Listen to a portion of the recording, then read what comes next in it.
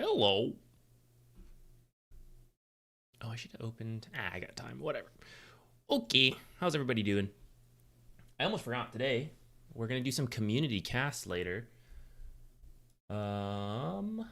So, until that point, I meant to start a little earlier. I had a slow start to my day today. So that we could work in a game or two. But to make sure we're on time, since we'll be doing that in about 45 minutes, let's just watch some of the tournaments going on, see what's going on. And then, yeah, we'll do this community cast and see how we feel after that. But I imagine we'll play a couple games. I'm still trying to get Nature's Prophet. Maybe that's how I should just be approaching all my games. Like, just pick Nature's Prophet, and if he's double picked, like he usually is, so be it. We move on to other stuff. Aw, I guess none of these games are ready to go. This one is like started, but it's still on the 15-minute delay for Dota TV. What can we look at instead? We could either look at your replay analyses. We could do one while we wait, or I could continue to look for an Axe game. I need a negative example where he tries to pull but fails. Maybe we could look for that. Hi, Colonel Pike. Roya, what's up? Helix? Not an official cast. No, not like I'm not casting Slam or anything like that.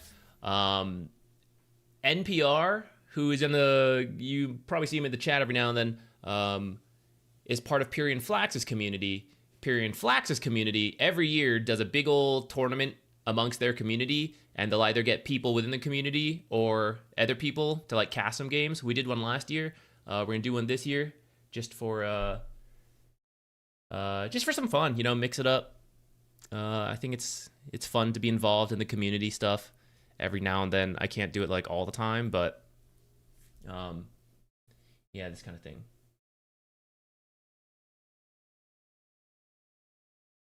Look for legend level Axe games. If any of you have an Axe game where you tried this and messed up, feel free to let me know. I'm going to look through Dota 2 Pro Tracker and find a really negative impact Axe. Let's look for someone who had a really bad time. You won your game. Who's got like a bunch of deaths in a short early game? Ooh, maybe this one. Let's start here. Pull this one. BSJ's Dojo just dropped a newsletter. They're looking for guest coaches. I think he mentioned this to me before. I didn't see this. I'll have to look for it later. But that could definitely be fun to do. Quiet, Juby. Or be on stream. Meow on stream. Come over here. Meow for content. You want to come over? Not yet. Andre, hopefully I didn't butcher that pronunciation. How you doing? First time live, welcome. We're usually playing games. Today's a little unique on the live stream, but hopefully it'll still be a good time.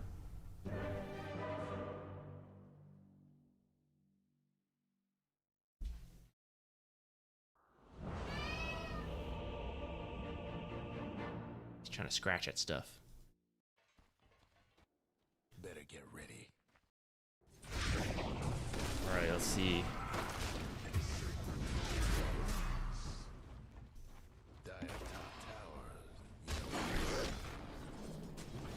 Okay. Bane is actually a great hero to stop creep cutting because you can nightmare the Axe.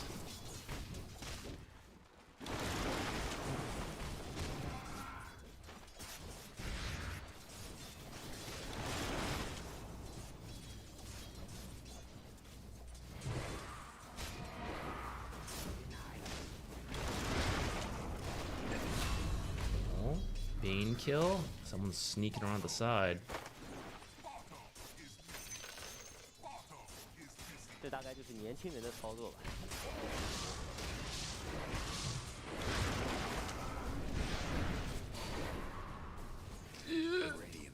I can't believe he ran into that. That's actually so scary.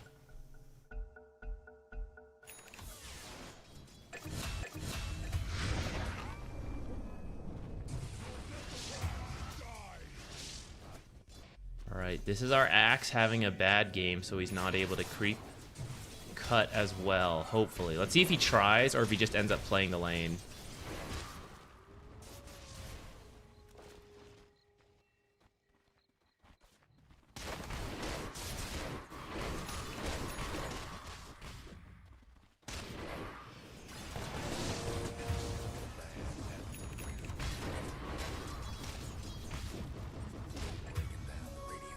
Oh, you were looking to the the team summary stats thing that we were talking about? Oh, I didn't expect that. Thank you for even thinking about it. Some of them API block, open Dota, not enough data, strats not well documented. Gotcha.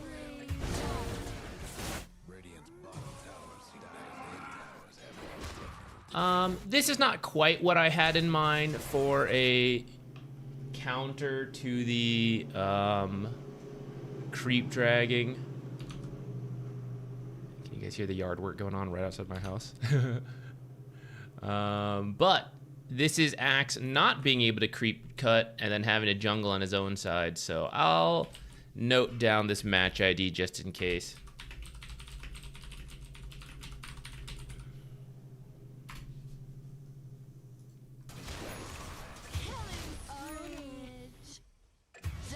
I still gotta find out how I can grant temporary access to you guys so you can post links. Like, those of you who have been here long enough and we know you're not just gonna like come in with the scam link first time chat.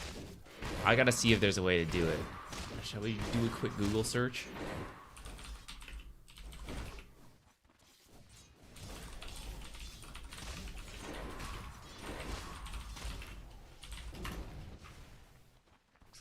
I can make a whole bunch of you VIPs, I guess. That's like our one way. Streamers can add specific URLs to permitted terms or whitelisted links within their moderation settings. Where's that? Also, I got enough out of this game. In that time, let's see if we can now watch the oh, Liquid's gonna play. If we can watch this one.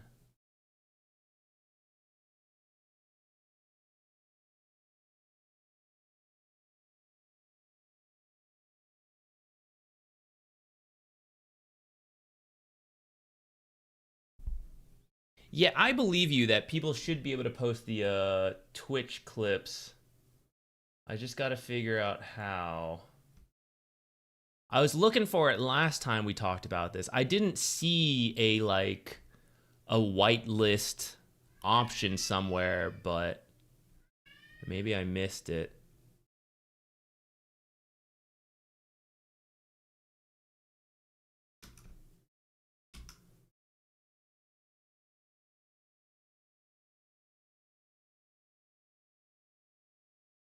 Okay, block hyperlinks.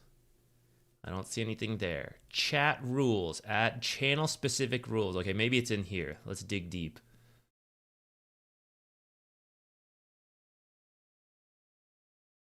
No, this is not what we're looking for. Okay, back out.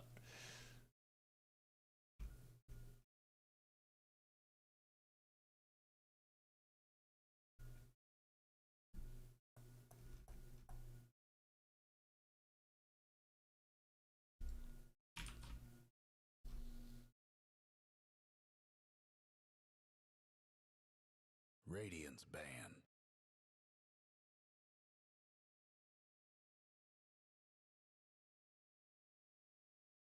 10 seconds to go.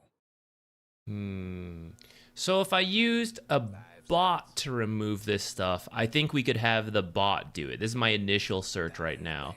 It doesn't... I'm not sure if Twitch has one specifically, but I've only just started to look at it. Anyways, it looks like the draft is starting, so I'll look into this later. It's not super urgent for us to sort this out right now. 5 seconds. We've made it up to here. We'll be okay. Who's casting this? OD and Fogged, guys. Ditch this stream. Go check that out.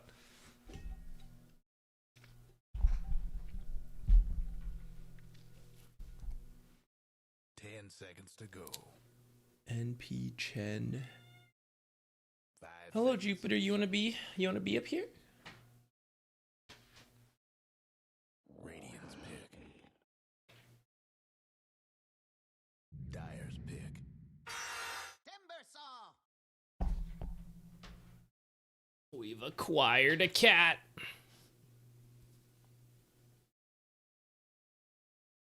Tell us about Timbersaw, Jupiter. This is his Timbersaw impersonation. 10 seconds to Cutting trees. go. 5 seconds. Moving the little arms. Radiant's ban. Pugna, a lot of magic damage. Help deal with the timber a little bit. Annoying in the lane. Good hero in general.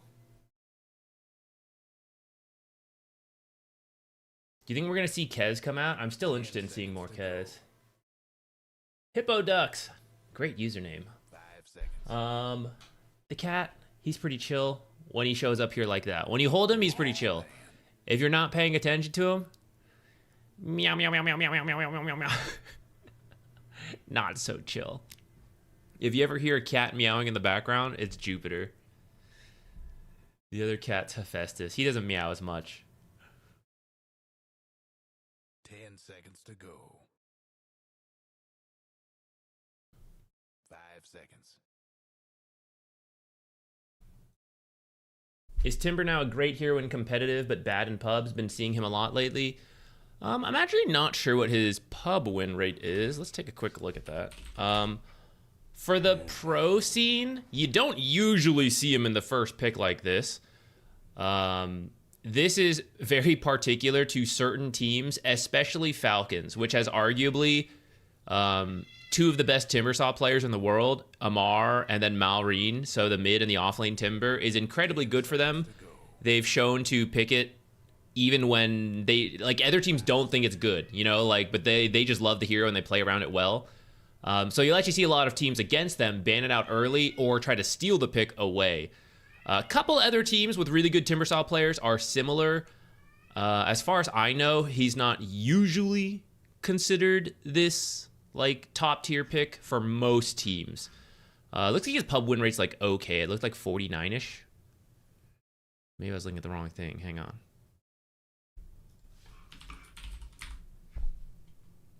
on. 48 to 48 for most brackets, and then it jumps up a little bit in Immortal to 50. So seems okay. Usually you pick it later after you see it's gonna have a good lane, good whatever. But like I said, I think this time it's mostly, oh god, don't let Falcons get, don't let them get Timber. Radiant's pick. I do think it's been moving up, though, in the pro scene. It seems to be a bit more popular than it used to be. And maybe I just haven't been keeping up with this most recent tournament. Maybe it has moved into this first phase territory. Let's take a look at these drafts real quick. Don't see it here. Here's a ban in the second phase. To go.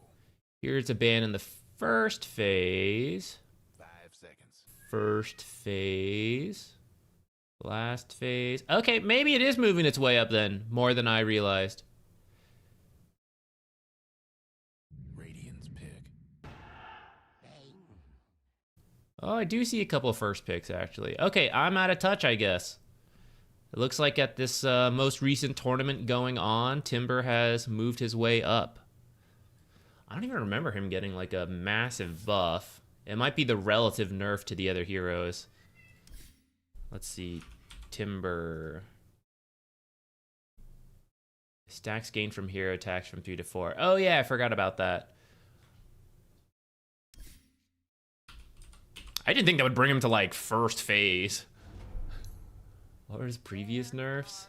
Trees everywhere.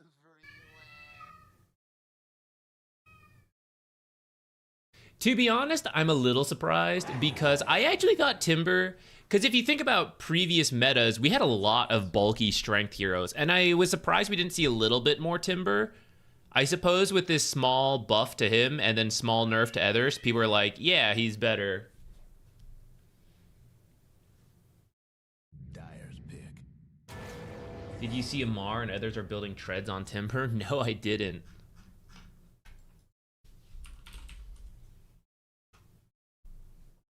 Let me see. All right, it's not really caught on in Dota 2 Pro Tracker too much. But I do see here in the various pro matches that are recorded here, they're all getting power treads. Interesting. For the tread swapping?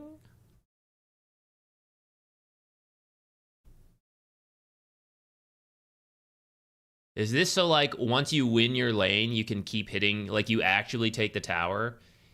In the past, that's why the shard was good. He also used to have that talent that gave him an absurd amount of attack damage.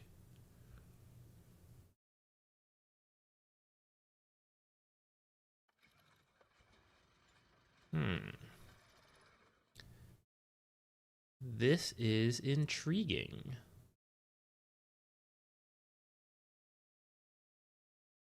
3 to 4.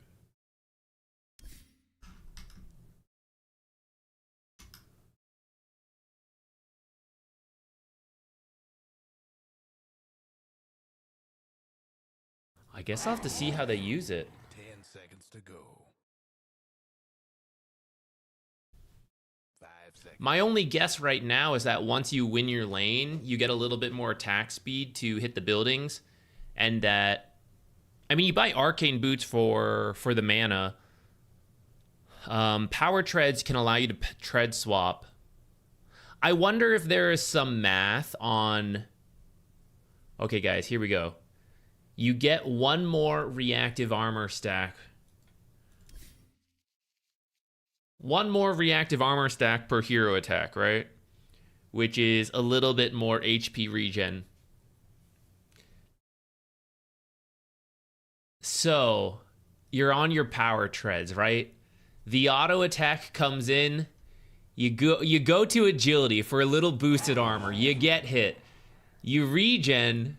Staying on agility for your relative HP regen, swap over to strength for your increased health now, percentage-wise, or percentage is flat, but like the actual amount has gone up. Then you use your soul ring, switch over to intelligence, do it, an attack flies in, you switch over to agility, cycle through. I don't know. That's my that's my theory crafting. Radiance ban.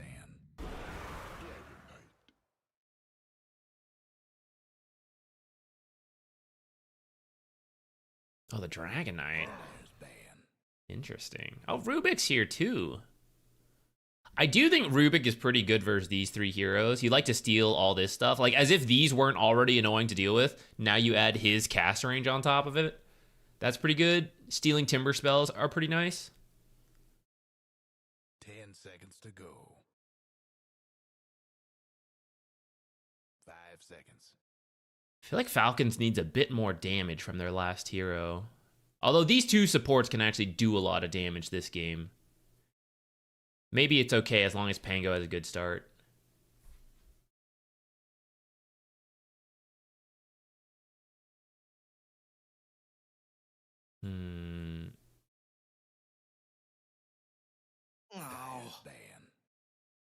Kezban, the rare Kezban. Damn, I really want to see more Kez. Was Marcy overall first ban? I believe she was technically second. Yeah, here. Tundra banned first. They banned Nature's. Marcy was right after that. She's still in that realm of very worthy to ban first. Radiance ban.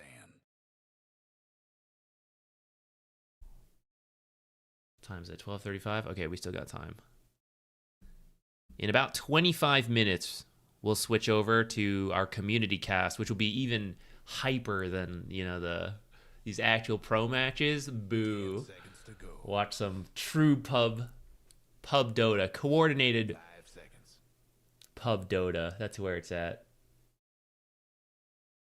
But I do want to see what these power treads do. I want to see what these power treads are used for. Huskar ban, that would have been some extra damage Falcons could use. I'm a little surprised though. I feel like Timber is decent versus Huskar, but they're still respecting it. You gotta respect. They even have like Bane and stuff. And Hoodwink for the break. It's actually crazy to me they banned Huskar. That's like true respect over to Falcons. You have this many heroes who can kind of deal with Huskar, and you're like, God, it's too scary. It's too scary. Ban it out.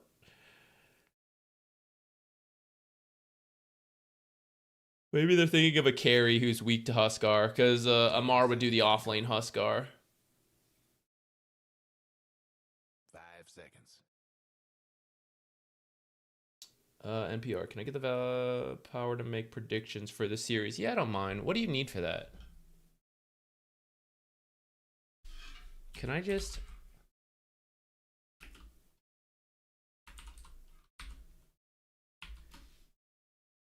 Here. You've been forcefully modded.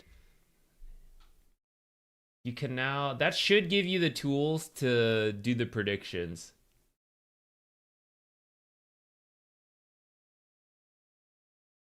You're here enough. I'm sure you're not going to delete my channel on me. 10 seconds to go. 5 seconds. Famous last words. Oh no, guys, it's all down.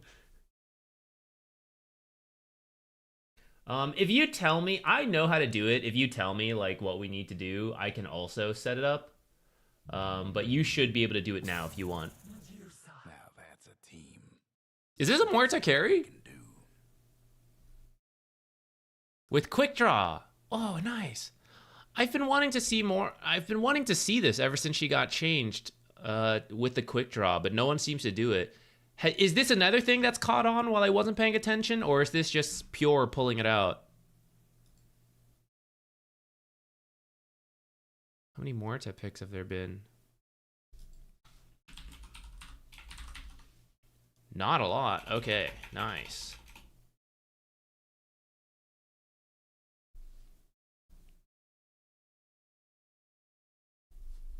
I know there's 10 seconds to go. it's sad that like there's not some new major patch with like crazy changes, but it does allow more development. We're seeing like Kez come out, we're seeing Muerta come out, you know. That's the nice thing about staying on a patch for quite a while.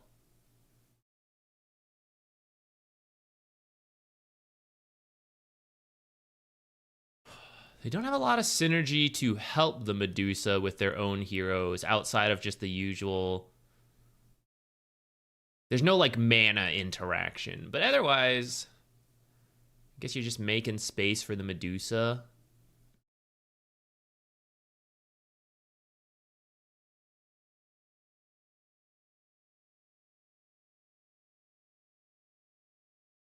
Does okay versus the Timber. Pugna can feed mana to Medusa. He used to be able to. It's gone now. It used to be once they were full on health, it would then restore mana. And then Pugna Medusa was an amazing combo back then. But nowadays you have to... Or sorry, you just can't. You can't do the mana aspect.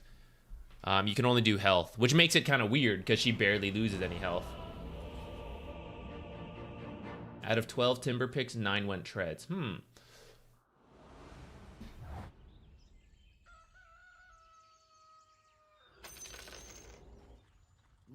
33 would be on the cutting edge of technology, so if treads is the way to go, he'll do it for sure for us. Oh, changed his mind, decided to get a magic stick.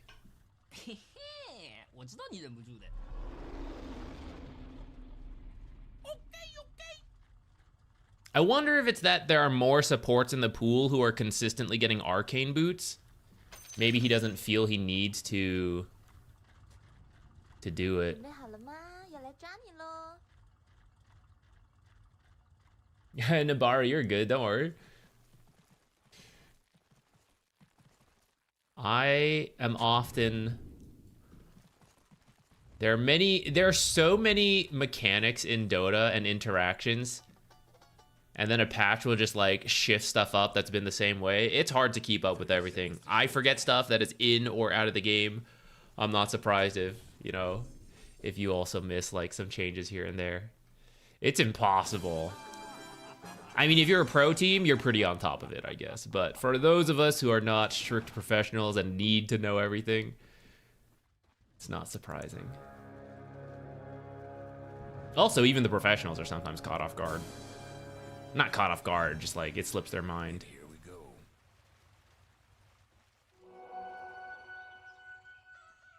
All right, buy your power treads. Come on, show it to us. Show it to us.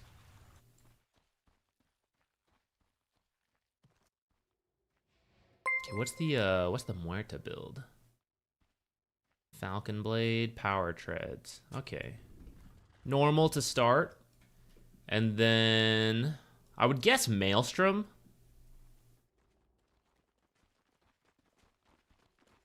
Actually, there was a lot of talk when this hero was coming out as a carry about people who felt the Maelstrom was wasted on the Gunslinger, of people who felt like it still makes the most sense as a farming item. Kind of curious where Pure will go with it. Dire's courier. Yeah, why isn't he buying his power treads yet?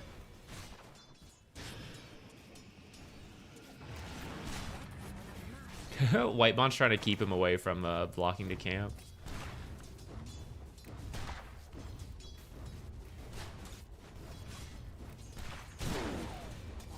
But that's the difference of like pro Dota, right? Like crit left, entered the box, and then immediately left.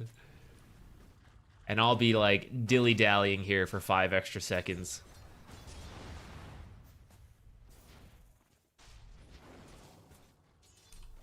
Guess we can pop the last hits up.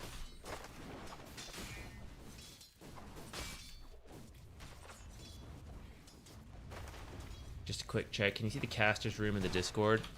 Hold on. Let me remember where this is. Let me scroll down. I'm in so many different groups now. Pretty much, not every single tournament. So many tournaments and qualifiers and whatever create a new Discord channel. Sometimes they're reused, sometimes they're not. So I just stick in them for ages. They're just filled up. I see your GTI 2025. I don't... Is the casting channel supposed to be in there? Because if it is, I don't see that.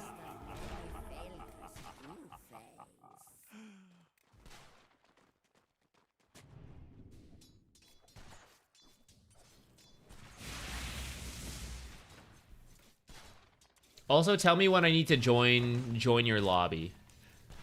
And in fact, we can just be sitting in the lobby now if needed, because we're just watching Dota. Actually, let me change some of my hotkeys around, I guess.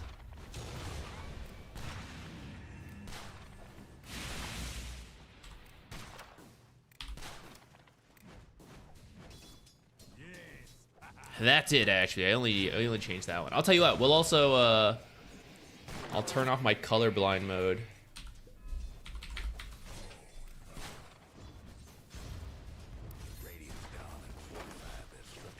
For the viewing experience.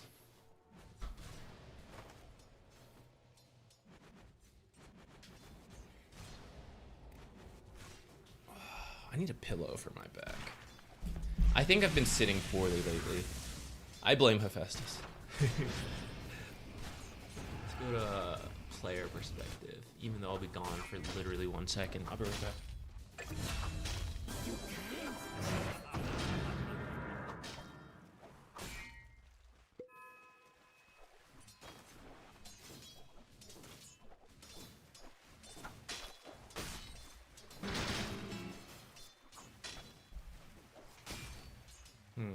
Maybe this is the wrong pillow, actually. I don't feel like this is right. Let's try folding this pillow.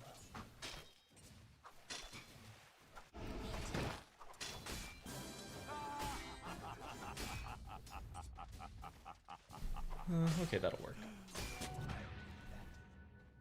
Uh-oh.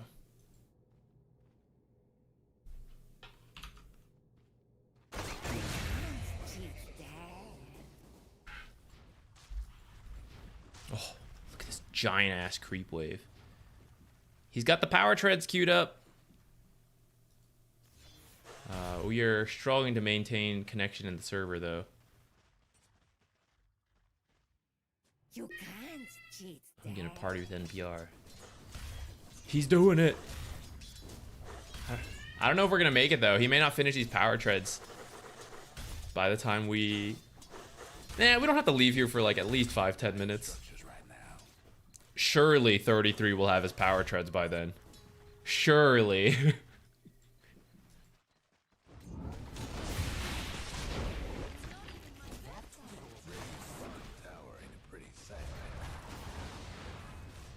That did like, oh, raindrops. I was gonna say, I was like, that did no damage. Radiant's bottom tower seemed better days.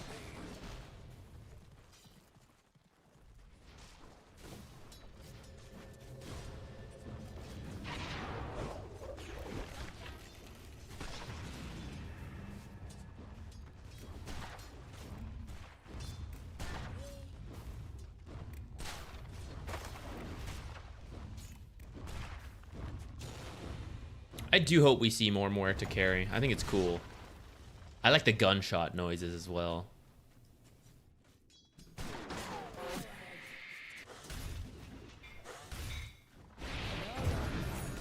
I really liked Muerta's release. Muerta's release had really cool, Radiant's top towers in bad shape.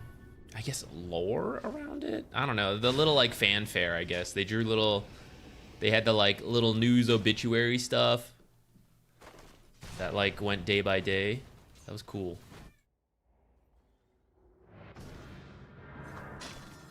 Hello. He's gonna do it, guys. He's gonna get the power treads. He's almost there.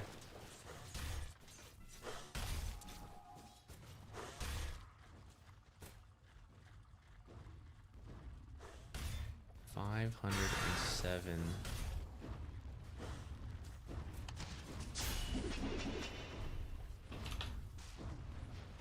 I kind of want to...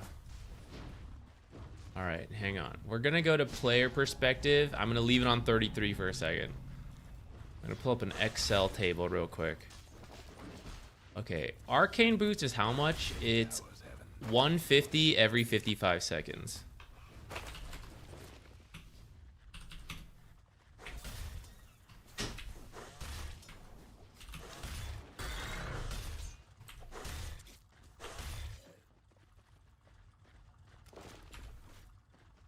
While also having the 1 mana regen, right? Yes, okay. So that is essentially 3.73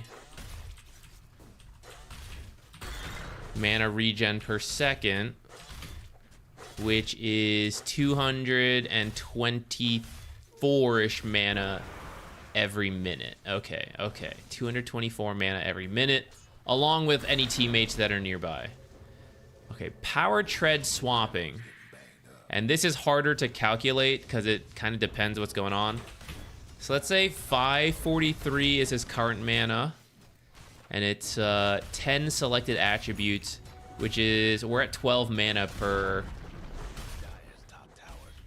12 mana per intelligence, right?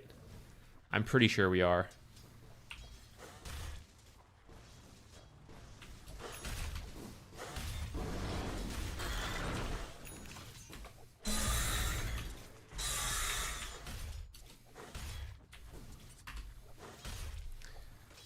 You would boost your mana pool up to 663 every time you use spells. He's on strength.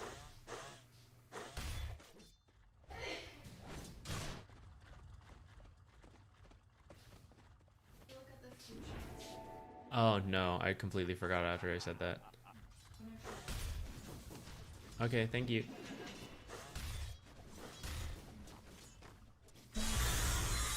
Hey, we go hard. Good morning. Happy Friday.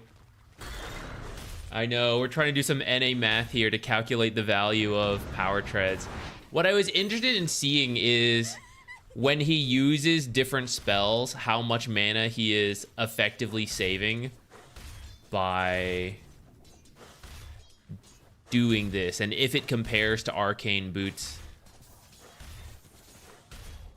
Or, like, how close it compares to Arcane Boots. Currently, he's got, what? About 100 attack damage. And he has 25 more attack speed than usual. I guess up to 35 attack speed if he switches to agility.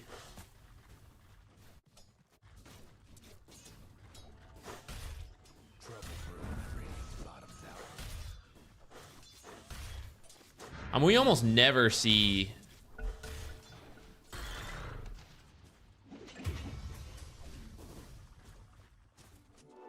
We almost never see Greaves finished on him nowadays. Is Eternal Shroud a good item on Dusa versus Muerta? I think the off-lane Medusa might have done it. I don't know if a carry Medusa would want to get Eternal Shroud, even though it gives you a good chunk of mana. I feel like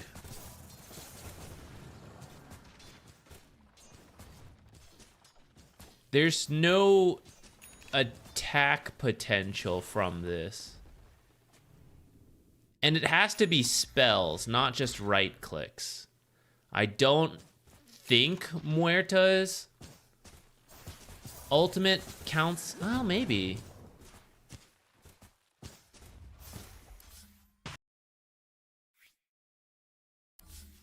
Oh, hello.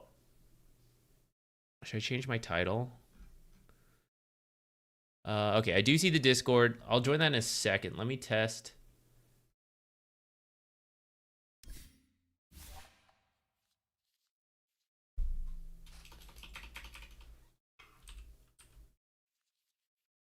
Do not fear me. I come. Wait, my daughter. I took them.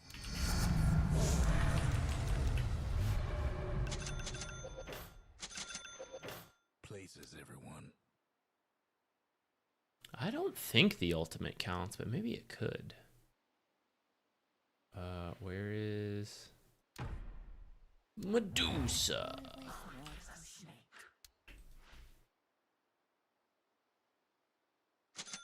Phantom footsteps.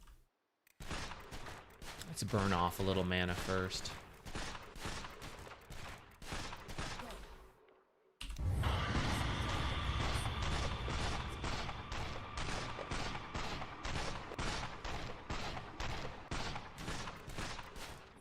There was one attack there, actually, where it barely moved. Maybe that did count.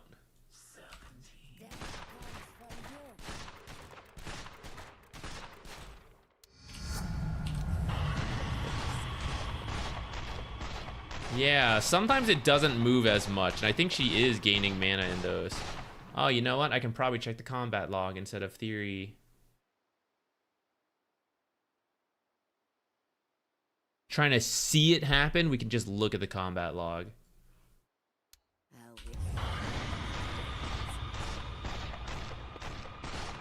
Oh, not attacker. I want to see if Medusa gains. Do I have to swap this? Is there no way to... Okay, I'll be the Medusa.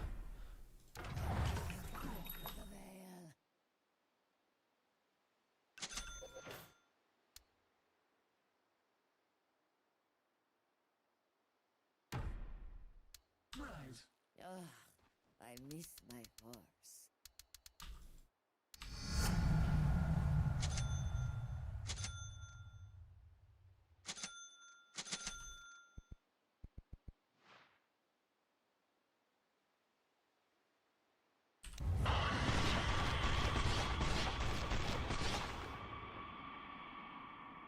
Can it only show damage? It can't show...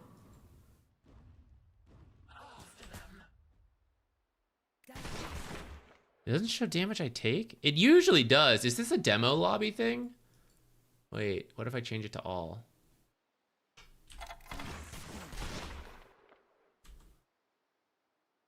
Huh, I never noticed this.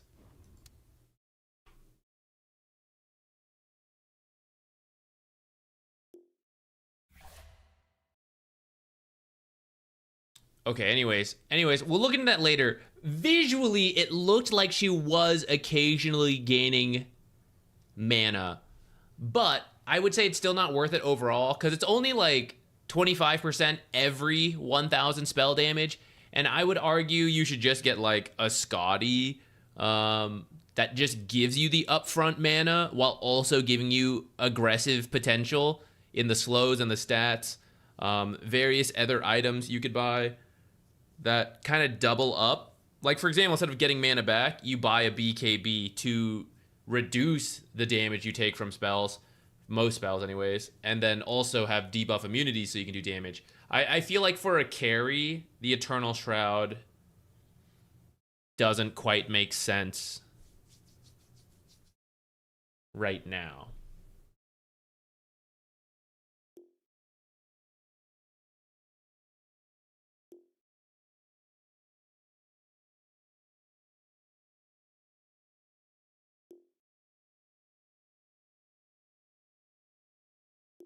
Okay, anyways, I am now we're gonna be watching hold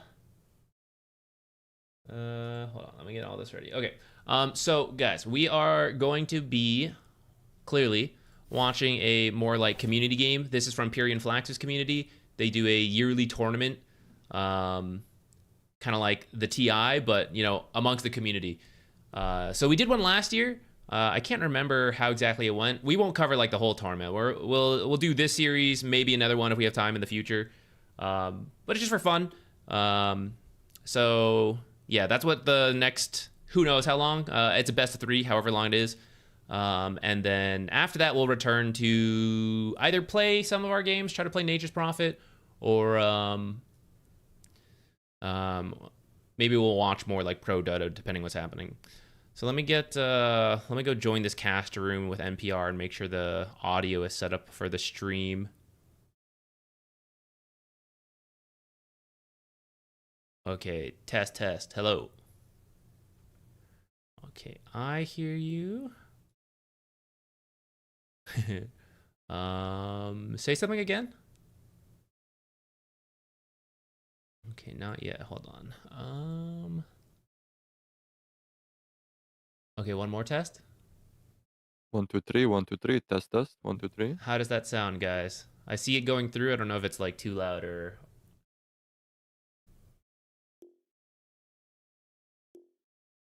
I guess I don't need that yet. We're not in the game. I'll get rid of my. I will be.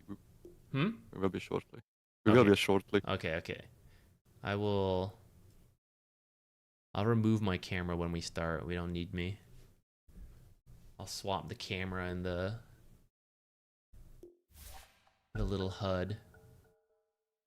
Oh, how you doing, guys? This is NPR. He's often in the chat, guys. But he's here to help with the cast because he knows more about these guys. I'm just here to ramble about nothing. NPR actually has the info. I'm the talent here, and you're the caster.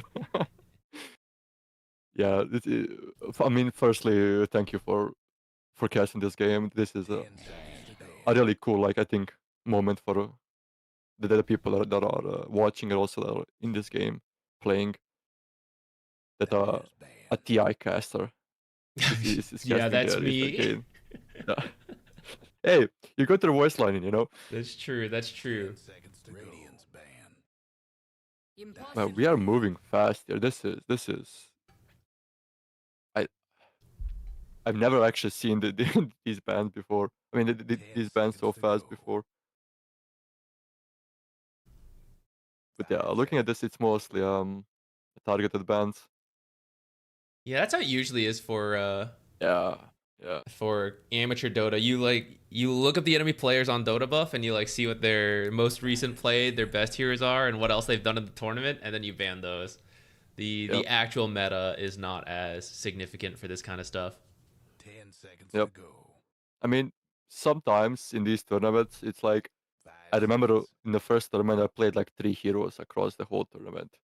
I was just spamming like Viper, Night Stalker, and Primal Beast, and that's about it. It's just like, okay, I guess I gotta fucking just spam a hero in this whole tournament. I mean, if it works, it works, though.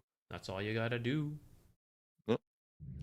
How did we do this last year? I am certain we didn't do hype casting. Did we just shit talk the teams the whole time, or what did we? Nah, it was mostly like a chill cast with like I was asking questions about builds and what they should. I mean, to be honest, the series we cast last time was a complete stomp, which kind of like made it harder to make hype, I guess. But I think this series could be even. I hope for our sake and for the sake of the time, it's not a 3-game series. But It's fine. I do hope the game is at least good. It's fine. This is a educational Dota channel, so 2 games, 3 games, we can chat through it, but also share educational stuff. Do you think Clock is a counter to Centaur because he stops the stampede for one hero? It does kind of work. You kind of trap someone in there. Ultimately, they can still get out. Stampede, I guess it depends when you get power cogged, but the Stampede lasts long enough that you can be bounced back and then still charge through. But it is still like a temporary measure.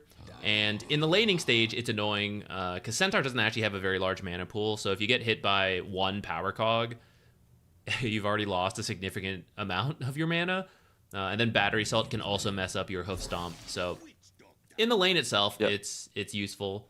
The issue about it is the Clock is a +4 here because I know the players. It's a special of Bird, so it will be a +4 Clock most likely.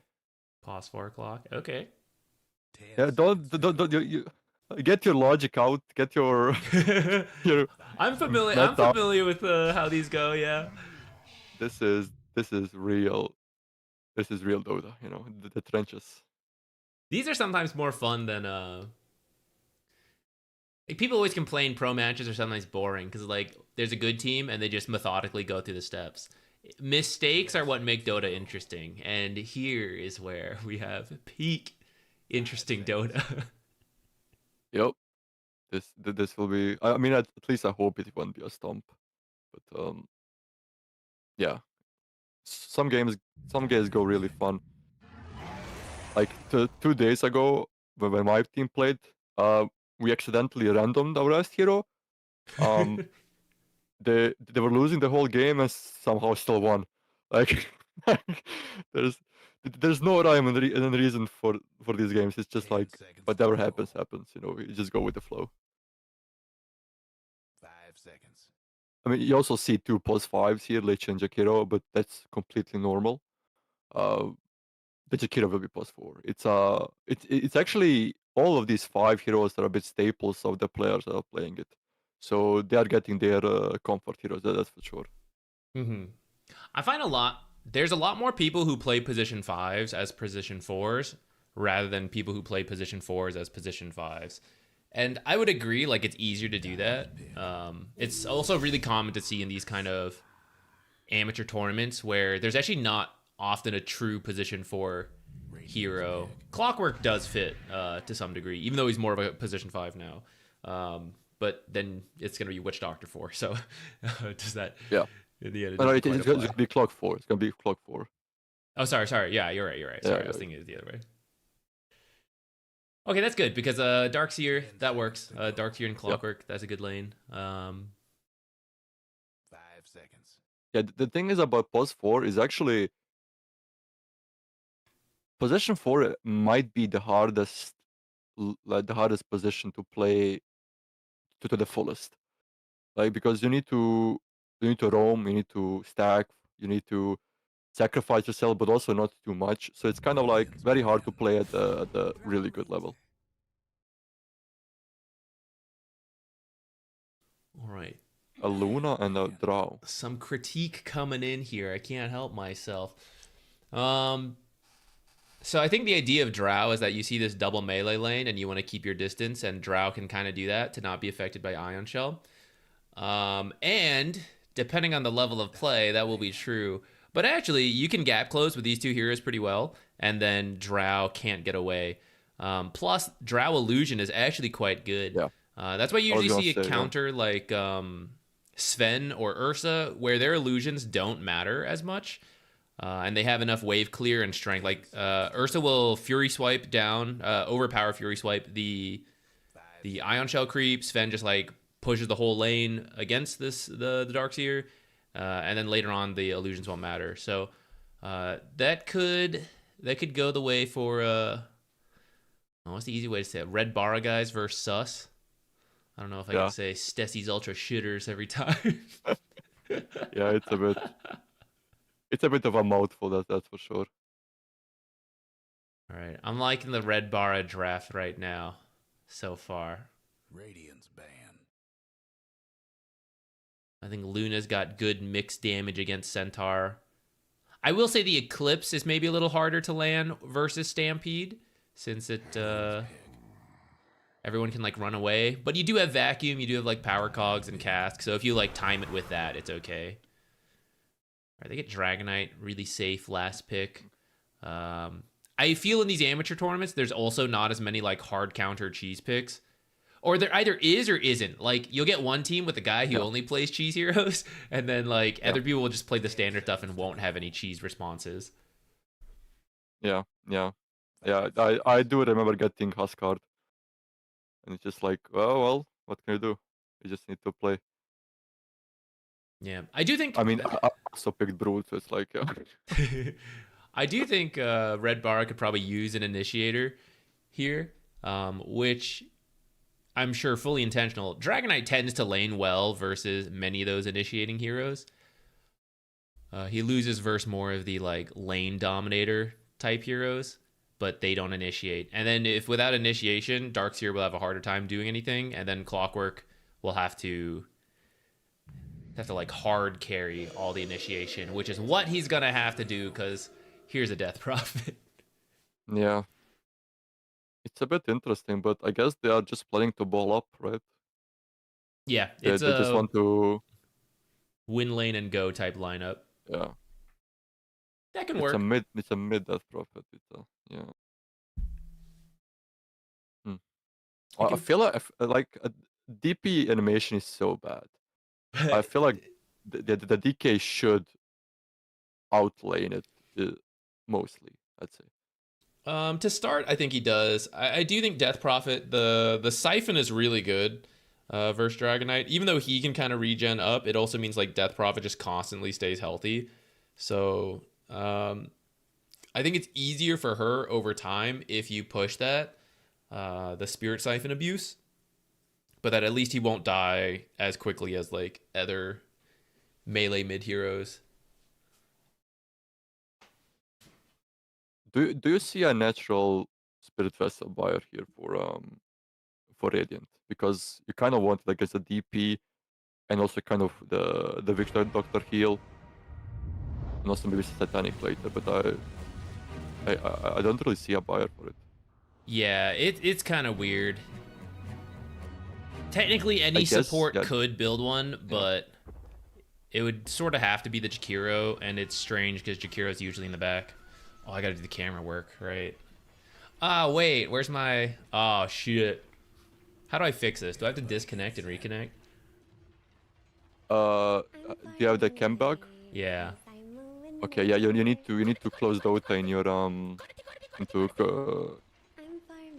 task manager, I think. Love me wife. Love You just kill it there and then you should be good. All right, 1 second, guys.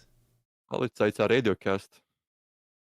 The good thing is both teams are looking to defend their runes, their 2 runes, so it will not be any. Oh no, full team wipe. That's crazy. Ah, look at this. It's He's griefing mid. Oh my god. Oh no, the Lich just fed down mid. He said that they didn't pick him Snapfire, even though Snapfire was banned. I do know the Sus boys really good. They're really good friends, I'd call them. Right. For a few years. We're good to go. We're in. All right, let's judge some items. What do we got? Lich, my guy. What is this? What is this? And away we Well, go. it's a build, you know. That's one of the Wait, builds. doesn't? One of the builds of all Wait. time. God, yeah. The Sage's mouse doesn't work, right? Yeah. Oh. All right, this is friendly. Oh, I forgot to pop up the. Here we go. Now we got the HUD. I will shit talk Radiant because I know Radiant. I can shit talk them, but We do a little shit Yeah. talking, but it's all for the education. It's all for the love. constructive. Yeah. Yeah. Yeah, this won't help. Unfortunately, Lich can't get the benefit of this. So it's usually better to just get like Iron Branches to have raw stats, more mana, so that your innate is a percentage of your mana pool per creep dying. So you get like a little bit mana per creep for every Iron Branch you have. Oh, this is dangerous. Lich in a bad the- spot here. Stacy might die here. I think Yeah, he will this is not slowly bad. be run down to his death. Use your blast! Hit him one more time! Get some damage in! Stacy! That's what happens it's when a you buy very hot Sage's lane. mask, guys. Yeah.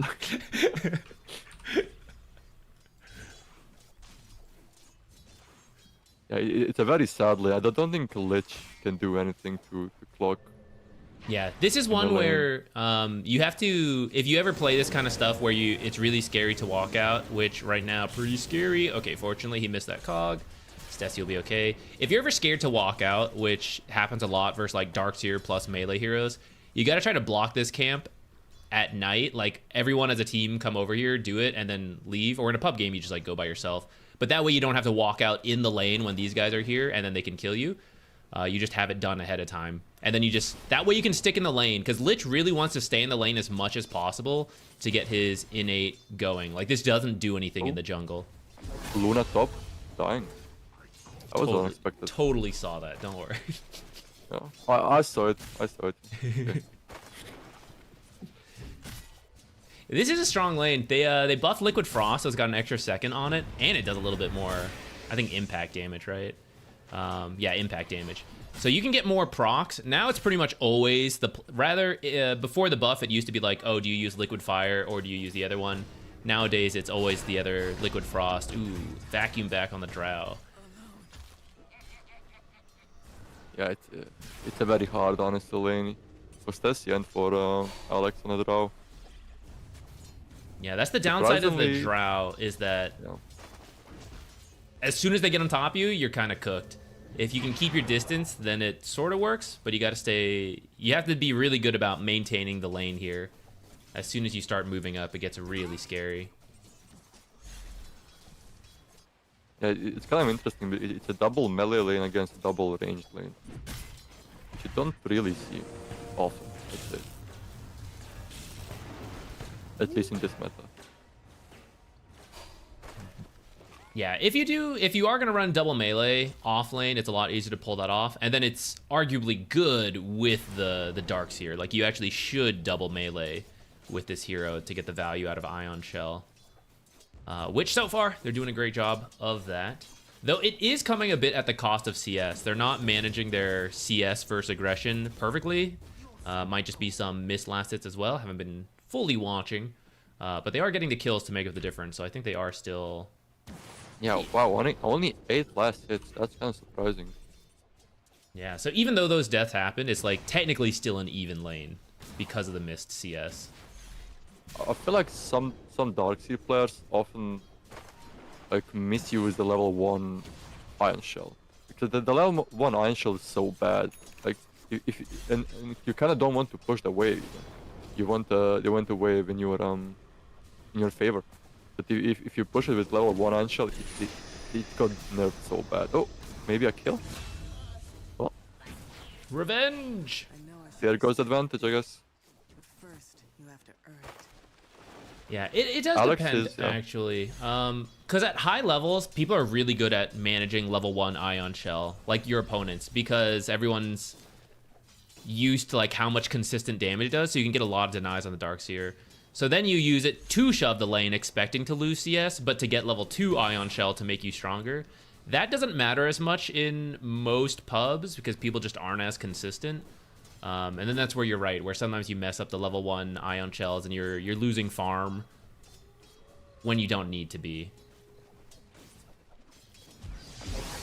Ooh, top maybe. Centaur dead? They hit him with the Maledict. I think he's dead. Yeah, I think he's big off. Let's watch the slow and sad death. Bleh. He could have tried and backpacked bracers and tried to get enough HP. That would be really next level, actually. That would be really I don't think you could. yeah, You wouldn't. You can't backpack him. You'd have to drop him on the ground and pick him up. Drop on the ground between ticks. But he actually has. No, yeah, the math would probably work out to drop the bracer. It would still be really tough. Actually, Maledict has a slight dot as well, so maybe it's not even worth it. That's some interesting math to check out later. Ooh, Clopper's close. He doesn't have Ion Shell on him, though. I don't know if he has the damage to actually kill the Drow here. Oh, they tried to pull him into a power clog. The Darkseer might die, too. Oh. He's okay. They're salvaging this lane with the kills. Yeah. Honestly, the early lane I thought should have been pretty good for the Dire based on how it went, but looks like they were missing some CS, and now the double range slow lane is starting to pay off. And In mid the laning stage, completely ignored this lane, but they're both level 6. Yep. Death Prophet Exorcism. I don't think you can actually kill him, but you'll push him away. it's just two boring heroes, man. it's a DK against DP. Like, I do think Dragon Knight's been doing really well, though. I think Death Prophet should actually get a couple more.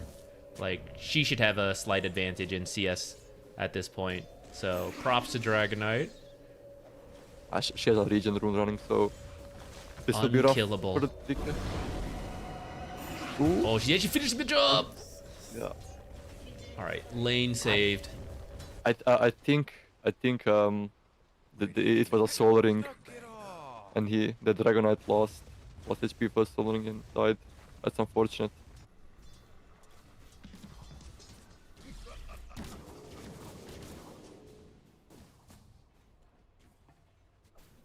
Yeah, this is where we didn't quite see any rotations happen for the power runes. You will not see it. You will not see the rotations for Faru. Don't even try. Don't even need to look. We should, guys, work it into the game plan. I know you'll watch this later. You'll get the reviews. It's really good. Real good. Both Luna and Drow can kind of be left alone. Luna has like the glaives to farm on her own while the support heads over. Drow's long range, so she sits under tower and then either just jungles like Boglets or Rotation with the rune. It's happening. It's real. Wow. Stream sniping? Need to DC. Can't hear stream. Hold on. Disconnected. I was gonna ask, how do you feel about the clock skill build? I've seen people maxing power cogs if you have expanded Armature. Yeah. Either way can work. Battery assault is more immediate damage if you can stay on top of a target, plus farming speed. Power cogs is more utility to have at a lower cooldown plus longer duration to keep people trapped. I kind of don't mind either build this game, because if he does get on top of someone like Drow or Lich, then Battery Assault will do a lot of damage. With Ion Shell, I probably would do the power cogs with the expanded armature, because you trap them in here longer, plus then the Darkseer Ion Shell can go to work. With that said, when you do the expanded armature, you usually leave and then kick the power cogs in, so then you wouldn't get the value of Ion Shell. So it's kind of funny. Oh, a wall drop. Wait, What? is he doing this? Drow illusion? They're focusing different things? Oh, they're all dead. Oh. Walk into the power cogs. Alex, you could do the funniest thing in the world. Alex. Oh, okay. No. Please don't walk. Okay. was so close. Oh, yeah. Alex knows how to play like 3 heroes for carry, and Luna is one of them. Medusa got banned, so it's like it's Drow, Medusa, or I don't know, maybe Luna. I'm not sure. He likes his ranged carries. Yeah, and you will not see him until minute 35. Like, Well, he's you will been not- pretty involved so far. What's the Luna? man? Luna looks She's pretty fucking dead good. here. Yeah, there will be a return kill, but or will there be a return kill? Oh, it will be. But no one got XP for it. Yeah, that's pretty worth it though for Sus, and now Jakiro can start working on the tower. Yeah, Lich, catch it, get the Green Wave Lich, get it. Oh, If you drag into the small camp, you can capitalize on them being dead more, and you can get at least half this tower off of that play. Spina getting half the tower. Drow's out of here, so they're gonna need to bring in some heroes if they want to defend their own safe lane. do you agree that it's easier to gank through the gate as a +5 to the offlane lane than the other way around? Then the position 4 to gank the safe lane through the Twin Gate? Yeah. I think to a degree, but it really depends on where the lane is and what the matchup is. So technically by default, when the lane is in good equilibrium by the safe lane tower, that's where what you said kind of makes sense, where like the 5 can walk through. And it's generally closer because like the Dire 5 would pop out here and you can like dive the tower right away, as opposed to having to like be the position 4, come through here. Oh, hold that thought. Dragon Knight gonna be dead here. Damage gonna get done. Maybe he'll get the Clockwork first. Oh, that is not the case. Eclipse finishing the job. That's 3 for 1. But the Drow is farming. That's true. Drow left alone. This is why it is good to make plays on the other half of the map, even if they don't always pan out. This time though, they just had all the ults ready to go. Wall plus the Eclipse. Got to be very careful of that moving in here. Yeah, one point about the +5 moving to the gate is I feel like it's easier to dive carries in the early game than it is +3s in the early game. Like, and not all of them, of course, but like most +1s are more like they're easier to kill in the first, like, I don't know, 10 minutes of the game. Yeah, I would agree with that. Ooh, this is a brave move. Stampeding in. They want revenge. Oh, it's a 3-man silence. And another courier kill. revenge. That's There's so much money on that courier.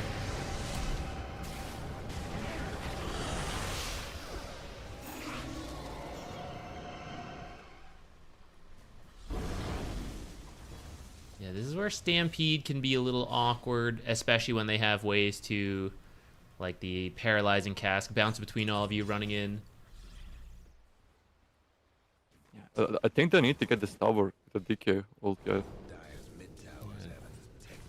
Drow at least solo farming during this time, though I think I saw that Drow maybe could have taken the tower if you see that many heroes top. I think it is worth kind of pushing in the lane, farming that.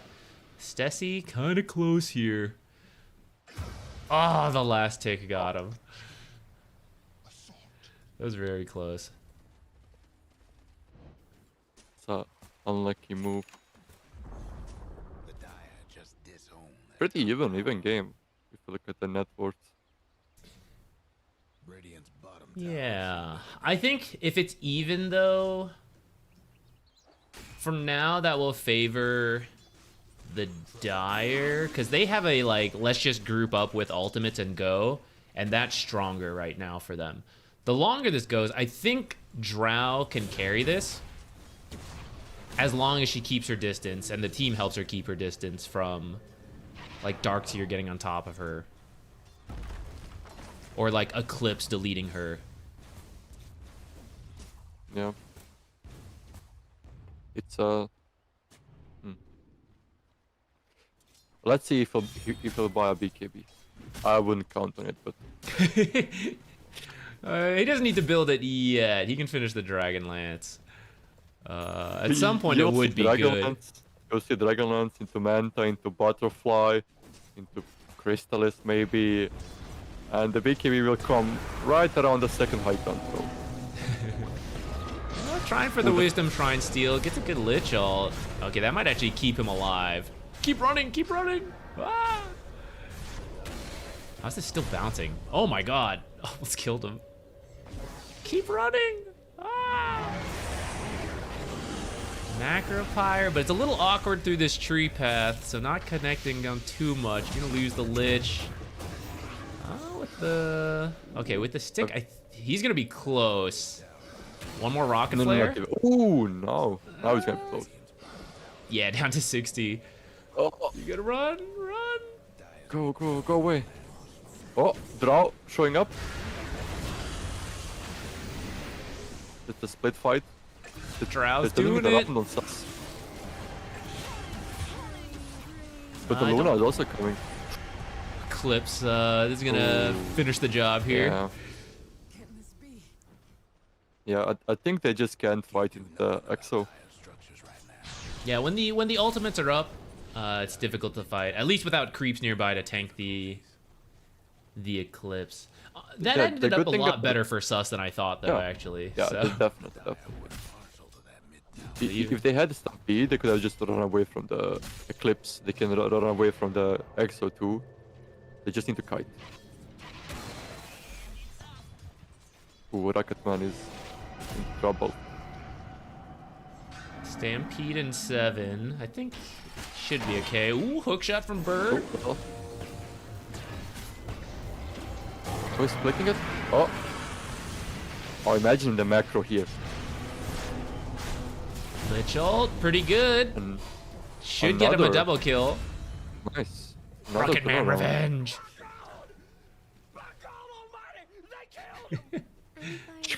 That's one of the better voice lines I feel like from this. Slax's is always good. Yeah, that was a pretty good Yeah. fight. If Bird tried to get the cog kickback on the Centaur, if he got that, I think he would have finished the job. But they barely missed, and then they chased a little further, straight into all the drow damage, all the AoE, Lich ult. 4 staff would be really good for them. They're currently getting 2 Glimmer Capes on the supports, but one of these should be the 4 staff, so you can help position versus the Lich ult, get away from like the drow slows, things like that. Yeah, I don't mind the Glimmer on the Witch Doctor, but I don't feel Clock is using his Glimmer, like, will use his Glimmer as a hero. Like, maybe a Drums would be better, or even a Blade Mail or something like that. Because I feel like Glimmer is more of a +5 item. I mean, it could be a +4, of course, but for the thing with what Clock needs to do, you don't kind of want to be in this. Yeah, it is usually a position 5 item more than position 4. In this particular game, the issue is like he'll enter the fight and he might get the barrier, but because he's so close, it's easy to dust him, so the invis is less worthwhile. And then he just dies to like the bouncing around and all that stuff. So the 4 staff would help him like go in, use the abilities, and get out, or get his teammates in and out. They are gonna look for the drow. If they find her right now, you can bounce the ult off of, or the cask off this creep. Oh, it's amazing. Fantastic. Wow, they didn't just kill the Drow, they also they stopped the gank on the DP, because 4 people were top trying to kill DP. Oh god, they vacuum cask. Oh, it's such a dirty combo. It should be enough to get the Dragon Knight. Oh, and the Oh my- Maledict execution. What? Oh my god. What is this thing called again? Malpractice. Dude, these are such tanky heroes, so if one of them dies Oh. next to the other, it's so much split damage. I completely forgot about that, because the Dragon had died.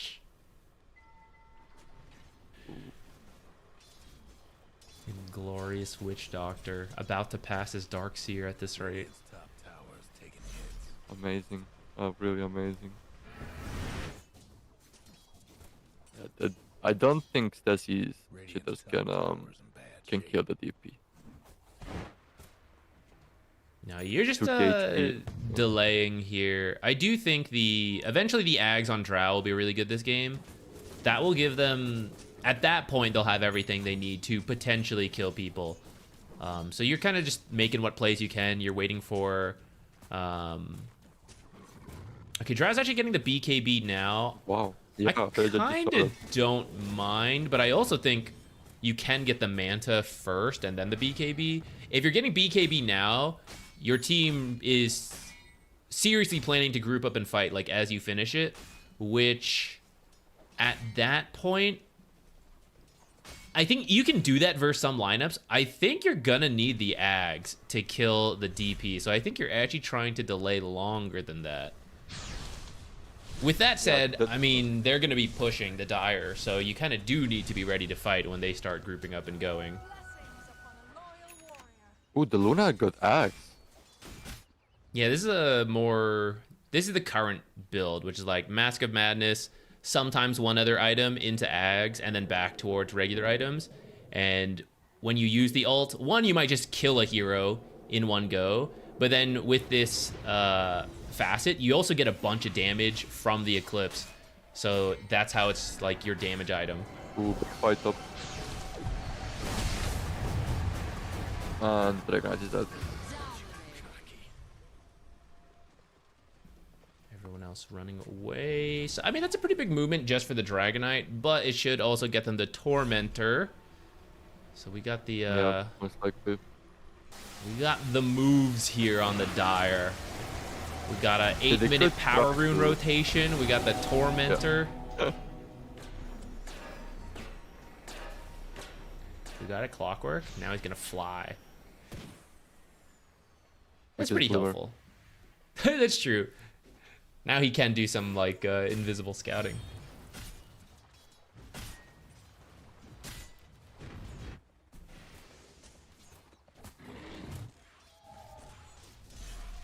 All right, they should continue this. They are very strong on the Dire right now. You should just keep going anytime your ultimates are up. I guess you use some of them, but you still have like the wall plus exorcism, which should be enough. And in fact, with just the Ags, looks like they're gonna take this tier 2 tower. Oh, tank it, Yeah. keep your catapult alive. Rip. I don't think it'll be needed in the end though. They're gonna at least try to trade towers in the meantime on the other half of the map, which is a good call. One guy should keep going. How do you feel about auras in this meta? It's fine. As long as it fits your draft and what you're wanting to do, which for the way they're playing on the side of the Dire, it is... like, it makes sense. You're just going with Luna and Exorcism pretty early to all these fights, so you just get a bunch of auras. Armor auras in particular are really good for them because of the Drow bypassing your base armor. So if people could get like the solar crests, like I think if I was Clockwork, that would be like Force Staff plus solar crest could be good. The Greaves on Darkseer. The pipe is not bad, but then like go back to more armor type items. Either a Crimson Guard or like Vlad's could be good for the Luna. Death Prophet to get like Shiva's. AC would be kind of cool. That's a little out there, but it kind of works with the Ags and kind of good this game. DP. Ooh, they layer the stuns, but You got 5 heroes. It's all good. yeah. Just kill him, lads. I was gonna also say, if the Drow catches the Luna with Mask of Madness, the Luna will melt. Because it's 8 armor when she uses the thing, Mask of Madness. Yeah, the nice Now thing this about could be a Drow, big fight. Stampede in, Dragonite TPing. Where's Drow? In the back. You need the Drow's damage. Big vacuum. The Eclipse. They're pretty tanky with the creeps, though. Oh, it's close. The bounces. Oh. What a messy fight. Run, bird, run. Fly away. I swear this should have been better for Stacy's Ultra Shitters. It should have been. They need to. They stampeded and then started some TPs. You need to TP one guy to the tier 3, have him walk closer, and then have the last person TP to the tier 2. So, like, for example, Drow TP'd in the back of the tier 2, plus she was the second TP. So she was late to the fight by a few seconds, which we kind of saw how close it was. So if she TP'd a little bit more aggressively, and it was only a 3-second TP, then she's there right away. And then Dragonite has the Blink Dagger, so he can TP to the tier 3, run in, then you Stampede, then you Blink in, so that there's less time for the enemies to react. Oh, Stacy, this is a scary place to be. Oh.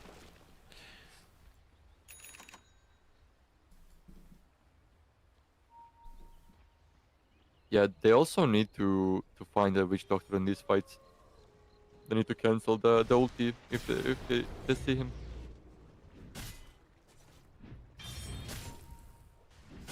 Yeah, it's difficult too, though, especially as he gets cast range. 6 sentries. We gotta start using some of these. You only have essentially the Centaur jumping in to stun or the Dragonite. And one of them is gonna have to start the fight if you are, like, you need initiation. So then it's up to the other guy who has to wait for Witch Doctor, which feels weird as a core to be stuck waiting for a support. Otherwise, you don't really have a good way to stop this Witch Doctor ult if he's in the back. No, I guess it has to be on Ice Path too, but that will have to be like Ooh, they got a Luna! Oh, she gets the Eclipse off. Saved by the barrier for a little bit. The DP might die. DP's dead. Oh, she's not. That was huge. A huge glimmer. Drow is What fighting happened herself there? back here. The Glimmer saved the Drow to get out. Luna was just a little too far up under an enemy ward. They hadn't checked that. And even though the rest of her team was at the front of the tier 2, fights only take a few seconds by this point. So by the time everyone else made it, like, they got the pipe off, right? But I mean, she was down to her last, like, 5th of health. So it was pretty straightforward for them to finish the job. They smoke, but honestly, you just gotta walk forward. You don't even have to smoke here, guys. Also, I think just going to Roche probably would have been smoother, but they will get the tier 2 at least for this. Yeah, the Exo's down. They should probably know that the Exo's down. You can now Good. walk to Roche, but it is scary because now the enemy is back up. And for example, they have Eclipse again and Witch Doctor ult. They are missing the other two, but that's why if you go to Roche first, you'll have Aegis to then push the tier 2, which is still a power spike. Now you don't have it. So now you have to find like a new fight to get Aegis. Yeah, because with the Aegis, you can get at least 2 tier 2s. And now we just got 1 tier 2 with this. We're not getting Aegis.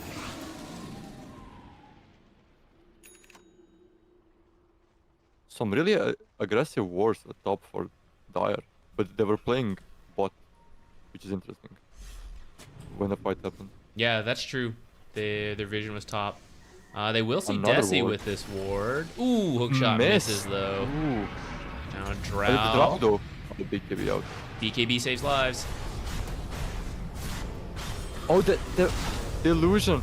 The illusion is making it bounce between the Witch Doctor. Oh, it's a All big over the DD rune. place a little bit. It's a big DD rune if they see him.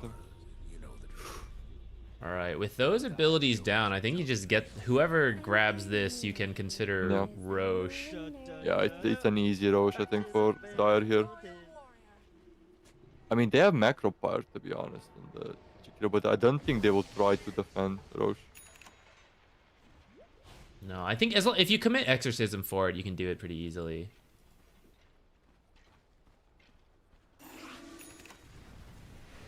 Let's see if they feel confident enough for it.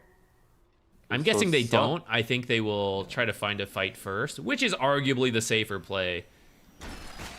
Oh, that's a deep dive. Well, I guess with the ulti, you can do it. And then go to That's Roche, 40 guys. seconds. And then go to Roche. All right, do some Will dewarding. they, won't they? And then go to Roche. we don't do that here. We just We go don't to a rush different here. line. Oh, what a huge bongo! Right. Centaur's dead. Drow soon to the Drow is follow. also dead. One more. I love the way Purge says that line. All right, this ended up working out for them, so they are going to get this. Okay, since we committed this far, guys, take this tower and then go tier 3.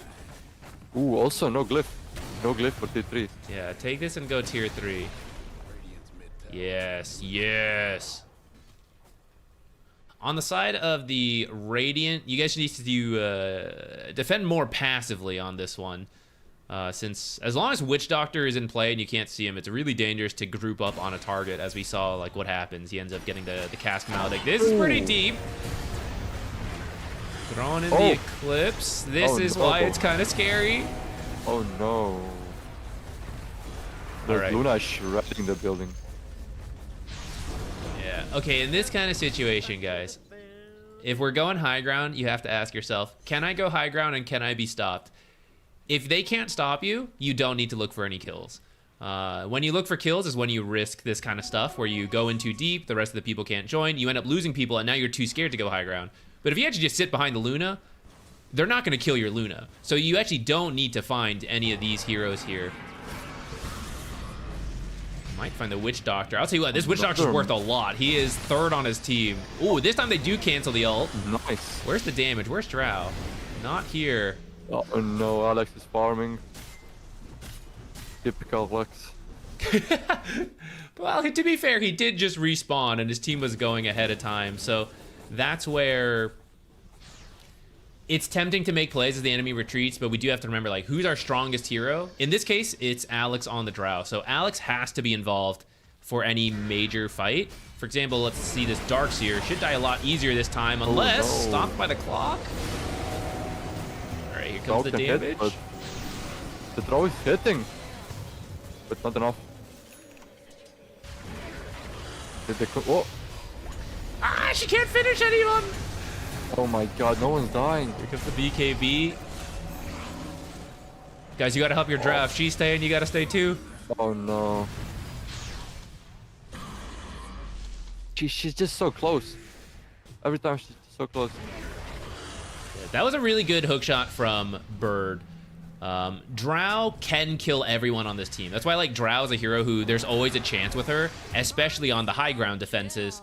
And we see in this fight, like, I think she might have done the most damage in this fight. Or, like, she did a huge chunk, but it was spread out because everyone kept scattering. Yeah, so, like, she did 6,000 damage, which is more than anyone else. But they kept cycling through the different heroes, which was really good. And it was forced by the hook shot from Clock.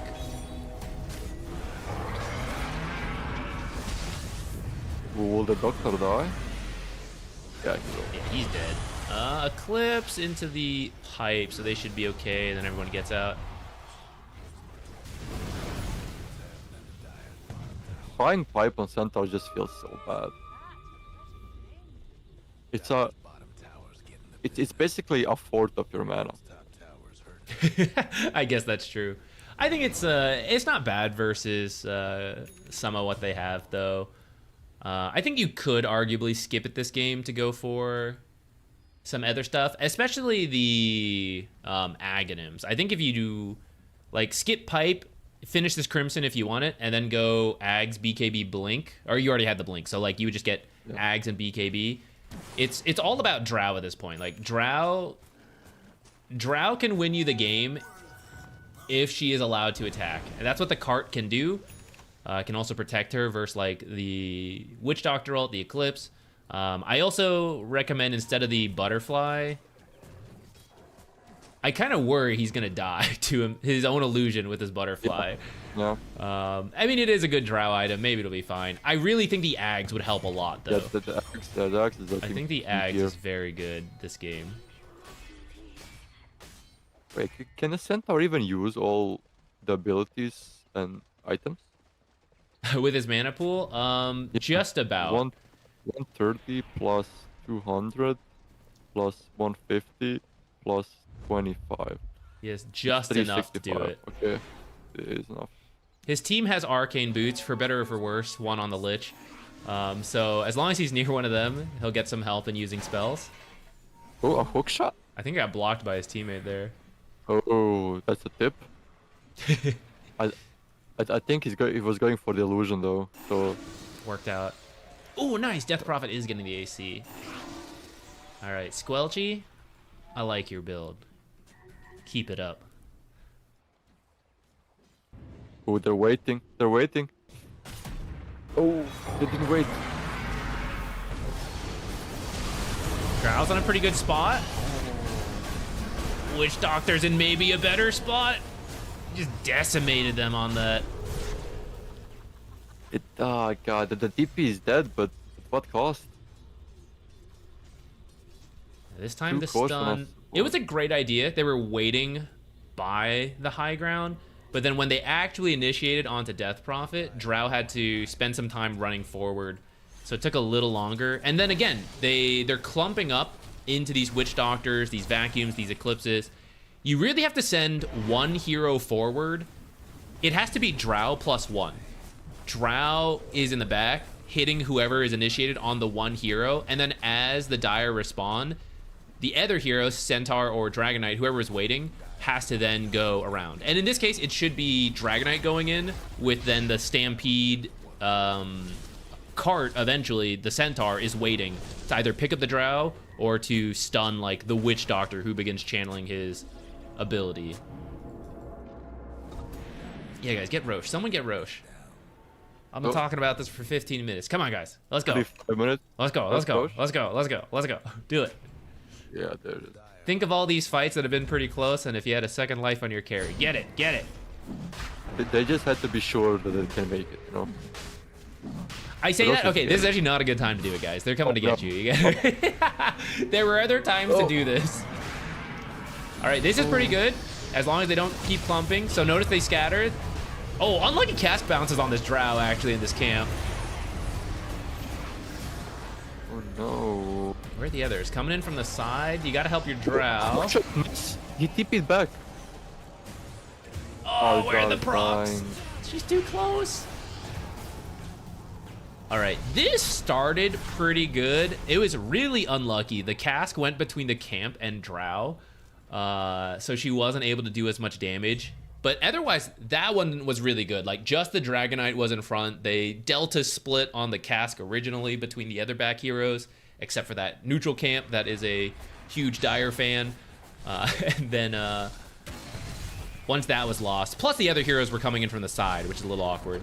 You really have to focus in on your Drow. Like, she is your hero.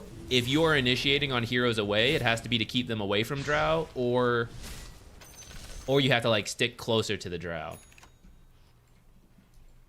Guys, Roche now. Let's go. Go Roche. Go Roche. Yeah, it Go was Roche. unfortunate because they just kind of blew too much on the clock. I mean, he died, but it's like, it's just a clock. Go Roche. Okay, guys, this is the upper bracket, so neither of you out, no matter how this goes.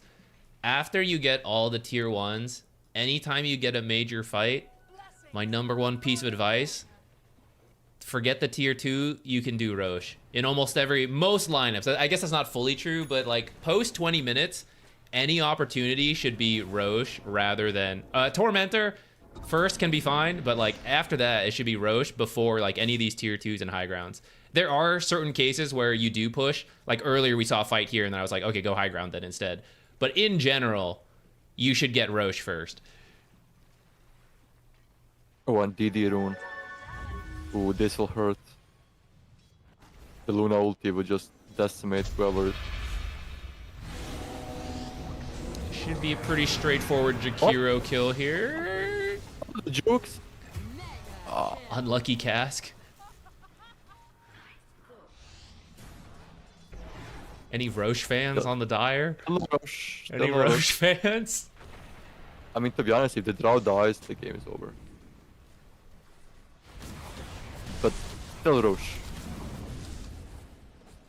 Ooh, they're angling for the DK top, and he's dead. He could BKB TP out, I think.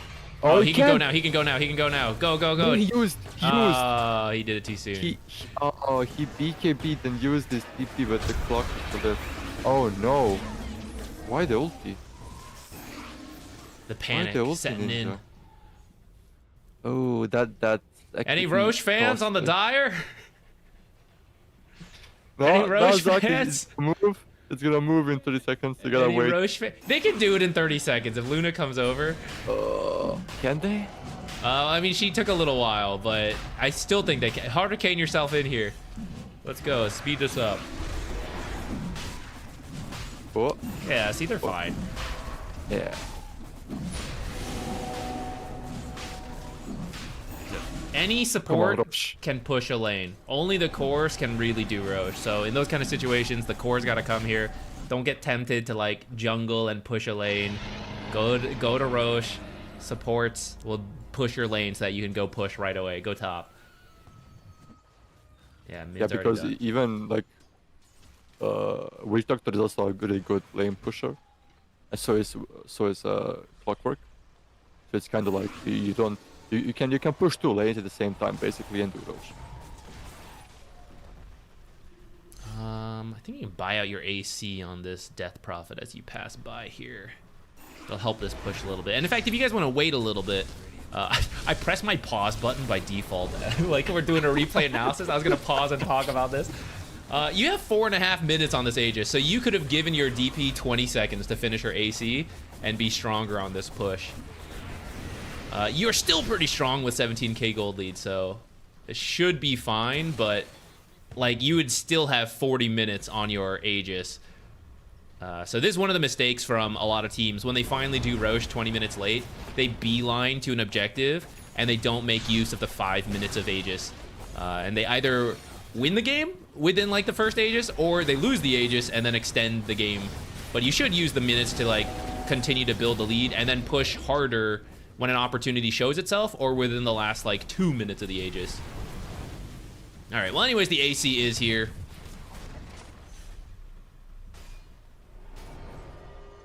Don't get too close, Witch Doctor. Stay in this tree, stay in this tree. Oh, the Doctor might kill somehow. This time the Doctor's getting a little too excited. Oh, if they can disengage from this, that'd be good. But now Alex is dying. Luna down, but has a second life. That's the power of the Aegis. Everyone else kind of getting run down here. Yeah, this is where the gold lead kind of carries you. This was not as clean of a fight as the other ones. Witch Doctor in this case initiated as opposed to counter initiated, and the counter initiations is what has led to the team fights because that's when they're all grouped up.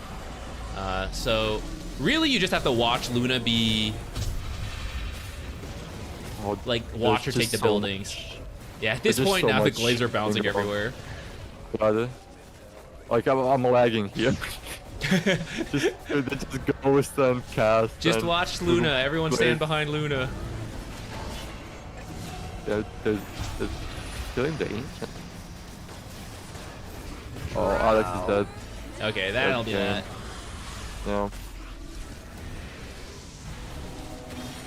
Alright, we saw some hype Witch Doctor ults this game. Yeah, I think it's his most played hero. I mean, he's Grandmaster Witch Doctor. He plays a lot of Witch Doctor. He Someone knows has some to. malpractice. How long is what's the break in between this stuff? I mean, however the team decide, but it's like max 10 minutes. Gotcha. It might be like 5 minutes, like straight up. Do you have things you want to say, or you want me to ramble into? I can give feedback on both these teams for 10 minutes. You go ahead. You go ahead. I will say anything if I have to say. Okay. Let me think real quick. I mentioned the Roche thing. Oh yeah, thank you. I forgot I had to quit.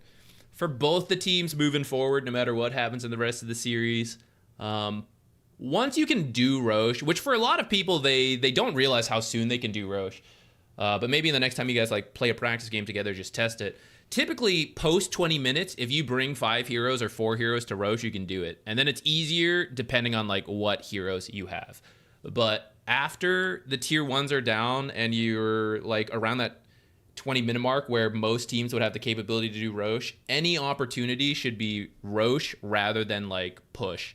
I know that's the way most pubs go, and that's probably the more habit from the players, but if you keep that in mind of like, I desperately need to do Roche, and I just need like, things are stopping me from doing Roche, but I want to do Roche. So as soon as you clear out some of those things, like you get a kill on the enemies, they waste their ults, they use BKBs, whatever, make Roche your default rather than like, let's go for this tier 2, let's go for this tier 3, because it'll smoothen out. Like Team net worth, it was a little bit towards the dire around this time frame, but it was still pretty close. Like 5k is not that much at 20 minutes. It was really just how the fights were breaking out.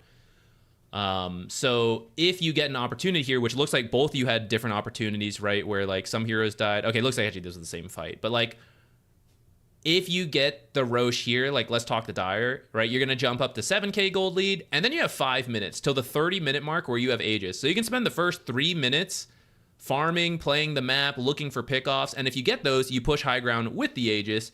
And otherwise, towards the last minute or two, if the Radiant have been playing super carefully and not giving you anything, in the last minute or two, that's when you start pushing with Aegis, and that way you've made use of 3 minutes of Aegis time, and then the last 2 minutes, you like really force it. Hopefully it goes your way. Sometimes it doesn't, but like, if it goes your way, obviously that's great. If it doesn't, you at least got Roche plus that 3 minutes of farming where you were more confident. So you probably out-farmed the enemy in that time frame because you had Aegis. You had more confidence. They were the ones avoiding you. So there was more efficiency on your side, even as you ultimately, you know, maybe lose the Aegis fight at the end.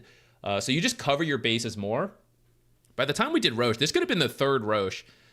So like we could have had the second Aegis plus banner around here, and then third Roche. You could have had your refresher on your carry Witch Doctor. You could have the banner down. You could have the cheese on the Death Prophet. And so that's how it'll just like make your life easier if you get the Aegis. And then the same thing goes for the Radiant. Like if you manage to win a fight, let's say like, well, it looks like towards the end they weren't able to find as many opportunity fights. But if you guys win the fight, rather than feel like, okay, quick, go push tier 2, you steal the Aegis, which will give you 5 minutes of breathing room where the enemy team doesn't want to push into you because you have the Aegis. Which, speaking for the fights, how they went one way or the other, I guess I should say ready, I forgot. For, you guys might realize this now in hindsight, but based on how the game went, Drow was the focus point of your fights.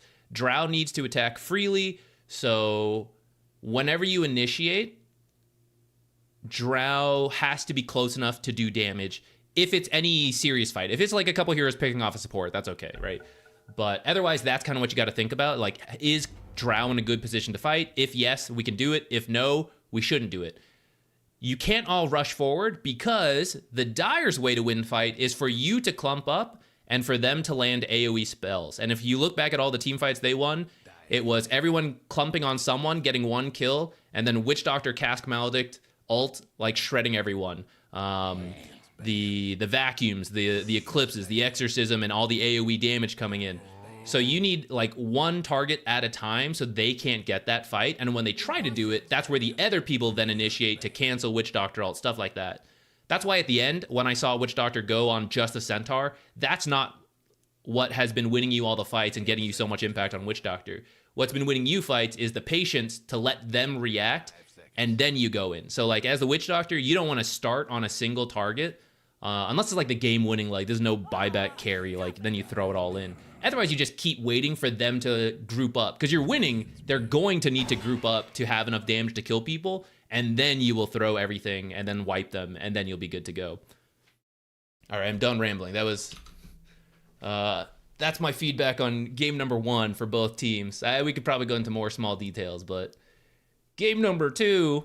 10 seconds to go. Yeah, for Sus, Ninja was playing DK mid.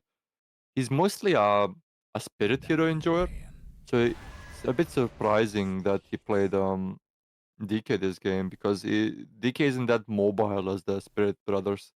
but maybe they just maybe because they didn't see the matchup, they were kind of afraid to get counterpicked by like a Viper or a 10 Sniper, seconds to because go. I know Squelchy plays those types of heroes.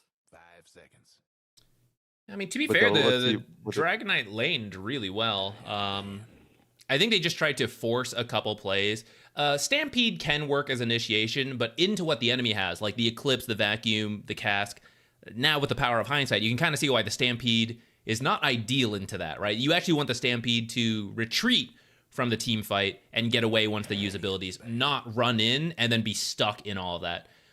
So off of their lanes, they needed a little bit more patience, go for pickoffs until the Blink Daggers came online. Then you can blink in to start fights and then Stampede out, and that will be easier to avoid what their opponents had, which because they messed up a couple early fights, they then fell behind and it became a lot harder. another doctor. Dyer's big. Why not? He was doing some work last game.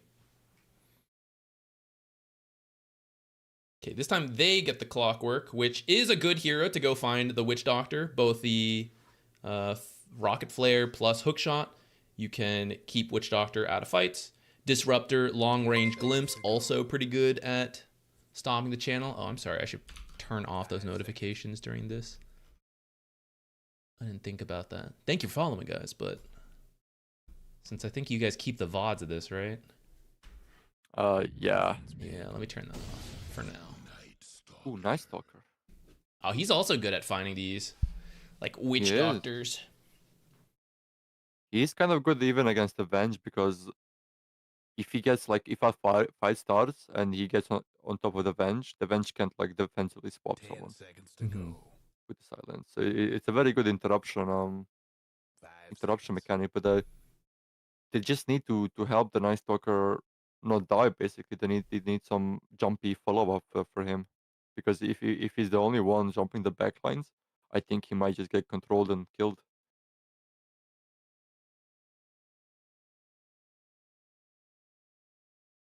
Why don't we see more Night Stalker in Pro Dota? He's getting a little bit more play again. Yakult Brothers liked him a lot in TI. I think he wasn't really the best Helm Dom builder, and I think people also got better at dealing with his initial nighttime. Dyer's big. He also dropped off after they changed that his ult would like refresh his cooldown. So that was part of the strength. They like took that away without giving him enough. So it's like you could win your lanes, but then you still weren't that amazing unless the like AoE silence was really good, which we saw sometimes. In this case, they're using it to aim for the Witch Doctor, stuff like that. I think the Wraith King response is not bad. I was actually thinking you guys could just go Luna again, because Luna is still good versus like this nighttime stuff. And she's a pretty strong laner to just stand her ground. Wraith King kind of fits that bill as well, though, so I am open to that. Beastmaster, pretty safe off laner. Response of the Void Spirit, which I like on one hand, because when you get the Ags, it's you guys are really leaning in on like, man, that Witch Doctor wrecked us. Like, we're gonna get 5 heroes who can deal with this Witch Doctor a little better. So it's good versus the supports. I'm not sure if it punishes the Wraith King and the Beastmaster as much, specifically, and it's like revealing your mid matchup when I think you could just get the carry here, because you know your off lane matchup and you know your carry matchup, so you could have preserved your mid lane a little longer. I It guess they doesn't matter that fear. much, I guess. I guess they fear that the 2 bans from Radiant will just shut down like the heroes that Ninja wants 10 to play seconds for to mid. go. Yeah. So Big. That's definitely possible. okay, let's see what hero Alex will play here, because He Luna said is he has banned, 3, right? Meteus is banned, Jug is banned, and Drow is banned. I hope it's not PL. I hope it's not Slark. 10 seconds But to I go. have no idea what he's gonna pick here, to be honest. I am more open to Slark No, than you PL. don't want Alex Slark. You don't want Alex Slark. Trust me. I can't There's there's a tier named Alex Lark for a reason. You just don't. All You right, just all don't right. want to. Gyro is okay. Bristle could kind of work. PA could kind of work if she was in a better spot, maybe. But I think for this kind of game, it would be okay. Radiant's pick. Oh, Sven. Okay, I'll take the Sven. Sven works. I don't know how I feel about Sven. Tell me about Alex Sven. Uh, I think it's passable. Like it's just another farming hero, you know. But I feel like with the 10 seconds. roar and with the control, I think that they will just get in the same position where like everyone is going in, and they just get fucked by the bounces from the cask. It's possible, but this time they have much better tools on the team to help prevent that.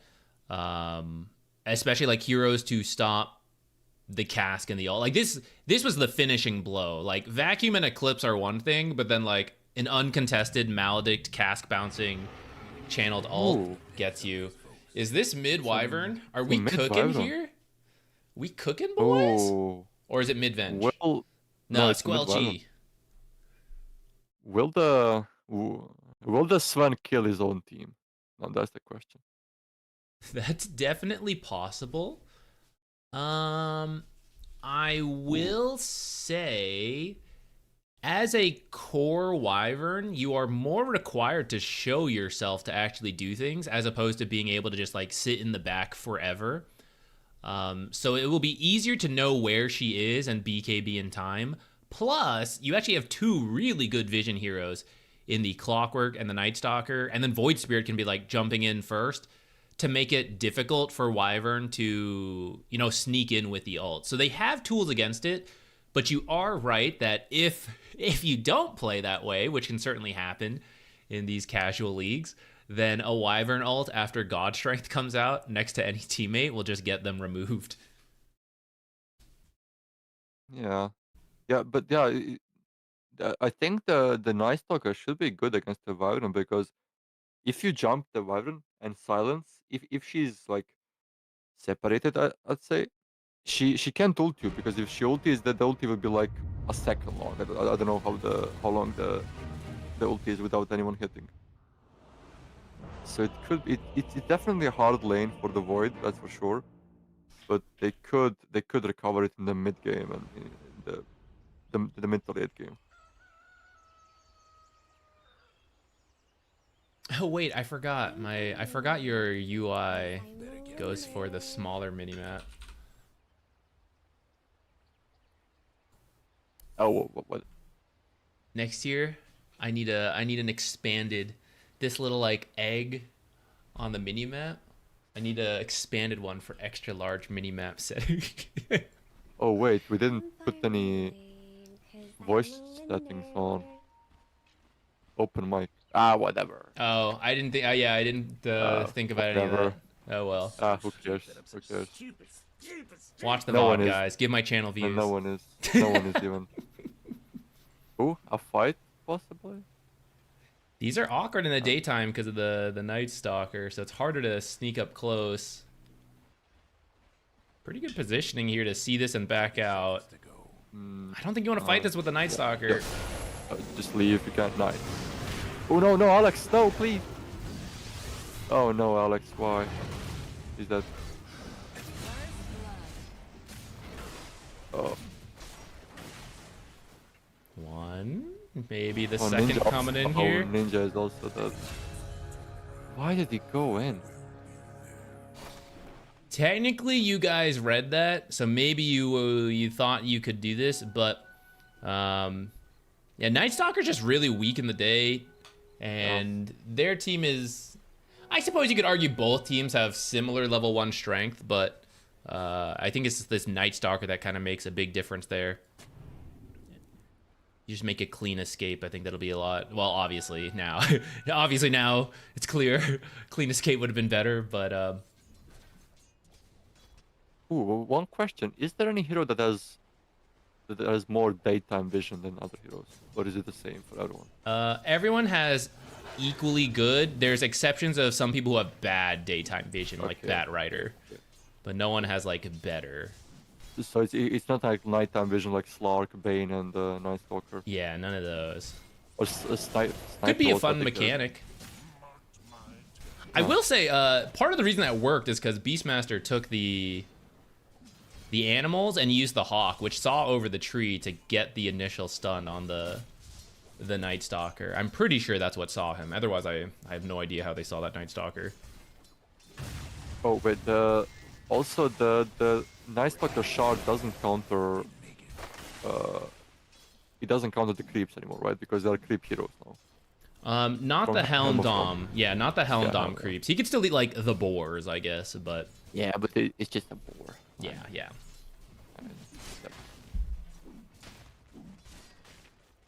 It's a really hard game for the Sven here too. I think that the boars are just. They need to focus the boars on Stacy and on Alex. Yeah, this will be a little bit of an annoying lane. Disruptor not the strongest laner, but like you said, if you can clear out some of the boars, it works out for you. Ooh, Just Night because Stalker there is a maybe lot that. of money. I Yeah, think he's he might dead. take out. Ooh, Oh, actually, No. that's less. I didn't see when No. the Maledict got applied. no. Ooh, close, but Bird is dying. What? I guess a Thunderstrike, Elastic Thunderstrike killed him. That's kind of surprising that he Looks like died. he got glimpsed back, so I didn't see exactly what happened, but Oh god, if Stacy was close. Okay. No glimpse back. Oh, That's pretty against good. the I thought that was as close to being under the tower. I thought he was gonna tank a couple shots there. Still, that's a pretty good trade. You're really just like getting this lane, like getting through here for Sven to keep picking up items and heal up. Don't skip out on It's regen, definitely- Sven. You yeah. still need more. Buy another tango. It's definitely not a lane Sven should win. At least Sven and It can. I would say it comes down to the supports, and then like how good you are at dealing with the boars. If you have a good support to help you just kill boars, like you get through it fine. But if the supports are stronger for the Beastmaster, then you will be like kited. And then of course, in this kind of level of play, it comes down to just like the players playing to the best of their ability. It's not like the pro theory meta of like perfect execution. The Wyvern is really struggling mid for last hit. 7 last hit. Forgot to pop that up. That is bad. Yeah, I did not Really notice because bad. I didn't have it up. And 99 for ninjas. Oh man.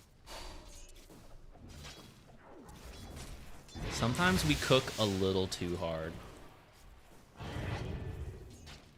Shout out to my team.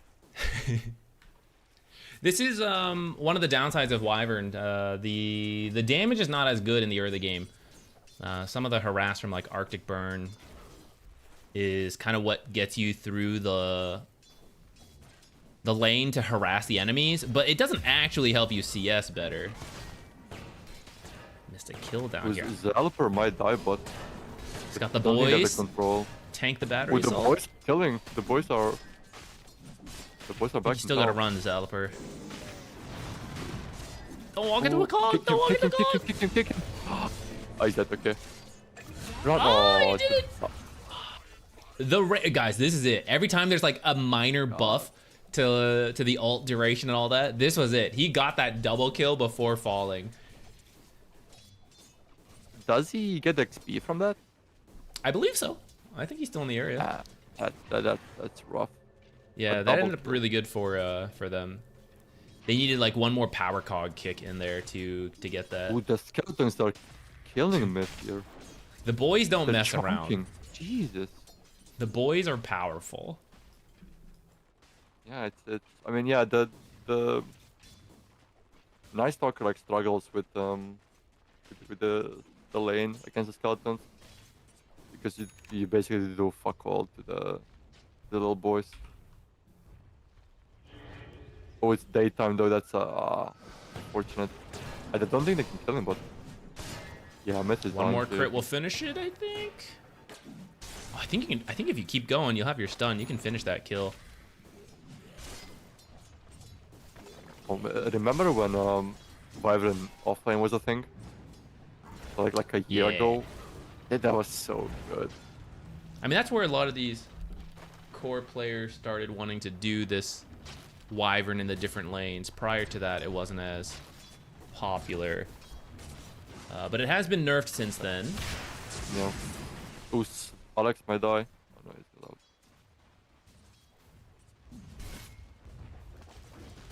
Alright, still okay. But yeah, he is, in the end, they are struggling up here in this top lane. Didn't go quite as well as maybe they were hoping. I think some of that's where it's a little easier to play this Radiant draft, right? You just like run the boars, throw the Venge Suns.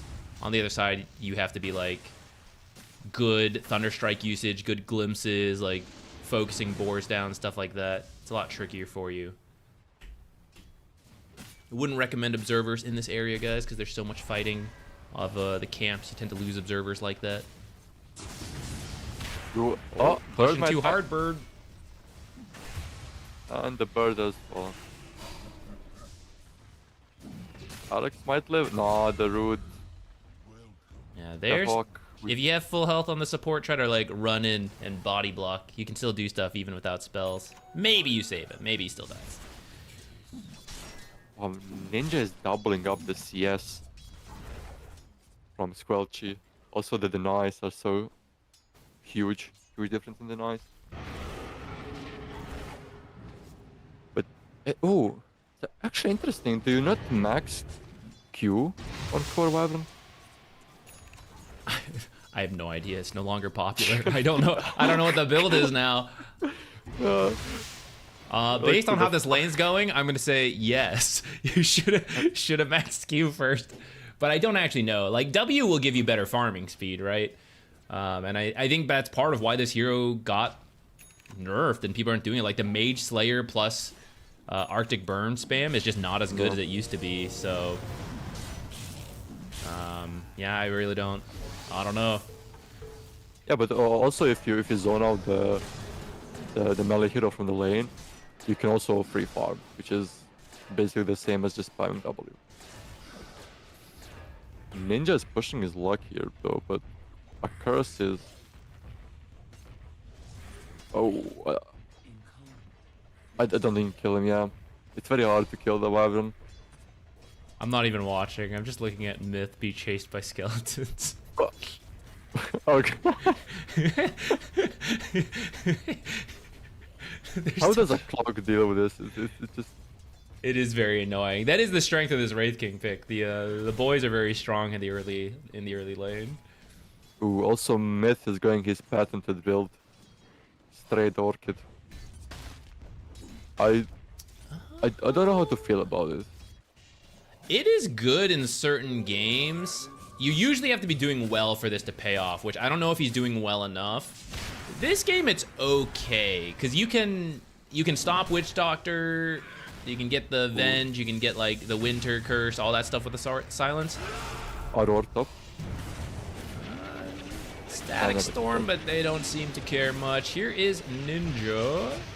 Yeah, you gotta start helping the team out with the strong start he had in the lane. Ooh, gonna miss the Q, so I'll get the creep at least for it. Oh, I actually think the tower got it, so not even gonna get the money for that. Got it, which is unlucky. I mean, the Beastmaster is almost level 8. That's basically the level of a ninja. Who was mid.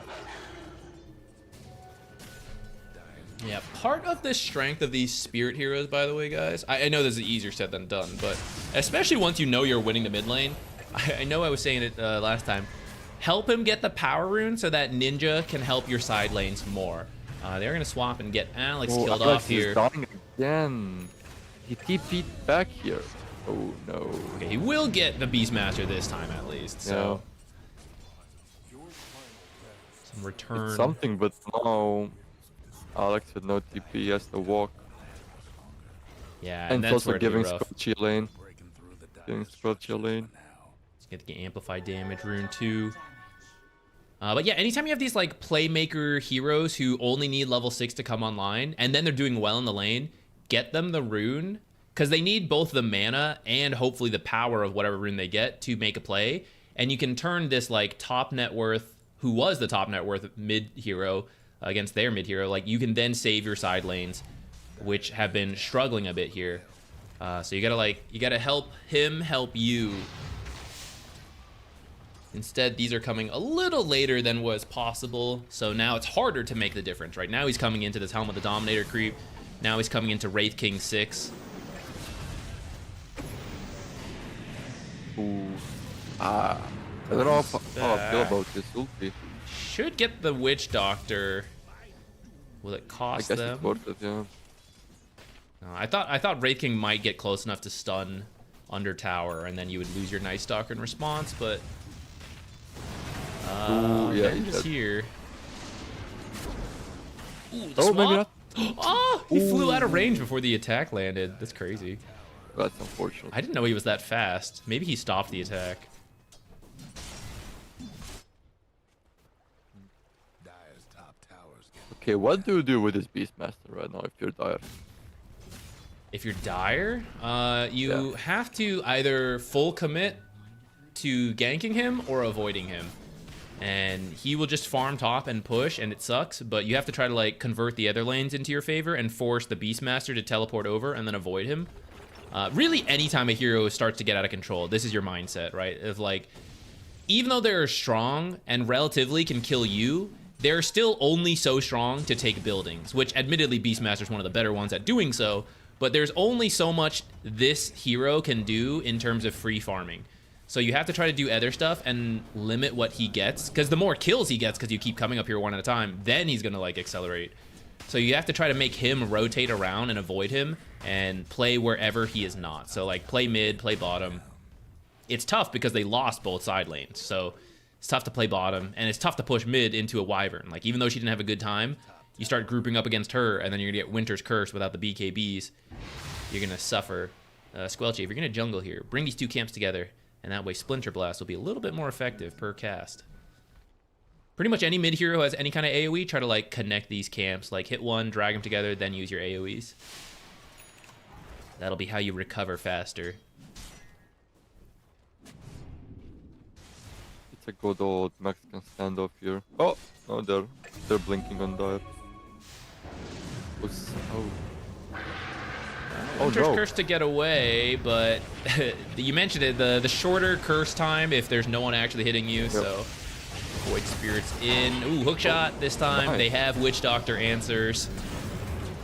Nice. It's unfortunate that the Sven died. He just got roared and killed by the Beastmaster. This Beastmaster is powerful. Radiant's mid. You pretty much just have to like shove lanes and then try to jungle away from him. Radiant's mid towers get banged up. Do you know what would have helped Myth on the clock here versus the Skeletons? The Dire might Chainmail. find that tower. I was wondering where this is Chain- going. Chainmail. Tower's gone. It's the one instance. I want that to be. I want it to be good, but man, it's so bad. It needs But to be. how would they make it good? Like, I think it should just be his innate. I think his current innate's garbage, and they should just Ooh. give him the ability to eat chain meals for free. It would still be garbage. Honestly, it would be worse. It would be better in the late game, but worse in the early game, which is mostly where Clockwork wants to be strong. That's the biggest issue with it. That, or he needs a sale on chain meals. He needs a discount code. yeah, I was gonna say that. They no! need to like. Oh no, the Venswap might have saved him from that anyways. Let's see, they're chasing. All right, they're gonna get Avenge at least, but this is a huge rotation to only end up with the Yeah, Beastmaster, or to only end up with Avenge. Okay, that's some. This is where the change to the Helm Dom and Helm Overlord matters, right? Otherwise, he just captures a different creep, and then you don't get that. But now you get, what is it, like 250, right? Yeah, 250 gold. So that's kind of like a second kill. Bad shape. Oh, he's going Axe on the Beastmaster. I feel like He's doing well enough where I think it's okay. don't you go Axe with the other passive? mostly. Usually you do Wild Hunt with the Overlord and then build more auras. And I would be okay if he played that way as well. I feel like he's doing so well, this Ags will come online and he'll still be able to solo kill people. So I think it could work, but it's just a bit greedy. But he's doing this well, so it's like, yeah, I guess it's not that greedy. Or like the greed can't be punished by the enemy. So I'm open to it. I mean, there is a vessel for him for the heal, but there's no like pipe builder that can help with the bongos, the drums of Slom. Drums of Slom. Man, it felt like such a meme when they added it, and then it ended up being amazing. And it's like, what? Smoke up top side. Alex, run away! Run away! Oh wow, the tier 2 tower is gone. 16 minutes. Yeah, I mean, this is what the Overlord will do. This is where, so notice for the Dire, now it feels really restricted. Like, okay, I can't play against Beastmaster, but then people are farming in my jungle. Like, where do I go? Wraith King gonna get a kill onto the Night Stalker. Oh, no. Hookshot misses, but I think it'll be okay to at least get the first life. And it doesn't really look like he has teammates anywhere nearby, so it should be the second life. Yeah, there we go. All right, getting something on board for them. The Skellies. Oh, they're taking top 3 draws though. Yeah, I don't know. Like, they just need to stop the Beastmaster somehow. They need to 5-man, like right now 5-man into him. Oh, they see him though. They're gonna try. I don't know if you have the damage. They have to slowly bring everyone in one at a time. Oh no. I think he's just gonna run. Stay in the river. Get the water move speed. Water tribe. Keep going. Avatar 2. We're circling. Okay. Winter's Curse, but Night Stalker's unfortunately not having a great game, so he's not hitting that hard. Oh, but no, the Beastmaster is just too big. Yeah, I think the Beastmaster's. Well, they tried, but he's just. He's really tough. This is why, okay, so going back, when this guy starts getting out of control, you really need to leave his lane and try to take one of these towers, because that's what will give you map space to play. Now it's like, oh, I can't go in this jungle. A bunch of us are here. There's only 2 lanes we can go to, so now you don't feel like you can go anywhere. So that's why once this lane, versus whoever, Beastmaster or whatever, once one lane is super bad, you have to go to another lane and try to get something there and try to get towers. Because he can't be in 2 spots. He can't be taking your tier 2, your tier 3, and defending the tier 1. Instead, he's getting an 18-minute barracks. Tomps is... He's bending from the knees, from the back, bending from every joint, whether it's good or not. They couldn't glimpse him. I don't think you kill. Bird will take the sacrifice. He has the Aether Lens ready to save him. Unless you move up really far, Bird, then you will be caught. What? Breaking that though. Oh no, but he set up the Witch Doctor and he's no jumps on the ninja. He's dead. Oh my god, that's unfortunate. Really unfortunate. But yeah, just to add to their point, especially against these zoo heroes, because they can maybe TP to the lanes, but their creeps can. So yeah. That's a good point. It's hard to like move your whole tribe to another lane. Yeah, you gotta migrate slowly. If you're playing Broodmother, it's just a pain in the ass to like develop all the webs on the other side, because you just like took everything on one side, so you need to like move to the other side, or like you just can't help your team. TP. No. And he swapped. No swap. That's good. It's close. That's good. If he didn't stun him, then Push, guys, push! Quick, you saw them there. You gotta go. Shove. Supports go D-ward. Look, you can't defend this yet. None of this matters. I mean, it matters, but like you can't do much. So as long as you have TPs, you gotta go. You gotta go everywhere else right now. Get as much as you can, and then TP home to defend. Alright, you gotta be real careful. Not that you guys know there's an observer, but this is really common to go for, and for the swap, so you gotta play real far back. Don't go for this D-ward. Good sentry back here to see it. Stay far back.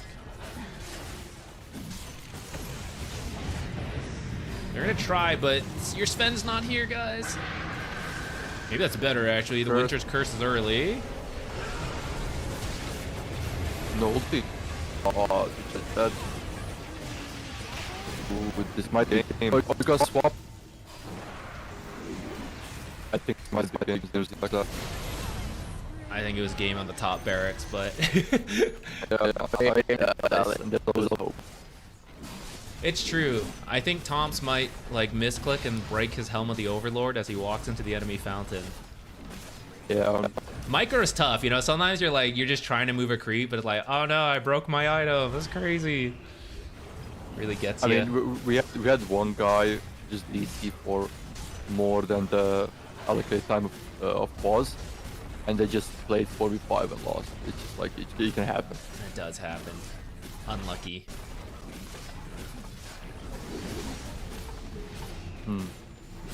How do I pay out this prediction then?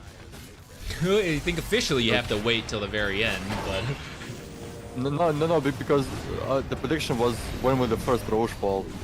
oh well, it didn't. So I mean, the might kill Toms. No, they will not kill Toms. yeah, this is a game where it's okay that you guys didn't do Roche. Though technically, with the Helm of the Overlord, you can do it at like 15 minutes. Once the Overlord is up, it is doable. Oh, he has no jumps on Ninja.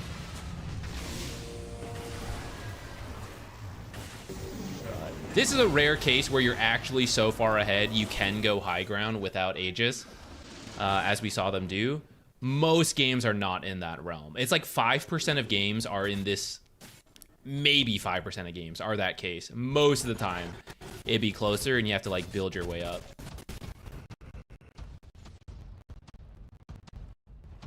Could do Roche.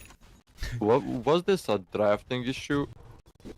Or it's more of a like laning issue. There's two things Sus could have done off the top of my head.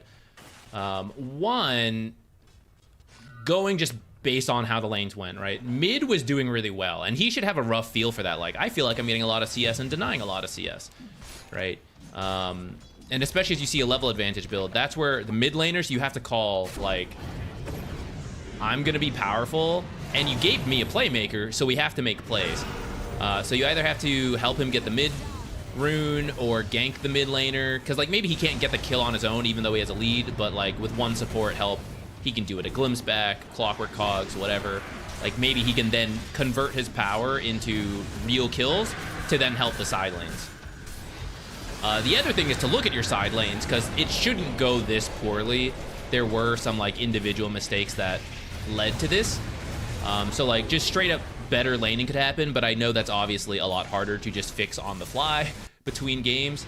So then the other thing is once a lane does get out of control, you have to avoid that lane and go somewhere else. So like when the Beastmaster starts getting out of control and you see him top, you have to rush like mid or bottom and try to like take these towers. Still some friendly GGs here though. All good spirits.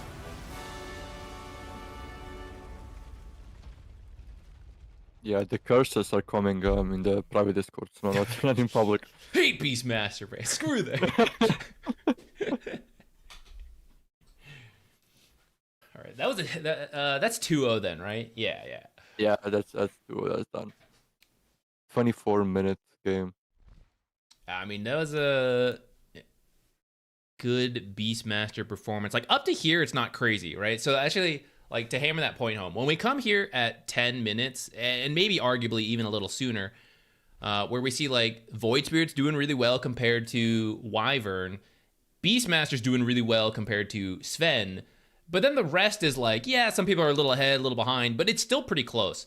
So this is what I mean, where it's around the 6-minute mark where your Void Spirit is 6, right? He's the first hero here.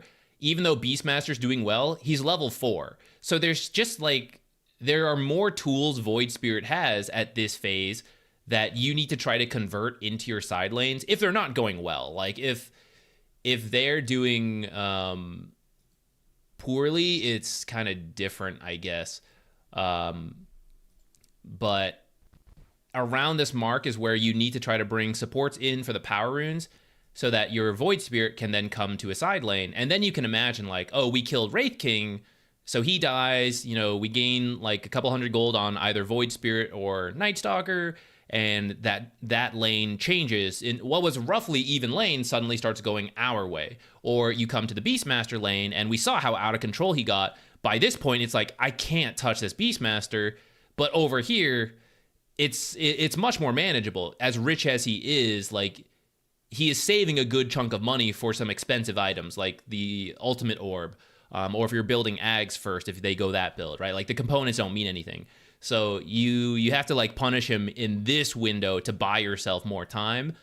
And that's kind of the part where they had a winning lane, but didn't know how to turn that into something to help the rest of their team. For Beastmaster's a lot more straightforward. You know, you just, like, I guess I'll A-click down buildings. Like, Beastmaster doesn't have to think as hard about, like, the map rotation. So, you know, to be fair, I know it's harder to move multiple heroes around. That's the most different from pub games to these kind of, like, amateur team stuff, is that level of movement. For Beastmaster's like, oh, it's like a pub, you know, hate my team, so I'll just keep pushing on my own with my creep. You know, that's why I play these micro heroes.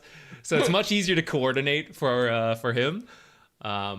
And you have to be the one to avoid. But, like, props to the Beastmaster. He does what he needs to. Like, he knows he's having a good start. He, like, takes over the top lane. Like, he goes through the steps, and it's much easier for his team to be like, oh, we get space, we play behind him, but also this guy's just farming. So it's more straightforward. Yeah. I feel like if you have, like, a hero in the offering, like a Beastmaster, who just kind of loses control at like the 10-15 minute mark, you either just leave him be there, and I mean, if you have the Beastmaster on your own team, so you either, like, play on the other side and just let him, like, get more huge, get bigger, or you just back him up because no one can kill him, and you just go from tower to tower. And that's what they did. They parked the Venge there, they parked the Witch Doctor there, and they just backed him up. They tried to kill him 2 times, 3 times maybe. They just couldn't do it. And return kills happen, and 18-minute racks. For the future, guys, if you're doing well on the Beastmaster, but not, like, this well, 14 minutes, think about Roche. Helm of the Overlord is Roche. Ags is Roche. You just gotta, like, get a kill, bring a couple heroes here. Super good. Think about it. Think about it. 14-minute Helm of the Overlord is kind of crazy. Also with the boots. Yeah, this is pretty good. They didn't even have, like, a bunch of stacks for him. At least I didn't notice. Yeah. This was mostly off of getting kills in the lane. He didn't even have access guild, so it's like he couldn't have used it. I think you still go axes, by the way, even with that build. But I guess I Do don't you? pay. I don't pay super close. I think you still do it to, like, clear stacks and stuff. Maybe it depends on how your lane's going. I'm not 100% sure. I mean, you wait. What's the facet? The facet is you get attack speed, right? From attacks faster when his units are nearby. Do you need the inner beast attack speed? I guess if you're getting attack speed from the facet, I guess you also want from the inner beast. So there's like a synergy there. And you want more beasts because you get the attack faster. Huh. Well, maybe I I'm don't know. wrong. Looking at it, it does look like people who go Wild Hunt only get the inner beast. I thought you might still do axe. Maybe you only do that if you're losing and you need to clear. Yeah, I see, like, one guy who's losing, so he got axes. Okay, yeah, I mean, that makes sense, I guess. If you're winning, you would just stick to it. He was winning. Yeah. He was, in fact, winning. He was most certainly winning. So on a draft standpoint, do you have any notes for this, or was it just like an okay draft for both teams? I do think where you pick the Void Spirit can swap to, especially, okay, I know, I don't know how serious the inner jokes are. If Alex has a limited hero pool, and there's a couple heroes who are like, he really prefers, like, you should grab it. Otherwise, they will ban him out, and you may end up with, like, whatever else he is not as comfortable with. So if you think, like, hey, this works as a Drow game. This works as a Luna game. Like your best heroes, like just do it early before they can be banned. And in this game, like I would say Luna was maybe okay. The Eclipse is really rough, but like the laning's okay.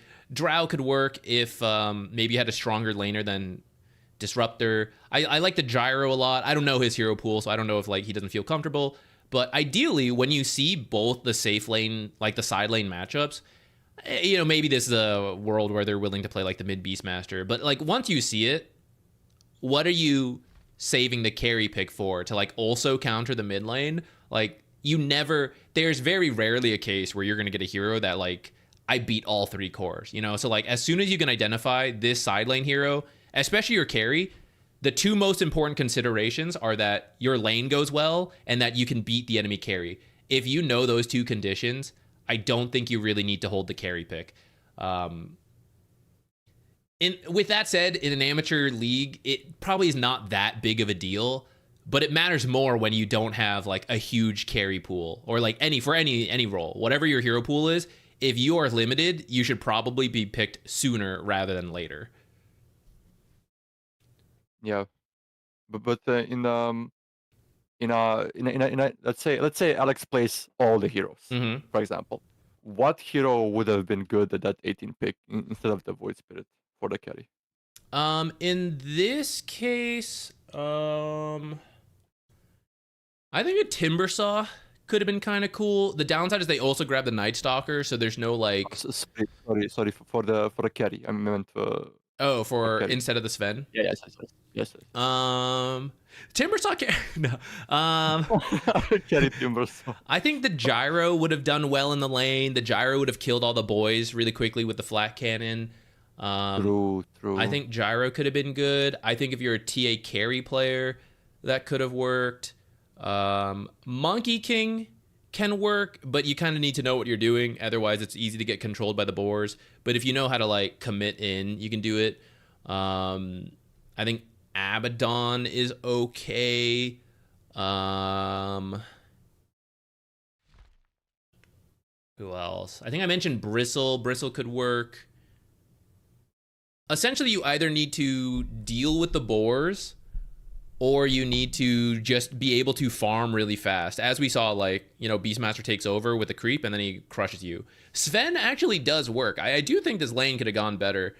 And it involves like killing the early boars, emphasizing that, and then go back to like good positioning, stack, pull, stuff like that. You're not looking to like crush this matchup, but you're just looking to like farm a couple extra boars, get what you need, and then Sven like starts jungling. And then every time the Helm Dom creep walks up, he like rushes in, like clears all the other creeps. Because the Helm Dom creeps are strong, but they're not like I tank the tier 1 tower on my own and I take it super quickly. As long as the other creeps are dead, that is what a lot of the tower damage actually is.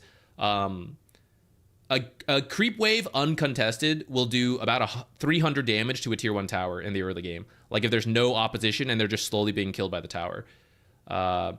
And that is, of course, decreasing damage because like one creep dies and the next creep dies and the next creep dies. So what the Helm Dom does is like, if there are no enemy creeps and it's your creep wave plus the Helm Dom, either the Helm Dom is tanking for the full creep wave to do a bunch of damage, or the creep wave is tanking for the Helm Dom to do a bunch of damage. Either way, the combination is what wrecks the tower. So as long as you can kill one of those, either you kill the Helm Dom creep really easily or you kill the creep wave really easily, ideally both. That's why someone like Gyro works, or someone like TA Cyblades works, and why Sven Cleave can kind of work. As long as you can deal with one of them, you can preserve your tower a lot longer, as long as you're not getting snowballed like in this game, which came off of some overextensions and kills and stuff. Yes, so basically in this lane, Stacy should have probably just even Thunderstruck the early boars and even right-click the hogs while they're like flying over him, because it's free gold, it's free XP, and also it's helping the Sven to stay in the lane, because the boars just kind of wreck melee heroes. But yeah, I'm kind of surprised because I think Alex is playing. I think Alex can play Gyro. I don't know why they didn't pick it. Maybe they forgot. Maybe they thought Sven was better. Maybe he was more confident on the Sven. But yeah, I do agree that because it's the same as Enigma. For example, if you have Enigma, you pick Gyro, and the lane is basically like over for the Enigma. Like it's really hard to play the lane. Yeah, I think again, I think the Sven can work. I think Gyro's probably safer. Sven, you do need better like Gyro literally on his own flat cannons the wave and deals with it. Sven needs more coordination with the support, especially someone like Disruptor. Probably a QWQ build, more power with the Thunderstrike this game in the lane. And then you focus your harass on the Boars and the Beastmaster, and you're mostly ignoring Venge. Venge actually can't do very much in the lane. She works through the Beastmaster, so you ignore her and focus on the Beastmaster and the Boars, and without the Boars or a low health Beastmaster, she alone will not do very much. So you buy enough regen. Disruptor goes heavy on consumables this lane to do that in the early levels, and then once Sven has a couple of the early stuff, then he's fine. And then you start going back to your regular build after that. So like Q, W, Q, E, and then like max W after that on the Disruptor. Okay. Do you have any like advice for Red Barra guys? I mean, I know they won 2-0, and both games were kind of clean, I'd say, especially the second game. But do you have anything that they could improve on based on these 2 games they played? Do Roche, that's number one. Yeah. Do Roche. I do think several of their fights worked out. In this game, there were a couple cases where they're trying to do too much. Like, I think, for example, one case, I'm pretty sure 4 of them were taking the barracks at like 16 minutes top, like whatever time it was. And then Wraith King was also at the enemy tier 2. But like, you don't need to do that. Like, Beastmaster is clearly like wrecking the buildings for you. You're not in such, it's like 18 minutes in the game, you know, you're not like, quick, we got to take all these buildings, you know. It's like, you don't need to take that risk. So that's where you should just farm safely on your whoever's not there. Like, if the team is making, especially when you have someone going out of control and the enemy should be feeling like we have to avoid Beastmaster. Granted, the high ground is kind of a unique situation where you kind of have to do address him, but like, let's say the tier 2 would be a more common case.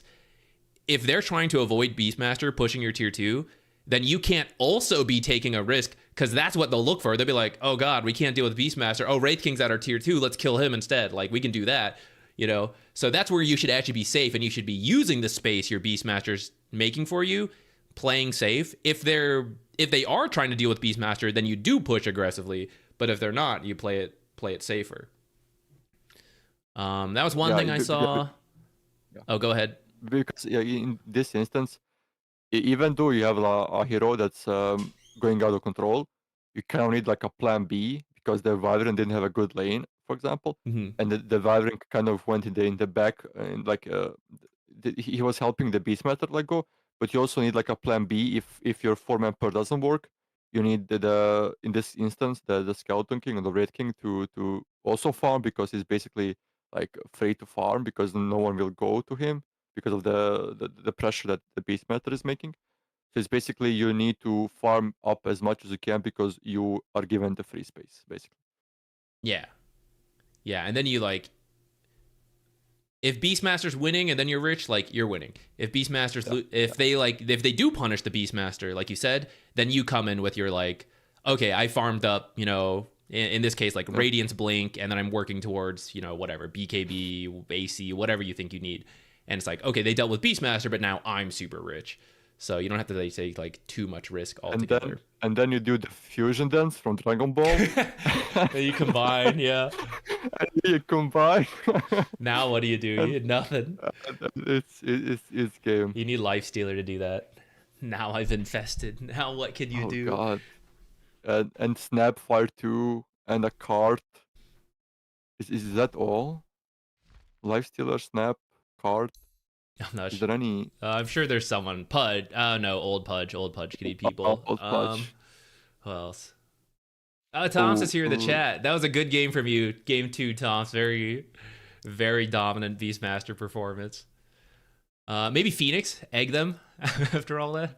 Ooh, and kill yourself. That's. Wait. Doesn't.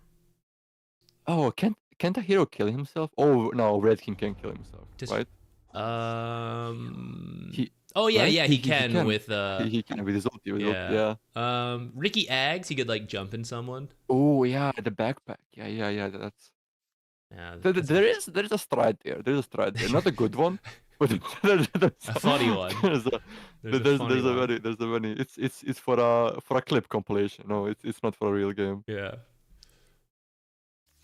Anyway, thank you, Zach. I think we have taken up enough of your time. You're good. This is pretty fast. It was a quick 2-0.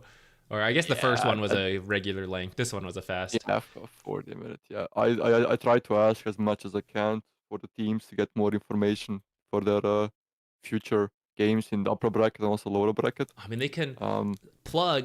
You guys can come to the Monday, Wednesday streams, put your team Yep. game forward, and then that's correct. I can That's give correct. more direct lane, Monday, especially the laning. Wednesday. Yeah, especially the laning we kind of like skip over in cast because it's like you can't break down 3 different lanes and individual heroes all at once. So it's more about the team movements, which is usually what the focus is in this amateur stuff. But yeah, if you're like, okay, I individually need to perform better in the lane, yeah, you can always come back for advice on that stuff. Yeah, I wish both teams much luck. Unless they're playing against my team, then I wish them Bad luck. food poisoning. But yeah, anyway, thank you, Zach, again. I will not hold you up anymore. You're I'll good. go back into stream being a regular Joe. Sounds good. Thanks for keep- helping to organize all this. Yeah, we'll keep in touch. Maybe we can squeeze in one more game depending on your schedule, but we'll try to see. If of course if you're up for it, but Yeah, it depends you on have the to rest of cast your boring stuff pro is. Dota. You have to cast boring pro Dota. You have no time for the real no Roshan fights. Oh, the fun stuff here is we get to like flame here. You know, I can't flame pros. They'll be like, what does he know? But here, be like, I know mean- better than you. I'm gonna flame you. True. You can roast. Yeah. I mean, you never know. Like some of these people have like immortal brains but herald hands, so it evens out. It evens out, so it's a average Yeah. legend. Works out. Anyway, thank you again. I'll be going and yeah, we'll keep in touch about more games. Sounds good. See you later. Well, bye. Bye. All right. Close that. Let me close this.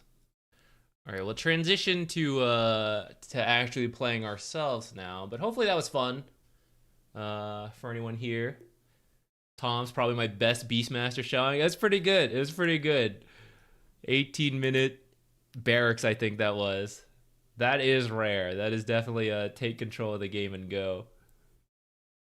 Oh yeah, that was a mid-wyvern that game. Struggled to start, but was able to do some stuff later. Oh, Tudor. Sorry, let me... what is one support that you consider best to learn position 5 if you want the jug of position 5? So like you can play like any... You can always pick the hero and be good. Oh, wait, let me go to the pub tier list. I would say there's a couple that come to mind. So one is Warlock. There's not a lane that's like, this is horrible for me. Even the pros right now pick him when you generically want someone who is going to get you through pretty much any lane. Because either you use Fatal Bonds on the enemy and they take a bunch of damage and they can't play the lanes, or you just keep using heal on your ally. So like no matter how much harass you take, I can still fight, you know, I keep being healthy. It's more passive than some other supports, so it's a very safe, stable start, but not particularly action-packed. But later on, your team fight is really good, and that's always useful in any pub game. So I'd say Warlock is one such hero. If you want to fit the more active component that is often lacking in pub games, it's crowd control is frequently missing. Someone like Shadow Shaman or Clockwork, I think, is safe pretty much every game. Shadow Shaman struggles a little bit to some like silences, to stuns, to like Rubik stealing your stuff. But in general, you offer something every game. Your laning is decent. Shove lanes, offer that Hex Shackles, split push. You know, Clockwork is the early initiation that I was just saying misses in most pub games. These three heroes feel very safe to me pretty much every pub game. I think Jakiro is very similar. I might ban. I ban Rubik. Anytime I'm like spamming Jakiro, ban Rubik. Every other matchup, I don't care about. But like Rubik is miserable to play against because he just steals Ice Path and is like a way better Jakiro. And it's impossible to deal with this like 5-mile Ice Path from off your screen, stunning all of you. It's rough. But otherwise, I think he's pretty solid. Who else can we throw in this list? There are other heroes that are pretty safe to pick most games, but I think these are like strong laners who also then fit every game, which I think is, to your question, like the juggernaut of position 5s. Why not Lion? Okay, we could throw Lion in there. He's relatively safe. The biggest downside to Lion is your laning stage is not as strong as the other heroes I mentioned. So like you'll mostly be annoying with like Earth Spike and draining people's mana. But your own right click potential is like okay. You see you're like kind of slow, low armor. So it's not the greatest lane. It's not the worst lane, but it's just not the same as like some of those other guys I mentioned. The second weakness is twofold. One, to continue to be really useful, you kind of need the Blink Dagger. But your farming speed is not good. So that makes it weird where like I need gold to come online, but I can't get gold. Oh, maybe I can get kills. Finger Death is one of the longest cooldown abilities in the game, at least at level 1. So it's like, okay, I can get one kill, and then I'm stuck waiting. So for Lion, it's very, that period to me makes him awkward. Once you get past that, he goes back to being useful like every game, right? You got the blink stuns, all that. Finger of Death cooldown does go down. So if you want to throw Lion in there, I'm okay with it. But to me, that's why I would prioritize those other heroes over the Lion.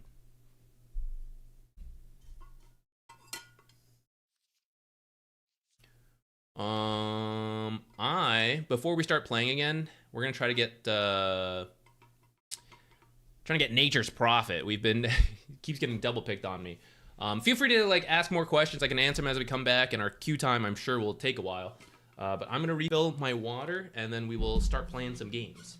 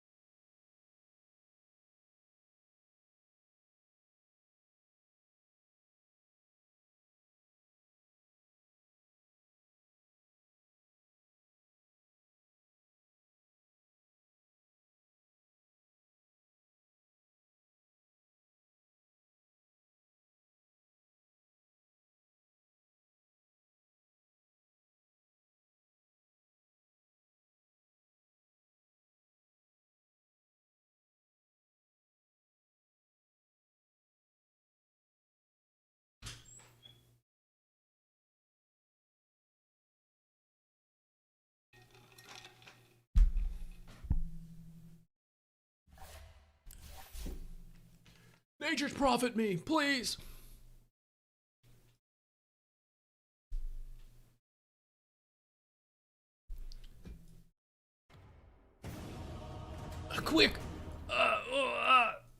Couriers.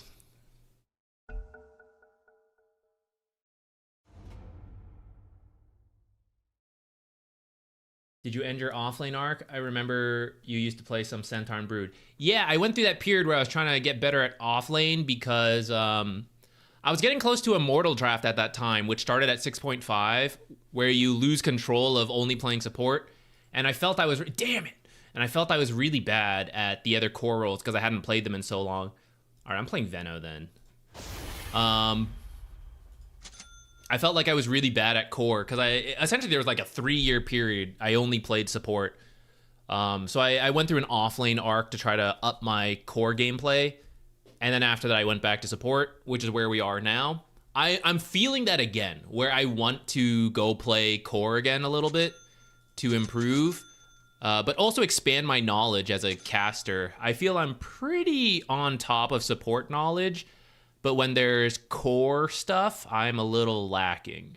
So I feel like I could step my game up if I learned more about that. I think we're going to be playing into Weaver 4. I think I should have a second sentry to start because he might kill my courier and then I don't have what we need. So I think I should do something like this.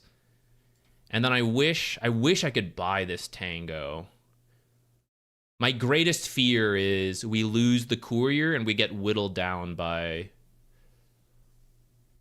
this Weaver. I think I just have to take the risk though. Can Pugna solo Tormentor? I don't think he can. I guess I haven't tried, but I don't think so.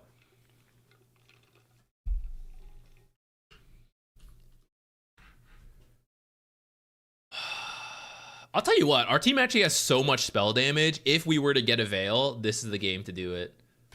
I'll queue it. I don't expect to build one, but... You know, maybe if we're stomping. If we're stomping, we can consider. Is this Beastmaster mid, I guess?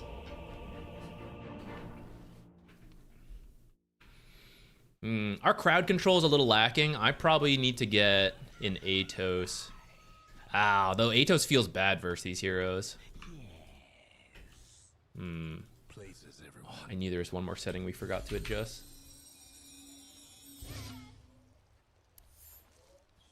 My venom flows. All right, no Hephaestus here either. Jinx myself. He's gonna like run in. With Vim, Someone say sit on the keyboard. I'm here. in case you're wondering, it's in the bag. I don't even remember this fight. Impaired. I'm sensing a pattern here. Their level 1 is pretty decent. We gotta be a bit careful.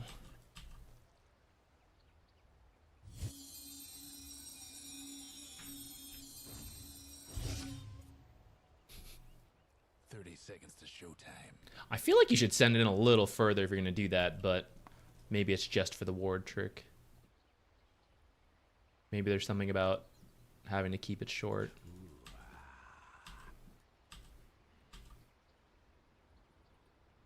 As you say.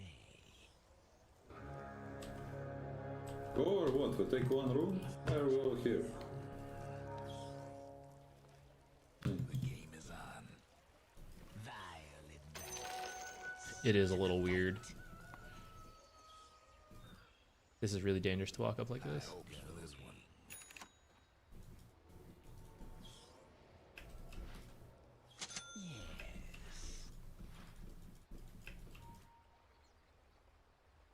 Agitation. Yes. I'll use it in the lane first. Let's see if the camp is blocked before we commit.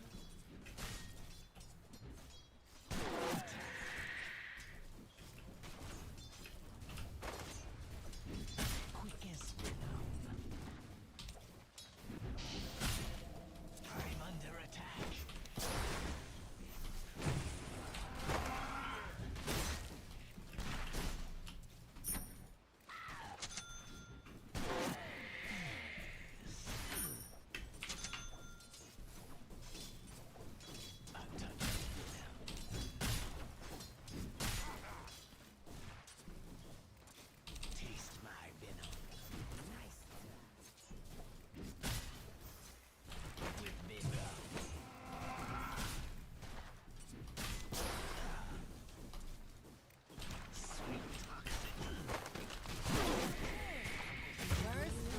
Shouldn't have chased that hard. I thought we'd get a little bit more damage in there.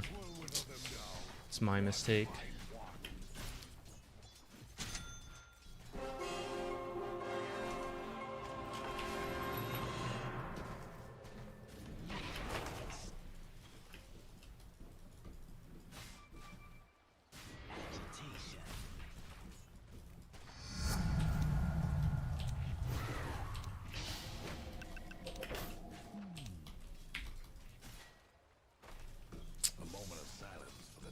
Losing that for nothing.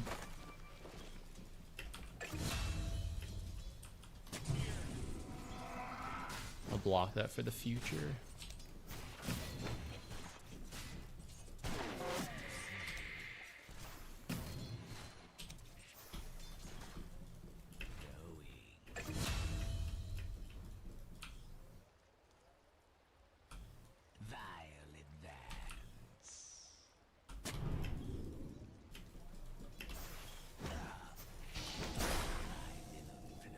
There must be an observer in the back.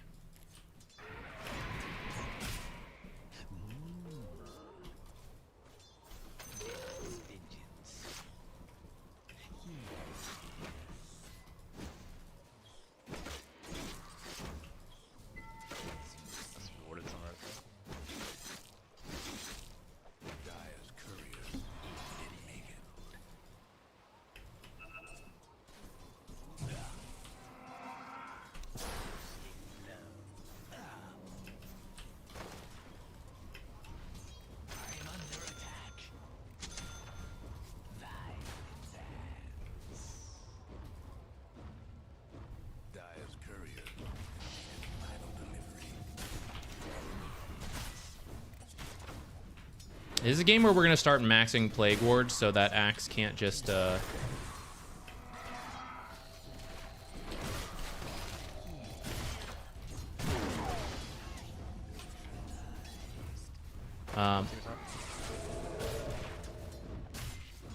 we're gonna have to hold the lane versus creep cutting.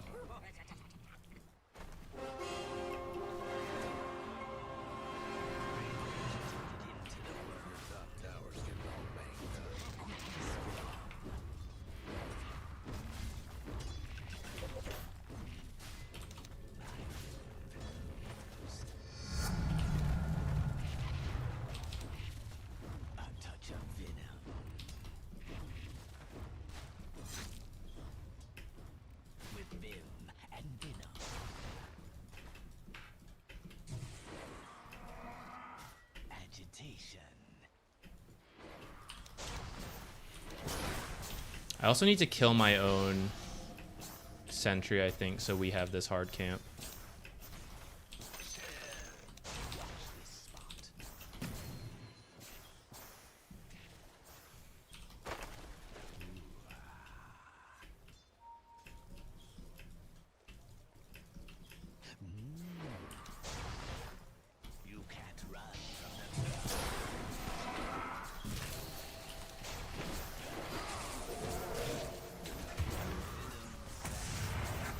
I should throw my blood grenade. I think she would finish the job. It's close because we don't have it.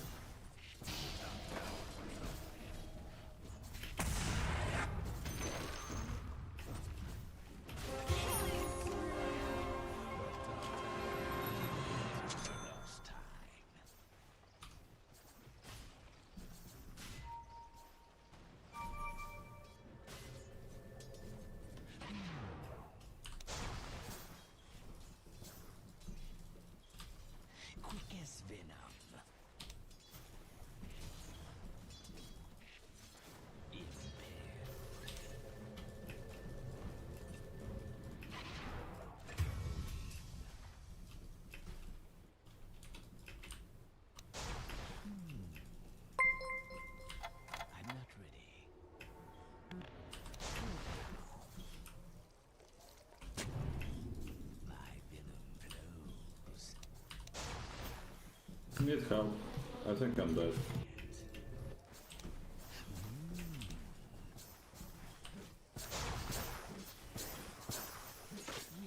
I'm not Legion. Okay. Thanks.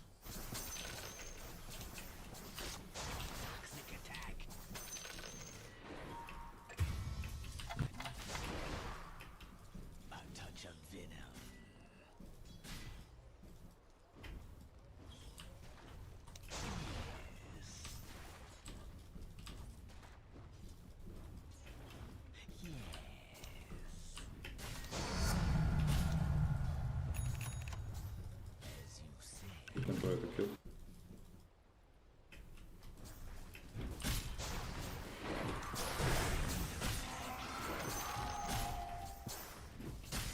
We were gonna try to kill this guy actually. Looks like he went somewhere else.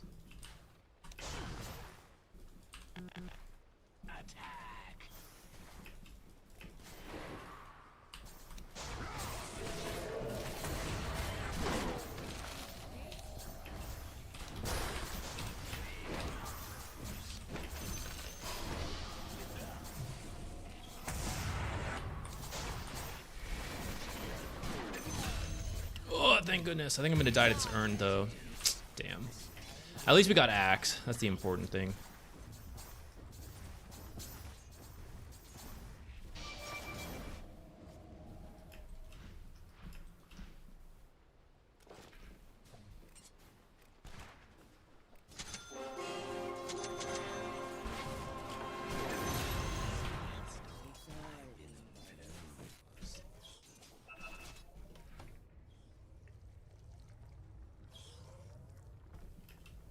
Quickest.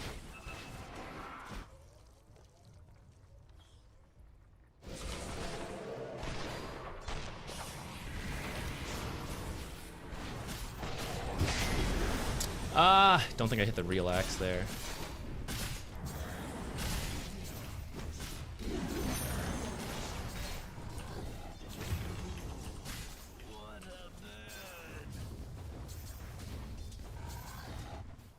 This will probably fall by the time we're up, but otherwise I think I just sit here with Plague Wards.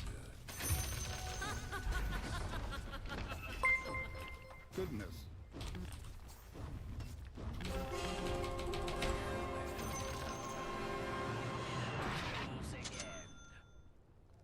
Yes.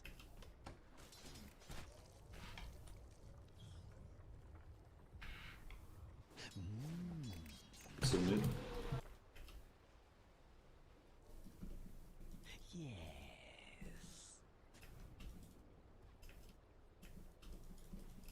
As you say.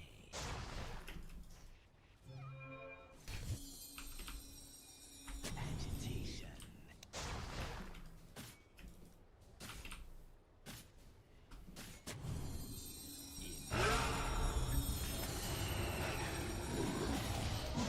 Oh, this freaking bug hit me.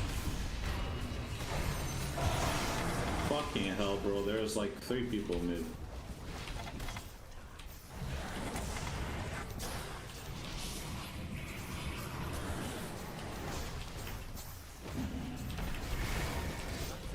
Insane that we can trade.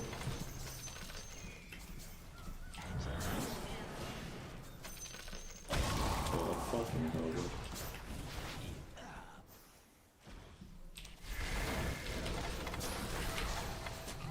Does he have time lapse or?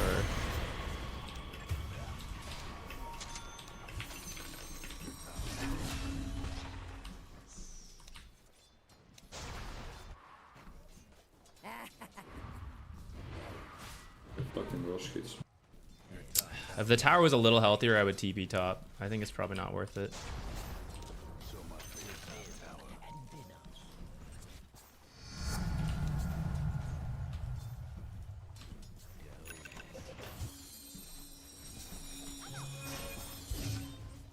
Quick as venom.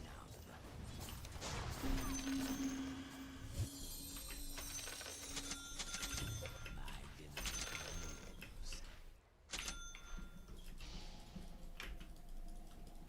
moves.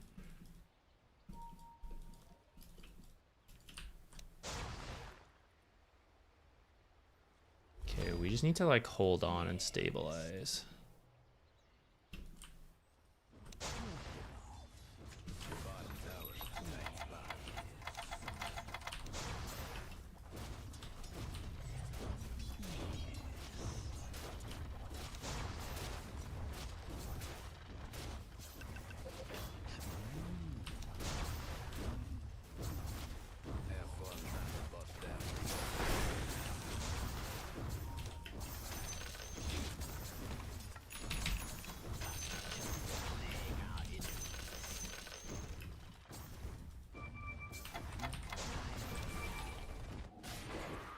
+1.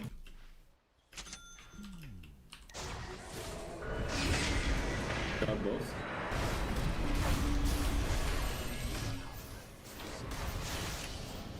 Bro, no fucking focus one target!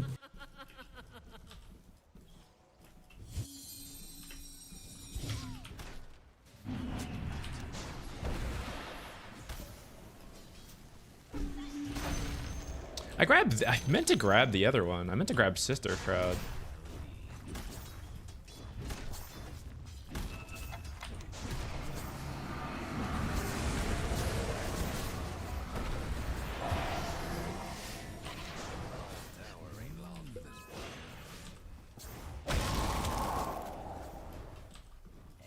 I really need my level 6. We had such a bad time in lane.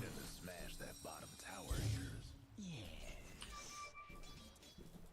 No breaking through the dire structures for now. Might want to check your bottom tower.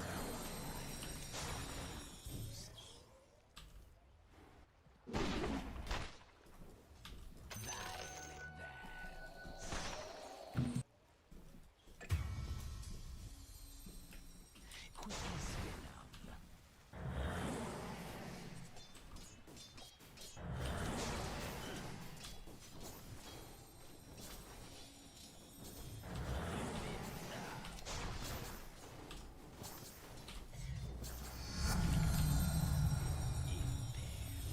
Okay, if my team's bottom, I'll try to go as well. Where was the build? Wait for it. With them, big our enemies. Shall I heal? Do.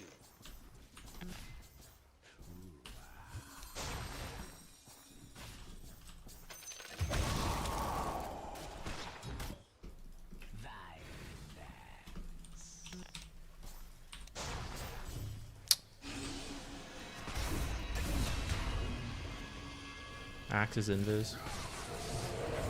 Oh, never mind, he's TP'd.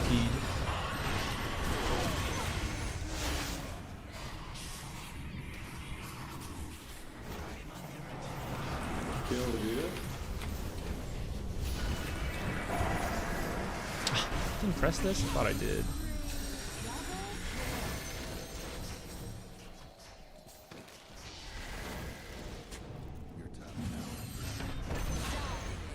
Alright, recovered. Game is being saved. Current deep shit, but Beastmaster doesn't have Aga yet, so it's playable. What do we need?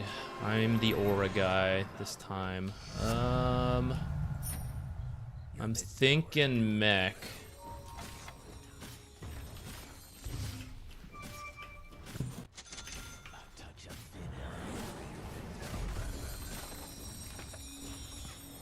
Though Ags, Beastmaster kind of wants a pipe, but the rest I feel like is good versus like more armor.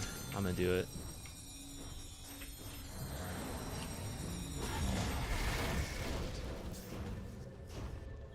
I have ulti, I have coil. If he comes, he's dead.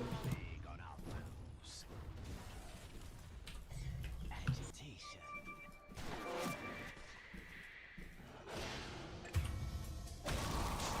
Quick as venom.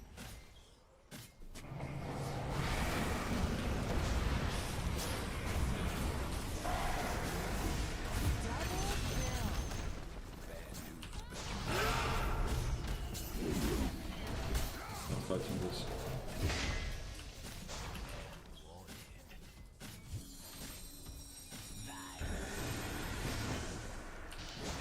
Smash that bottom tower of yours.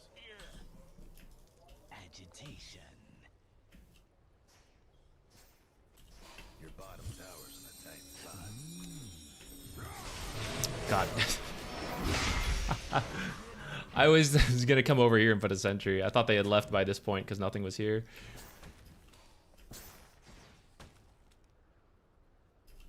Oh, 7-7. That's some classic ZQuixotix Venomancer gameplay. The shard does work on the rage, by the way. See when you ask about that.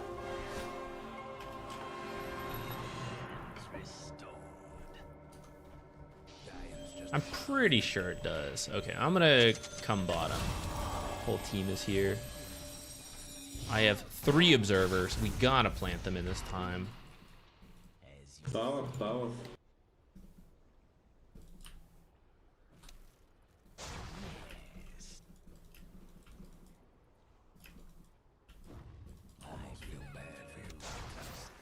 You can take Torm.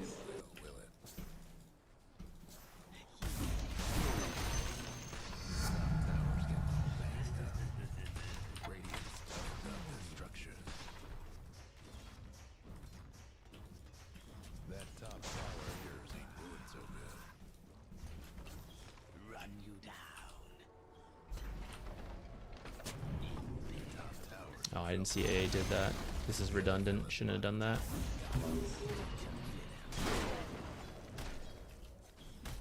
Your mid tower needs a little help.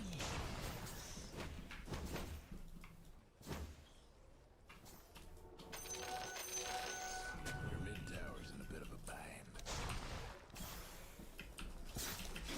Quick as venom. Agitation. You have blast. Whoa. No, no, no, no, no. And venom. I'm not ready.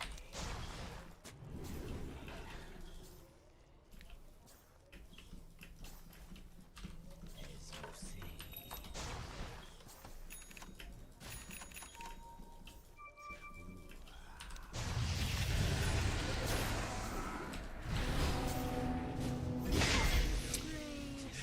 Maybe I should try to TP in those trees.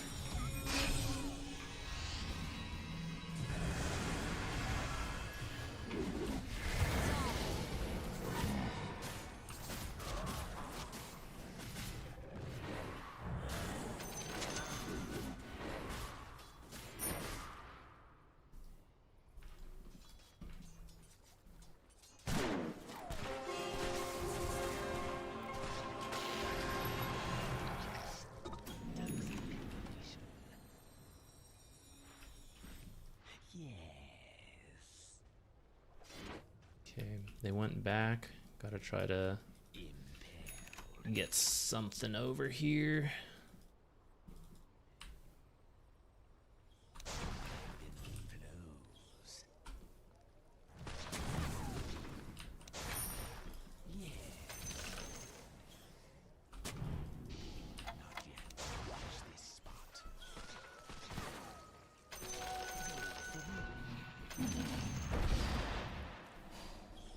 A touch of venom.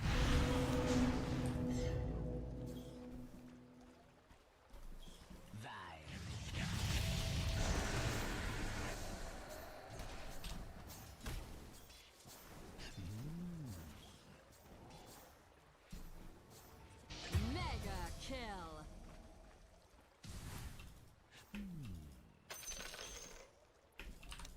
Loyal ward.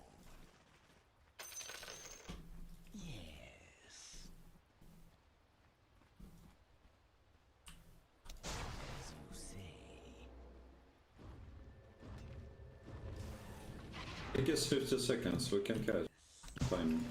Ordered.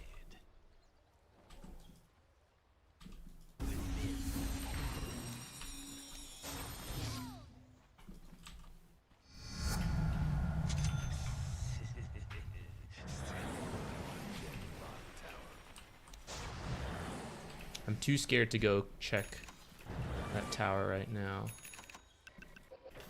20 seconds. To wreck your bottom tower.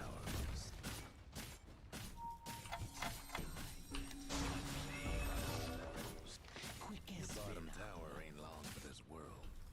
The Dire went and fortified their structures. Agitation. I guess timing soon. 6, 5, 4, 3, 2. Got him.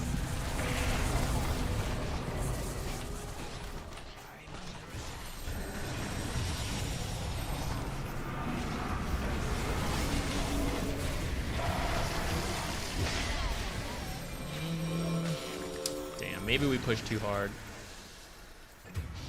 Kind of desperate for more, but I guess that was too much. Maybe it was worth. I probably should have bought back. Honestly, we're so far behind. Oh no, he's stuck here. That's so unfortunate.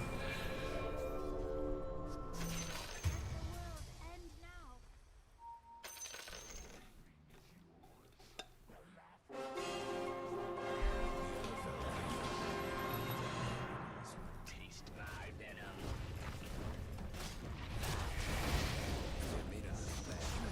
Tower here. Going.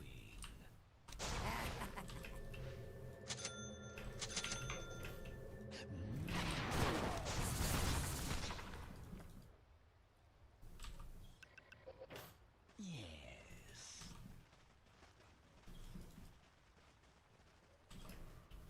Yes. Plague our enemies.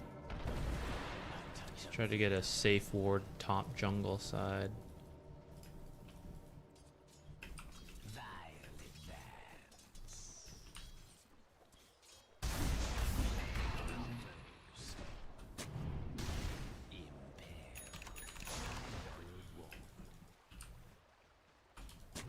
Yes.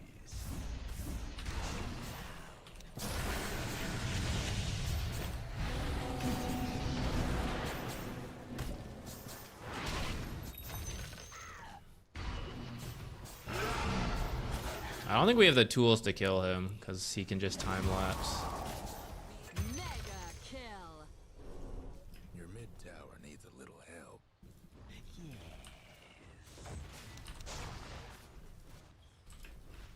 This game's pretty rough, guys. Our own lane could have gone better. Weaver is an unfortunate matchup where my slows are not great versus him, and he kind of pokes, but I think I still could have done a bit more. I also think ended up giving Axe a bit too much.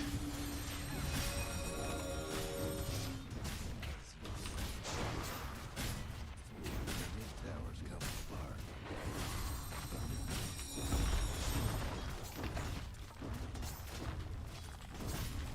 Go.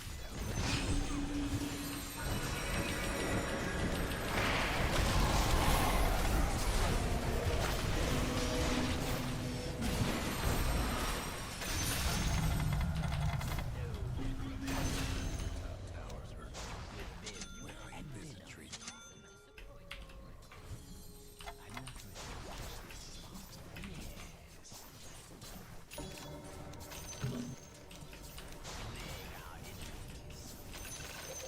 With vim and venom.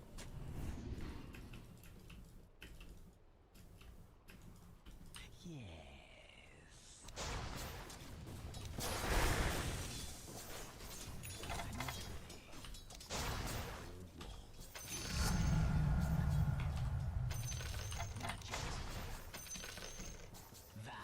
Run away.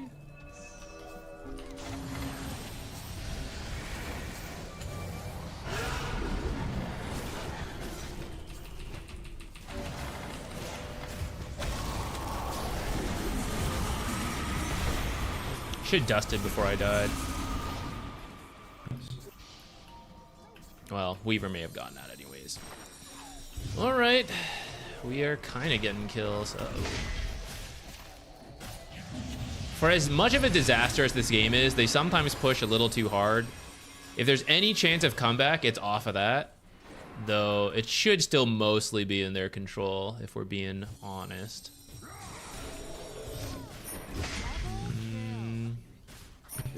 Yules, maybe? I don't know. I feel so squishy, but there's a lot of things I need to dispel from myself. Then again, they have a Shadow Demon, so like, what's the point? Pipe can't be removed.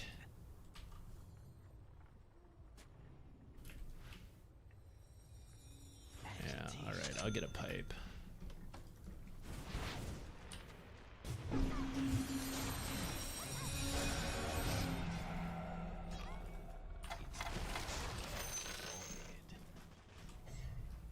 A touch of venom.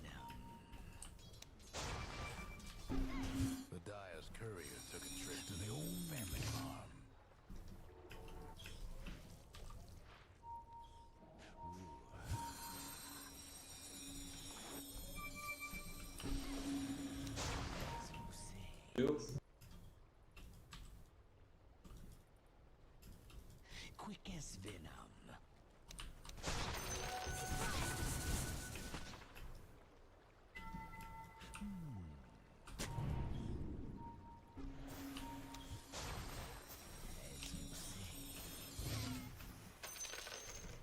Might want to check the bottom tower.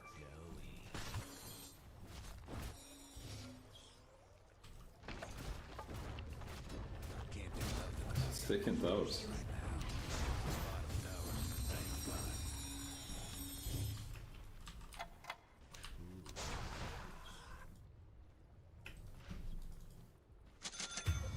Agitation. Yes. With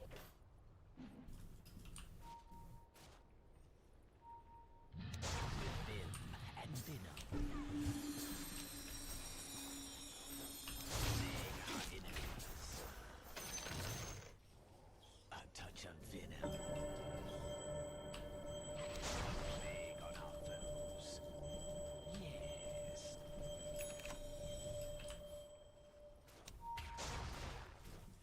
radiant puddle roll down quick and clean.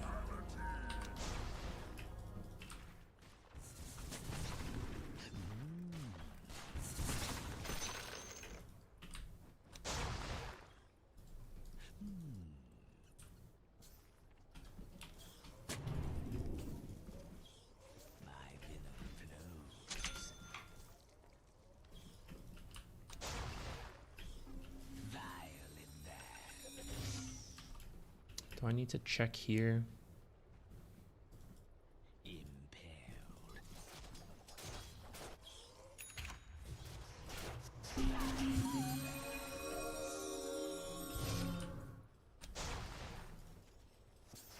As you say.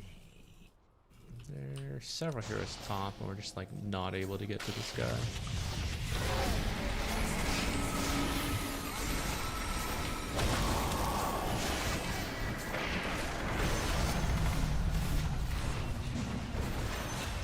Okay, okay, thank goodness. This one too.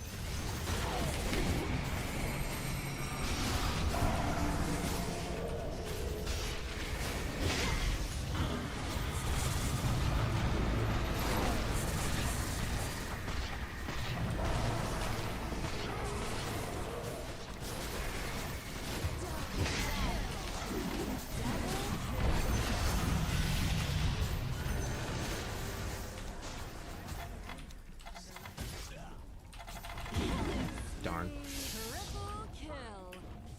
About as good of a fight as we could have probably hoped for, all things considered. Although I probably needed to prioritize staying alive so I could have more plague wards to help defend after I bought back.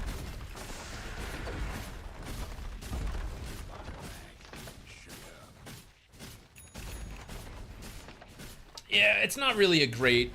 It's not a great support duo technically. It could have worked, but our lanes are pretty rough, and that's where I will take some blame. I think my lane could have gone a lot better.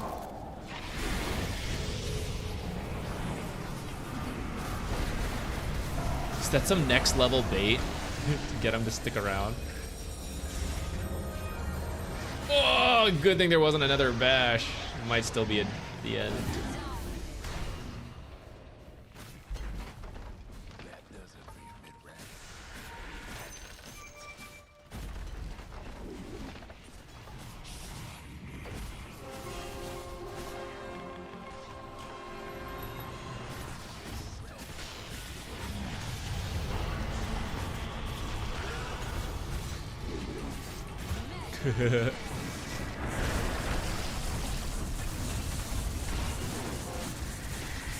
Oh, what a fear.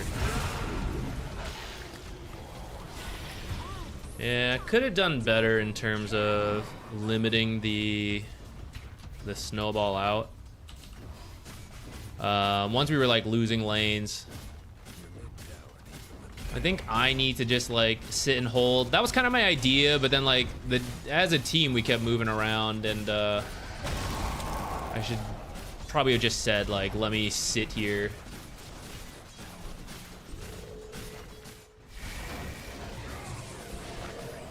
And I think I would have been more useful that way.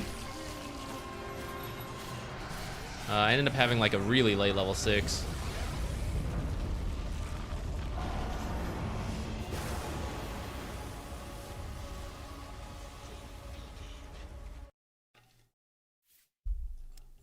Let's look how bad that was.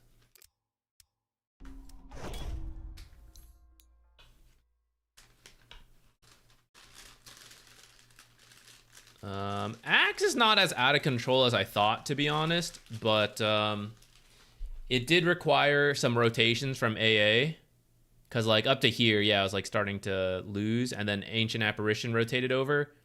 Yeah, this is where... Okay, so this is what I expected. Axe was doing really well. We were struggling.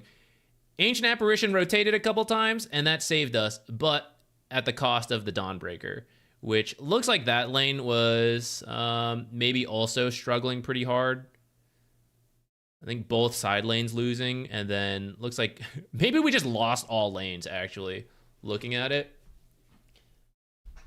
And we tried to salvage top, but then couldn't drag it out long enough.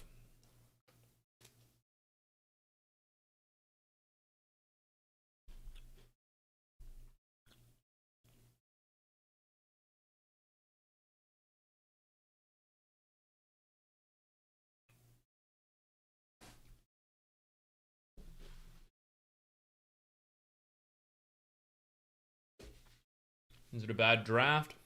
There are some synergies here, but not the greatest.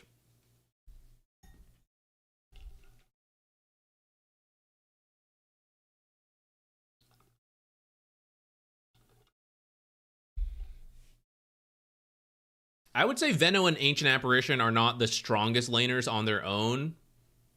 I think Veno is very matchup dependent. I think melee heroes you do very well against. Anyone who is longer range than you sucks. Those are really tough to play into. And especially if they have mobility like Weaver. Those are really rough.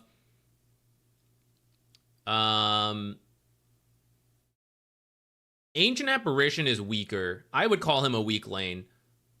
It's better than it used to be because of various buffs he's gotten, but I would still say it's a pretty bad laner who has some good combos. So like anyone who has a stun, you throw Cold Feet on, and then it's like it's pretty manageable at that point. You just like auto attack, harass, and then throw your combo. I would say you're a straightforward laner, which is that you just poke a lot and keep your distance.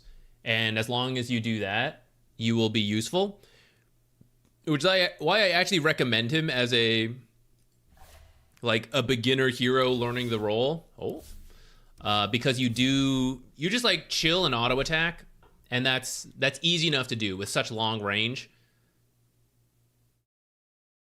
What content can this be? That there's a download.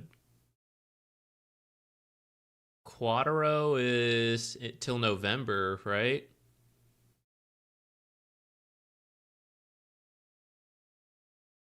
Is cash voting done?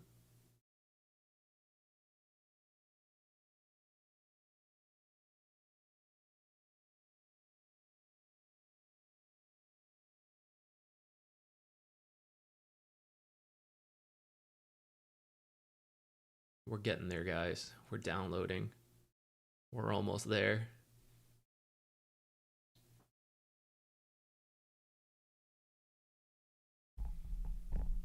Is Wraith King the best offlaner for low MMR?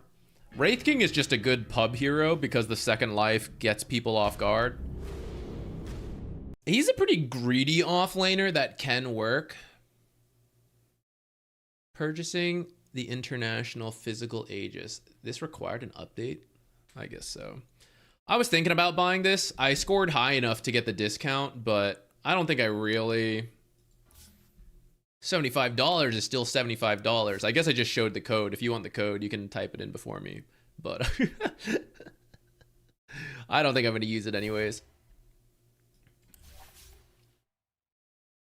I thought about it because it's like, oh, this is the first TI I worked. Should I get it as a memorabilia thing? But I don't know. I'm still going to have to pay like taxes and shipping and all that. So do I really need that? Do I? As Wraith King, do you TP to help your lanes or just greedy farm in the laning stage?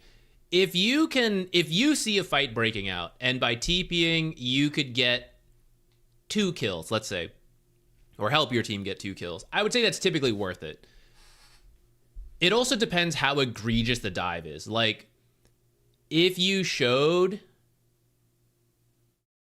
in lane, or sorry, if you show up and you can get a kill guaranteed and then leave, that's probably okay. But you don't want to like TP and then wait around and then, okay, maybe something happens, maybe something doesn't happen. So you want it to be a pretty committed fight that you will guarantee be part of if you're going to teleport and show up. Or if they don't fight you, you're going to take the tower. Like, you need to be able to threaten one of those 2 things to teleport. Otherwise, you should probably keep farming, because offlane Wraith King, for better or for worse, still goes Radiance most of the time. Otherwise, you're at least farming up a Blink Dagger, and you need one of those items before you really get active. So you shouldn't really be showing up sitting on like 2,000 gold, because like, what's the point? You might be high level, but you don't have your item. So if you're going to go for those builds, you need to commit and just keep farming them. And try to force people to defend the top tower.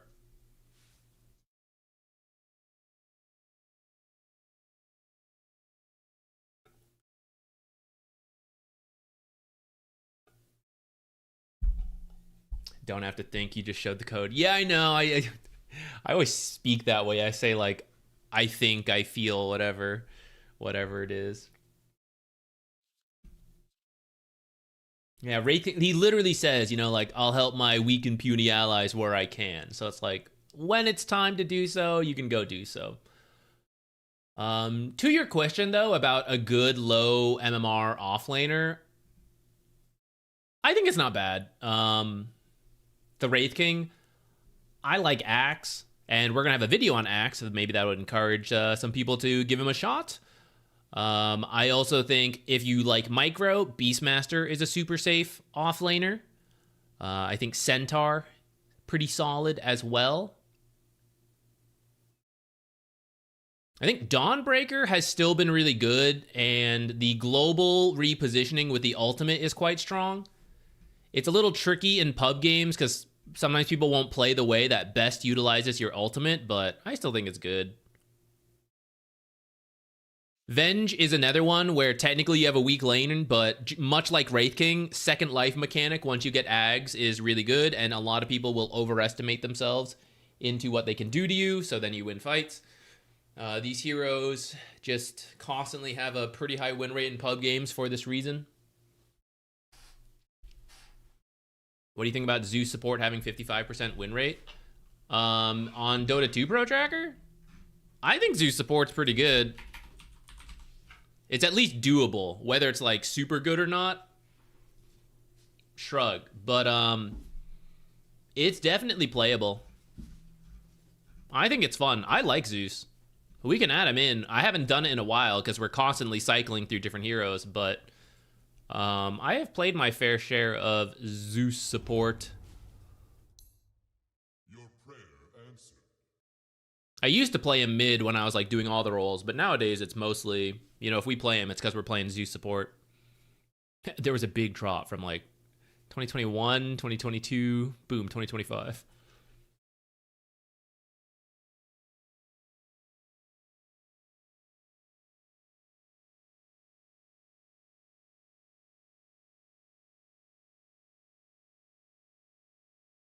I don't mind Doom either. I think Doom's a pretty...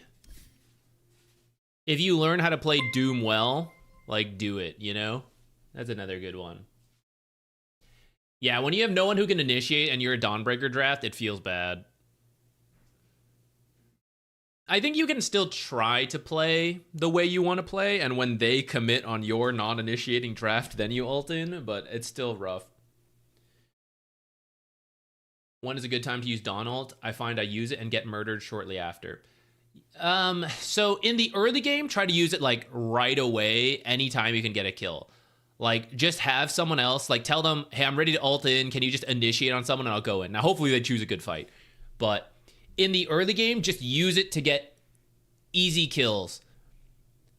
Later on, you got to be a little careful because you can't cancel it, right? If you think you can make a difference, you should go. If you don't think you can, you got to let people die sometimes. And that's the hard part. When you start ulting into stuff you're not supposed to, that's when you end up feeding on Dawnbreaker. But the point of the ultimate is that while they're making a play somewhere else, you can show up, but it also means you're not already there, right? We're not two heroes fighting into four, and I gotta just run. That guy's dead, and I can't do anything. I am somewhere else on the map. So when I look at that hero and I say, I can't help him, I'm not gonna ult and feed myself in, I'm gonna push this lane that I'm already over here. And the hard part about playing Dawnbreaker is knowing the difference. But that's how you can still be useful with the ultimate. And then when it does make sense to go, then you go. But it is a little bit harder to coordinate when you have like a random pub team. The hard part is just how to go in.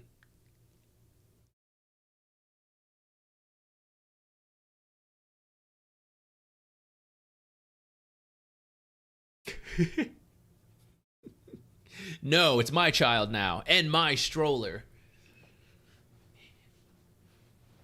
I have, by coincidence, I have a series of friends who are gonna have their first kid. So I've been hearing more talks about like preparing to have kids and stuff. And people have been looking at strollers, and the stroller tech nowadays is kind of, questionable game? Hell yeah. Science. Not questionable. The stroller tech nowadays is crazy, and they're so expensive. When I think back to when I was a kid, I was like, man, I feel like we were on bare bones. There are wheels, and there's enough to sit on, and that's that, you know? No, this is not a great support duo, but when my hero gets double picked, we will pick an initiator, and then it'll balance out. Oh, shit! We're actually here. Oh, damn, it's such a good Spirit Vessel game already. We're definitely doing this. I'll get a Fairy Fire for my last thing. And then maybe another Tango. Let's see. Let's see what comes up. Maybe we'll buy a stick. Now, you know, it's like proper ergonomics for your baby's body, like cover, like here's your bag holder, here's all the stuff. We got pushed around on like $10 worth of stroller.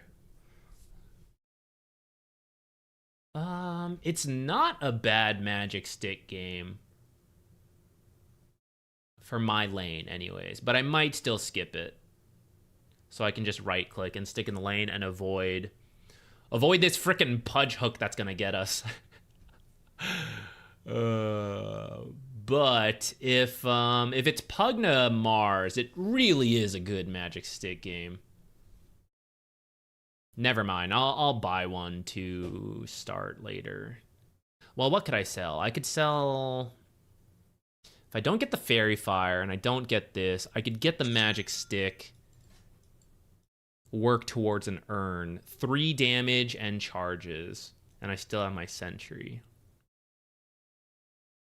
Or I do this, 4 damage, can't rush my urn as quickly.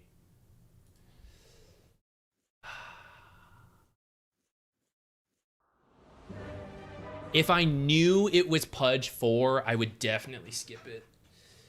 It's tough. What do we have? Storm, Ogre. Maybe I need to get Atos.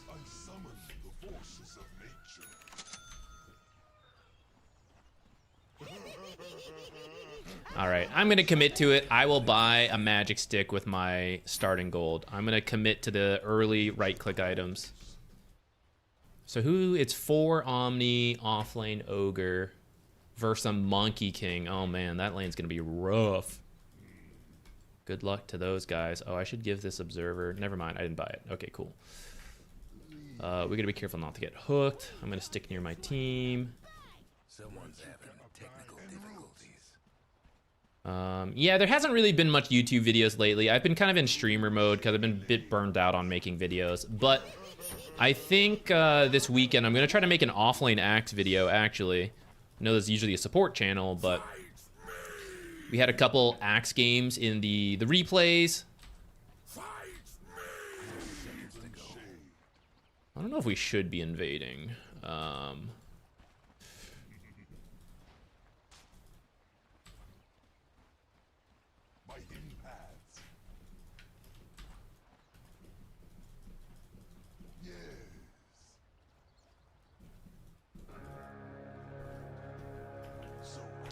But we had a couple, and I think useful. Okay, at least Omni's preparing for, like, yeah, that lane's gonna suck. All right, he's out, so I'm not gonna risk getting hooked.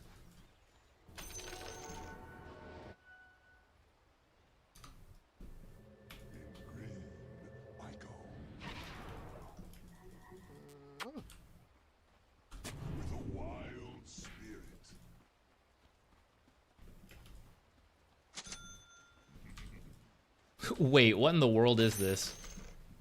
There's a Venge? Do I still get stick? What in the heck? With a wild spirit. Lol.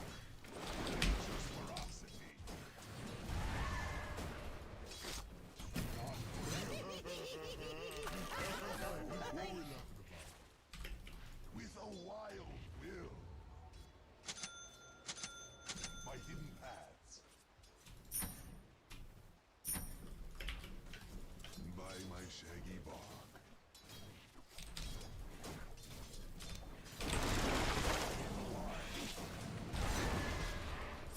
I'm kind of messing up these early range creeps.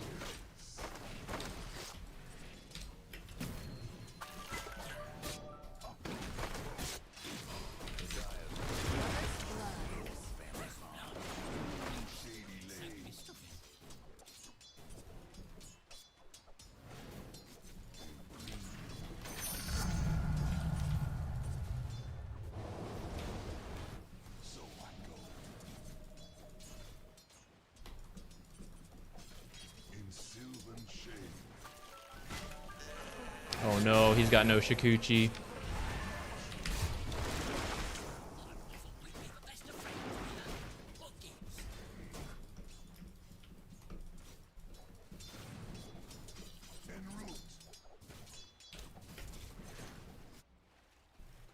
Nature calls.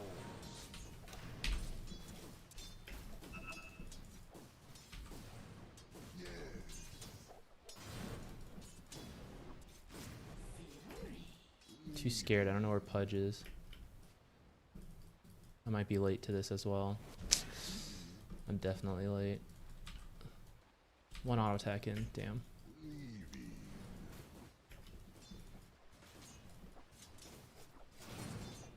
Nature calls. Your bottom tower ain't long for this world. Soothing shade. For the trees.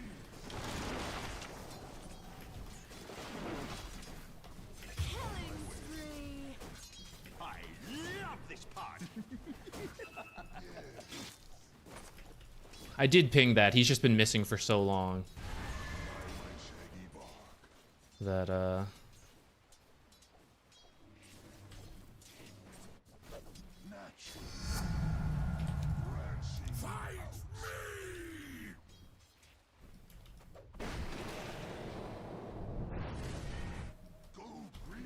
I'm so slow. I'm gonna miss this.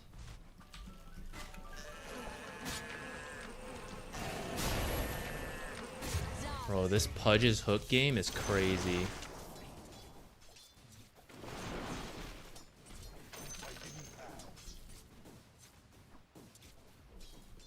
Through shady lanes. With a wild spirit. I don't know if we're gonna get kills to build an urn from, or like.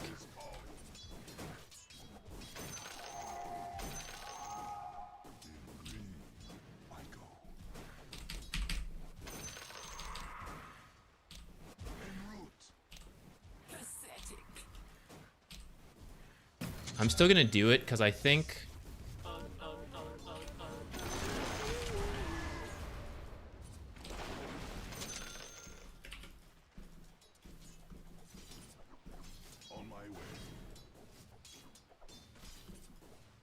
I think I have to start moving and get kills to like save this. But Pudge just made another rotation mid, and we are cooked.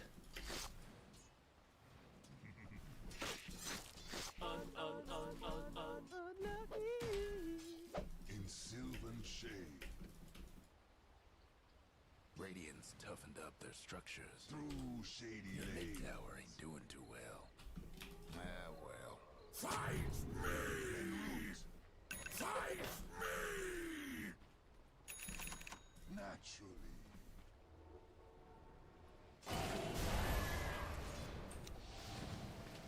In green, I go.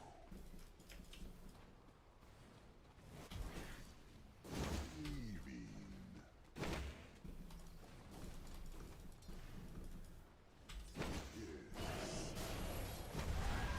There's an arena happening mid. I think this game is like done, guys. I have a feeling we are so cooked. Your mid tower needs a little help. Attack!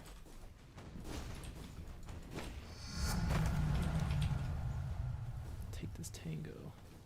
So I go.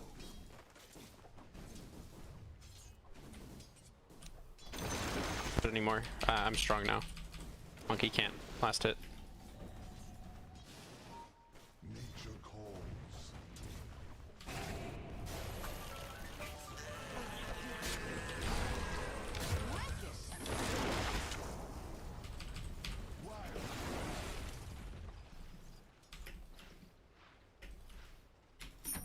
Your mid tower's in a bit of a bind. Natural. I think I'm actually the carry at this point.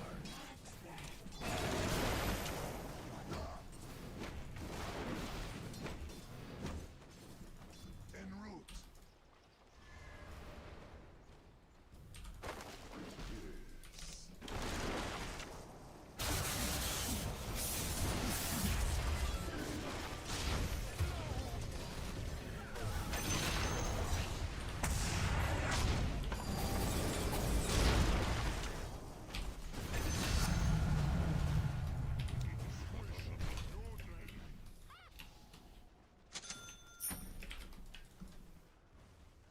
In sylvan shade.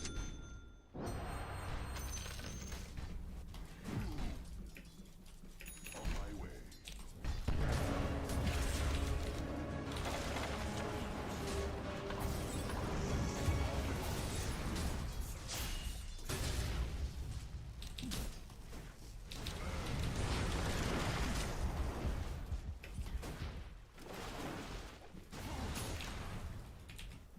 Through shady lane.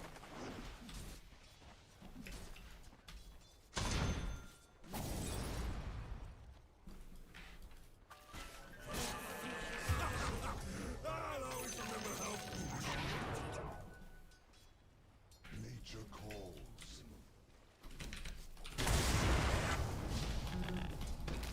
Damn, he's got a haste.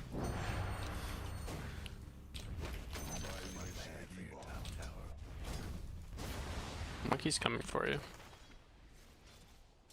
Nature calls. Your top tower's hurting.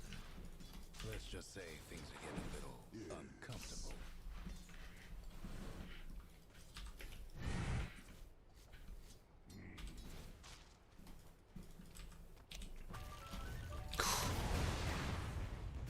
It's more lucky than anything.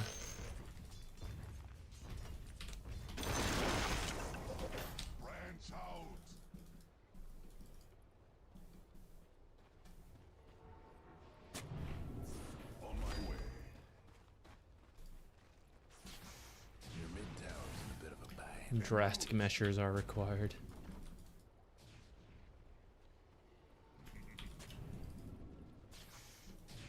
Hate to be your mid tower right about now. With a wild spirit. Why am I walking so slowly? I should have just been like farming something. In green, I go. Your mid tower's coming apart. By my shaggy bark. Your mid tower's gone.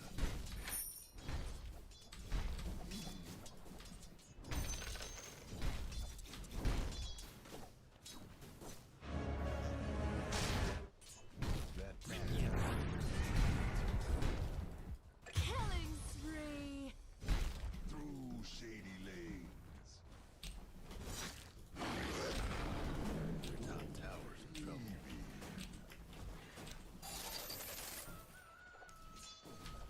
Your mid tower's doing too well.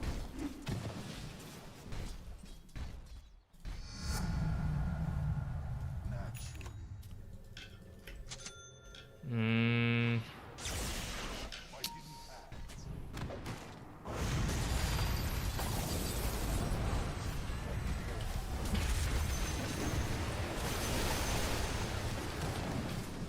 It's so, yeah, I don't know, we just gotta go. There's no fighting. They're meaning to smash that tower of yours. Through shady lanes. The other fella's aiming to wreck your bottom tower.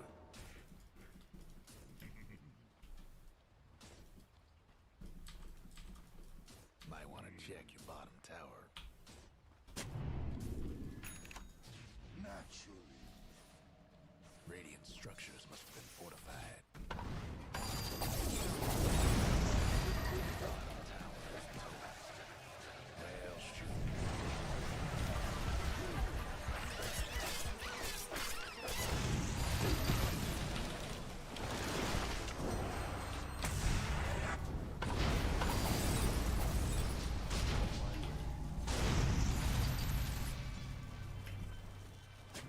So I go.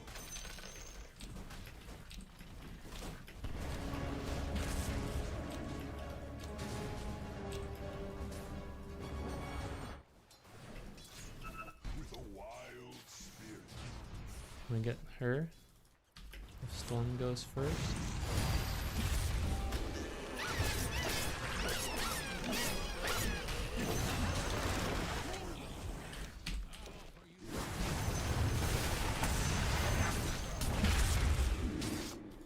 the truth.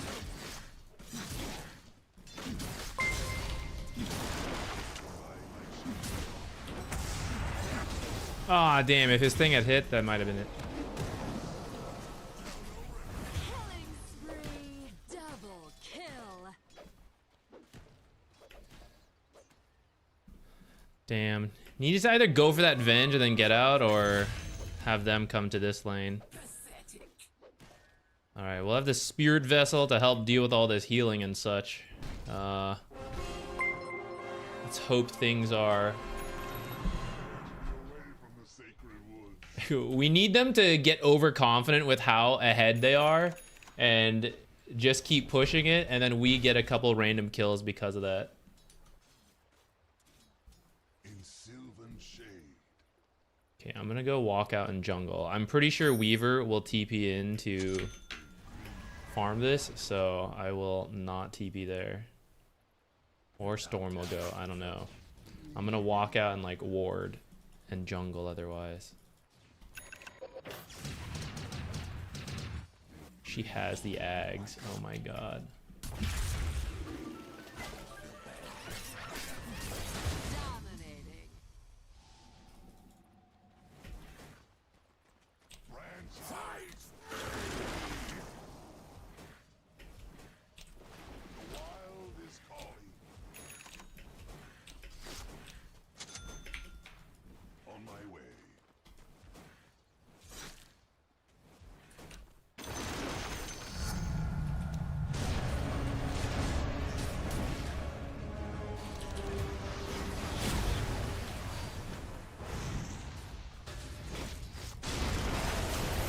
I don't even know why I'm coming in, I guess. I don't know, because we kind of need to, like... The way this game's going, my feeling is we have to find kills. I don't think we can split push enough. But maybe that's not true.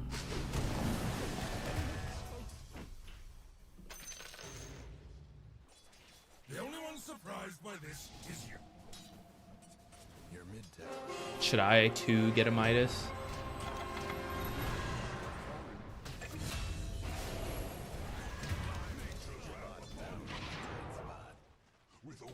Mega kill. By my shaggy. The other fellas.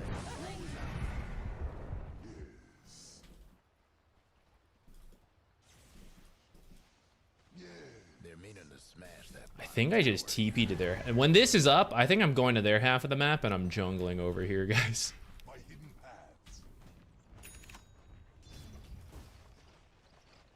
Nature calls. And I think I'm going to start getting sprouts for that as well to help me jungle, because I really don't think this low cooldown teleport will make the difference. I'm dead.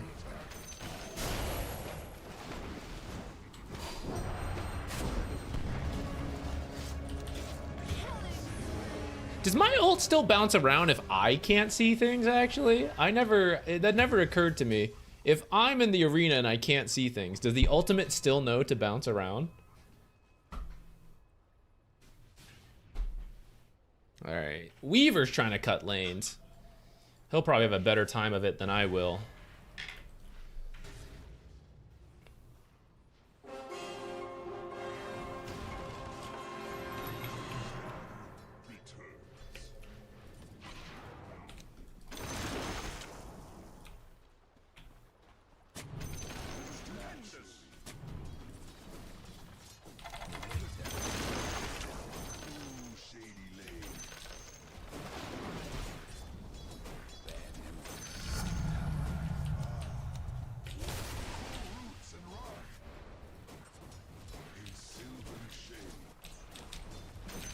This was truly not a very cohesive effort. Pudge kind of just took over the game and won.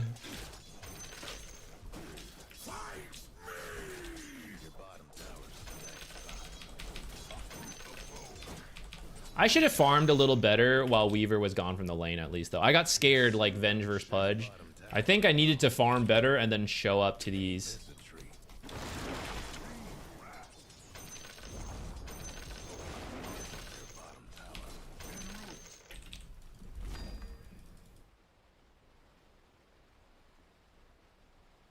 GPM I need, but I also need to farm, so I need my attack damage. Unfortunately, these are not great for that. Attack range, I guess.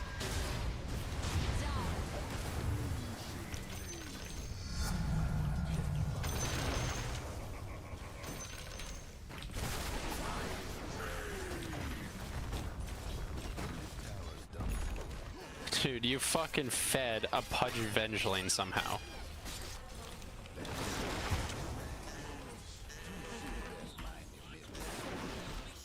Oh, Weaver's muted. Maybe he's been flaming us since the start. I was like, wow, I'm surprised this Weaver isn't saying anything for like how bad this lane is. I can't believe he's so quiet. Turns out he was muted.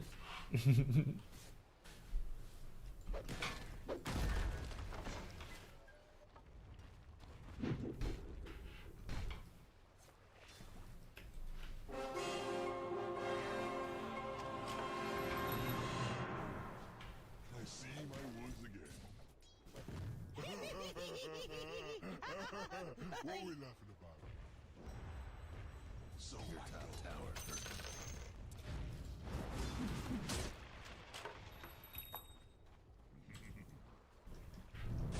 The other fellas aiming to wreck your bottom tower.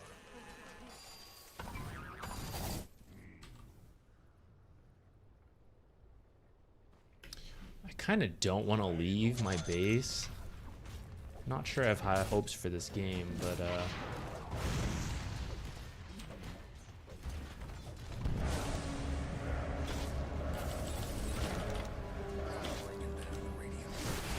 guess we'll find out.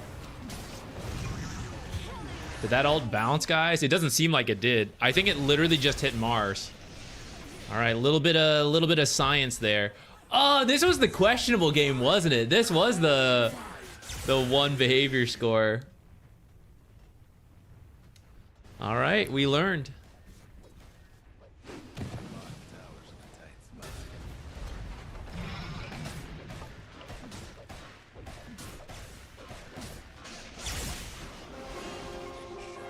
They could still throw, only if they walk into our fountain. Your bottom rags. You ain't done. Didn't make it. Ain't a good time for your bottom rags. I think everyone's just like waiting for this game to end. All right, shall we come here in jungle? Your mid tower ain't doing well. The seas are full.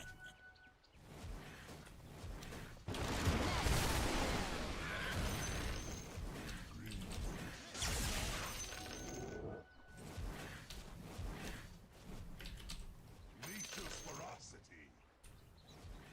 Your mid tower's in a bit of a battle. Ravaged.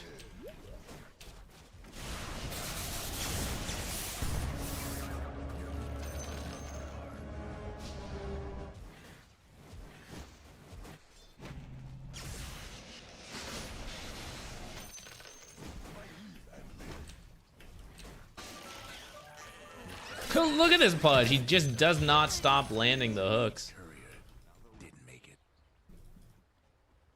With a wild spirit. Good luck. There goes your top tower. Your mid tower's the horse. For myself, I could have been better about Sprout securing range creeps. And then maybe if I did that, maybe my Weaver wouldn't have felt like he should Shikuchi up for the secure. But every time he used Shikuchi, he's in danger of being hooked with no, like, I can't do anything for him. So Shikuchi's got to be like real careful usage.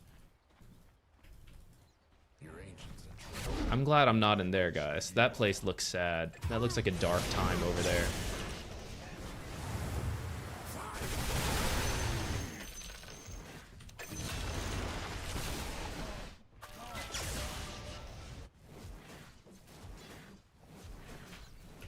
I could farm faster if I go pick up an item, though. Should I head home? GG, I guess. That didn't feel very GG.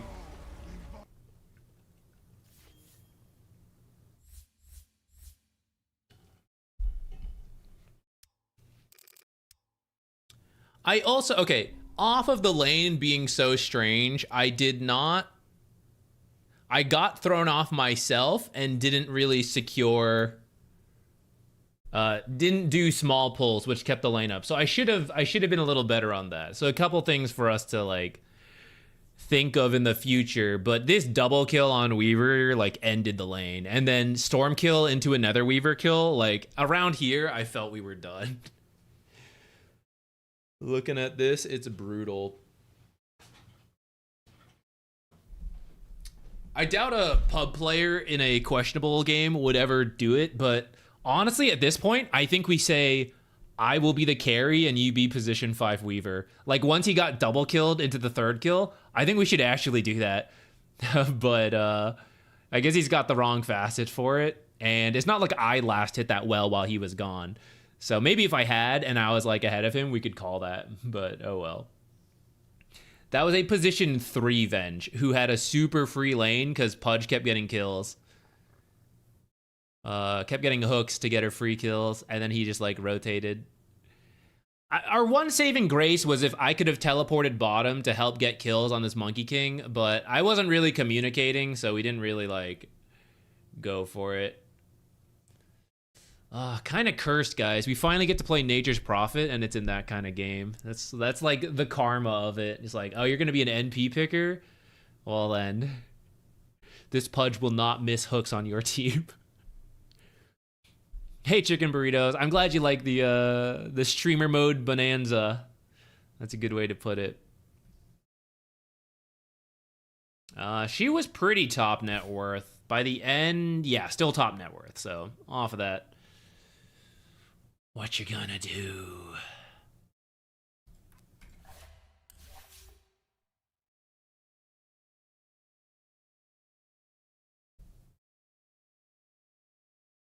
I mean, that's the crazy thing, right? Like, Venge isn't even a fast farmer, and that's what happened.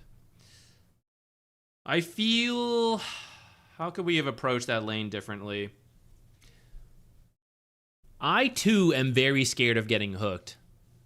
We're both not very mobile heroes.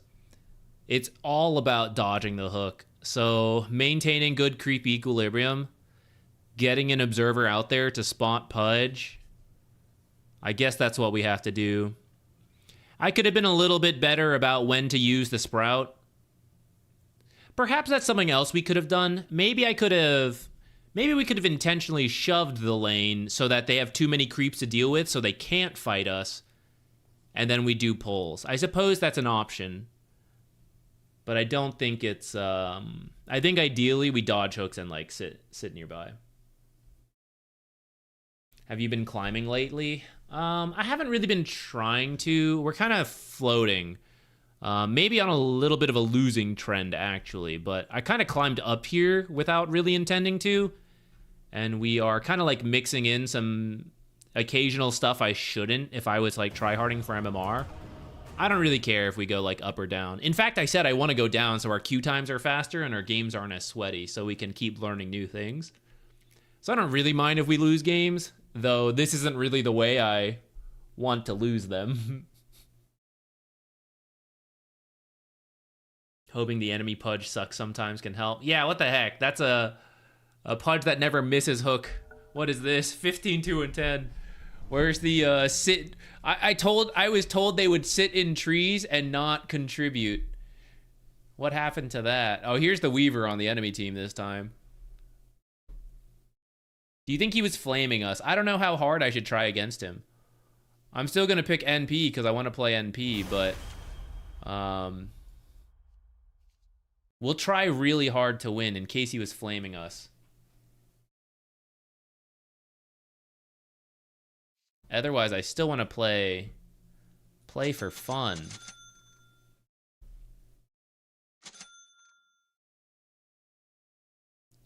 Clockwork Veno.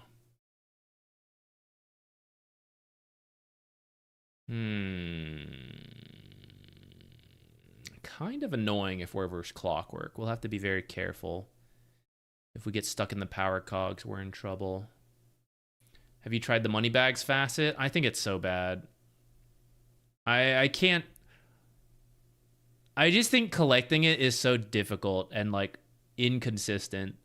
At least for a support. I know Soothing Saplings keeps getting nerfed, but I am just not a believer in this. Looks like the guy's playing off lane versus us this time. And we are maybe with a Juggernaut. Alright, let's do something like this. This one's not as good of a Spirit Vessel game anyways. I might do like an Urn if we start winning our lane, but otherwise I'm okay with this. And let's go... I'm...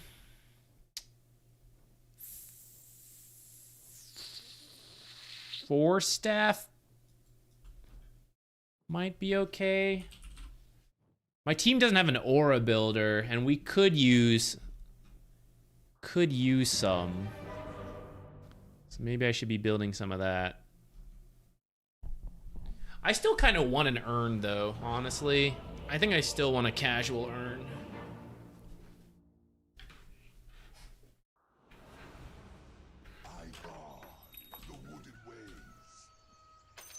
Can I...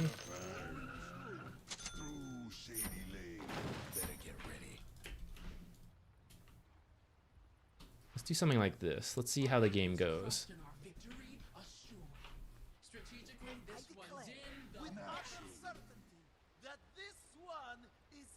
NP can go solar. I'd say this game is not bad to buff up the Jug and the Legion.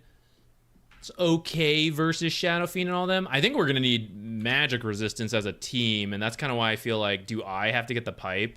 Because my team is not really a pipe building team. I could maybe also do drums. So we'll see if we're able to get any form of kills. If we're able to get kills, we'll do earn. If the lane is like very slow. If the lane is really slow, we should maybe do drums.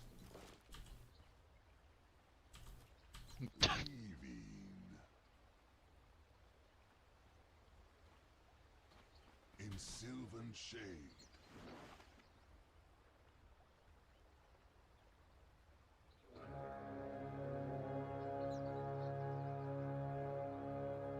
So I go. The game is on. The season arrives. Got a feeling this is gonna be good. Clockwork also once.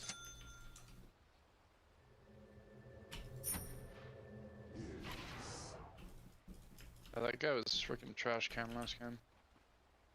Beach blows by my shaggy bar.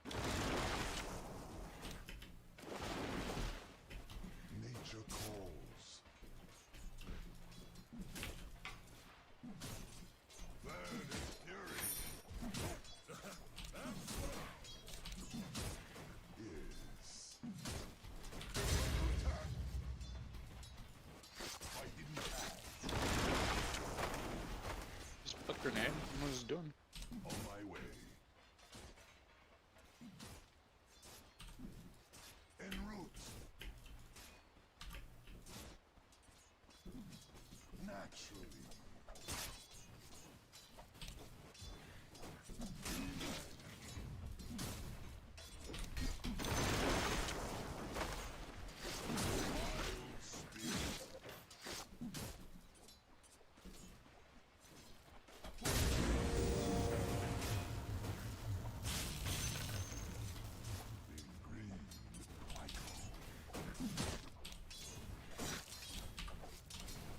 Sylvan shade.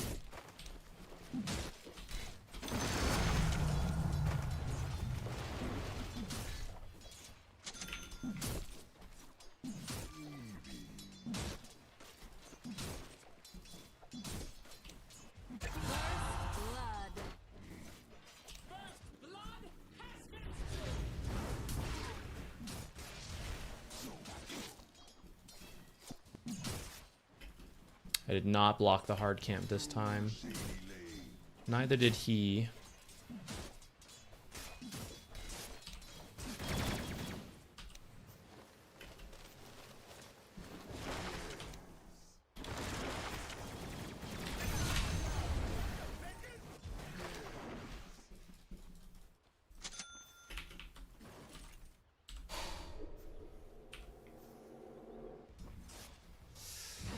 Forgot I teleported to lane.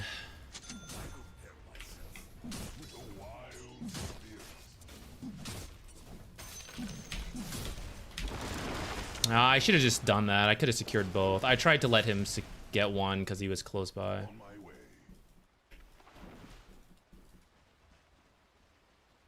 Leaving.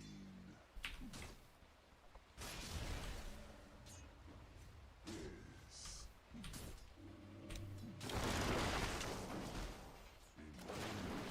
I go.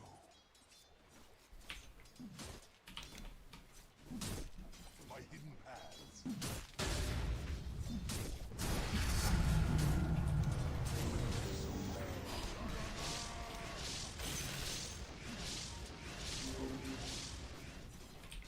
By my shaggy bar. Look, guys. No pudge hooks. Mars playing a lot better. In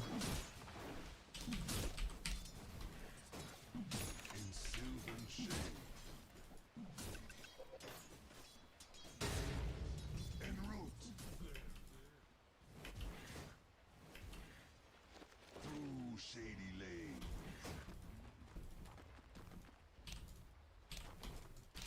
Naturally. Ah, damn.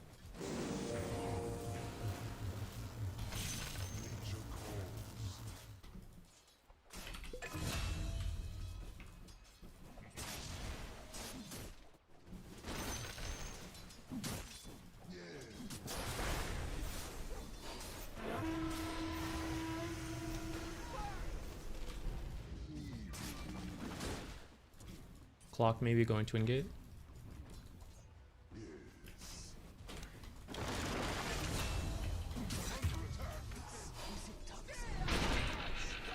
Double kill. Damn, I should have gone, but I kind of got distracted by what's going on here. And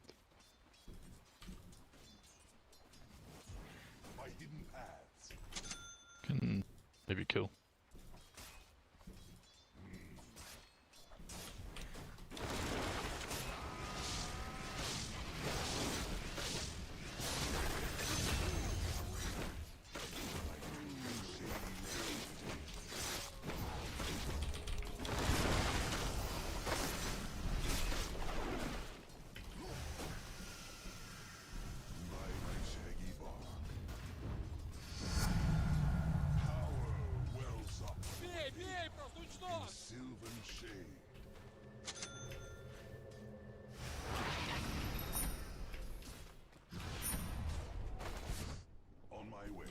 Am I doing well enough to justify the spirit vessel?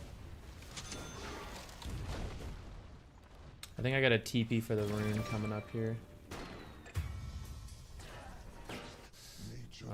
Just looking at multiple plays at once.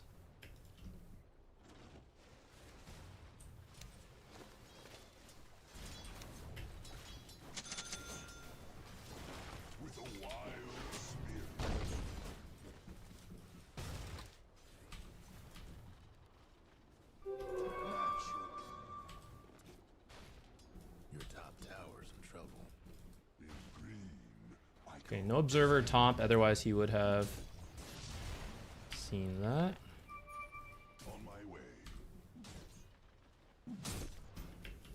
I think there's a sentry in this area, so I gotta be careful even though I'm in this.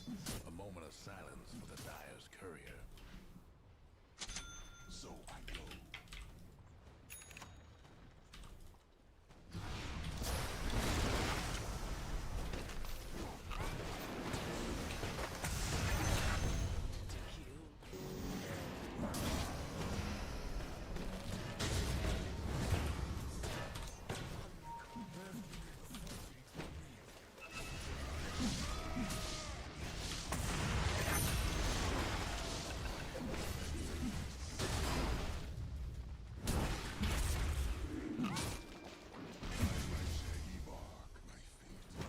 Oh shit. It's a catapult here.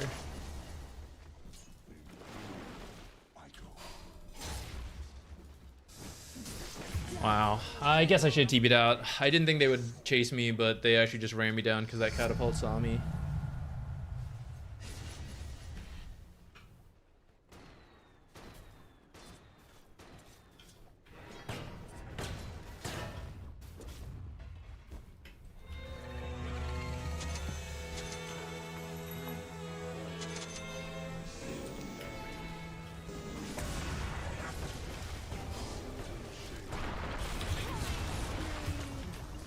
I had the Lotus. I should have tried to use it.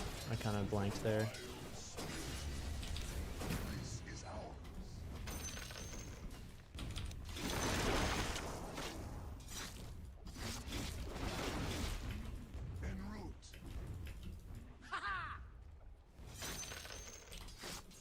He must be upset about that one time that happened.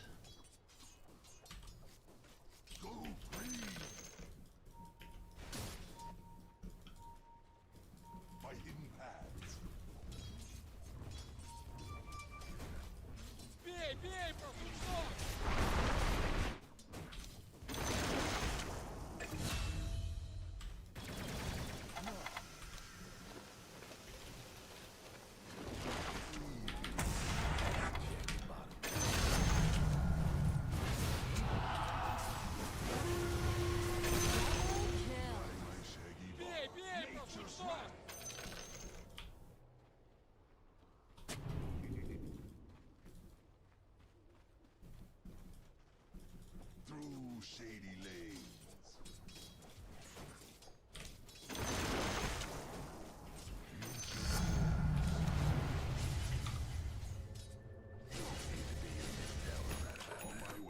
Oh, close.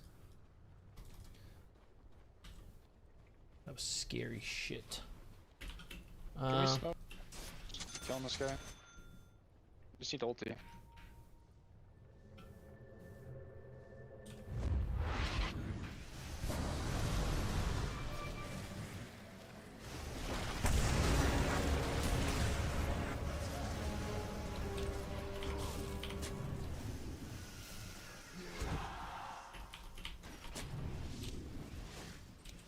Damn, they'll have seen that ward.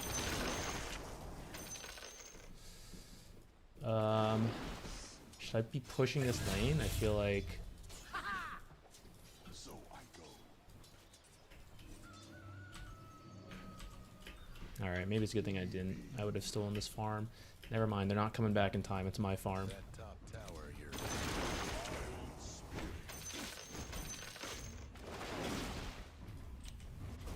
They're meaning to smash that bottom tower of yours.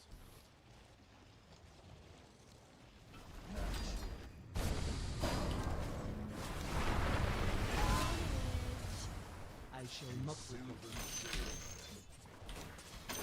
I'm gonna call Clockwork of Omni. I'm doing wait. There's no trees here though.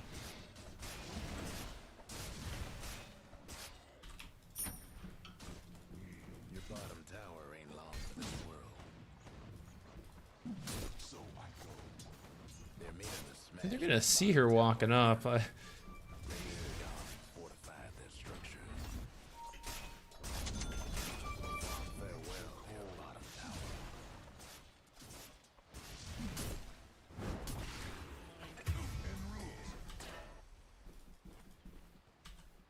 Each blow sharpens my blade. My hidden paths. Your mid tower's in a bit of a bind.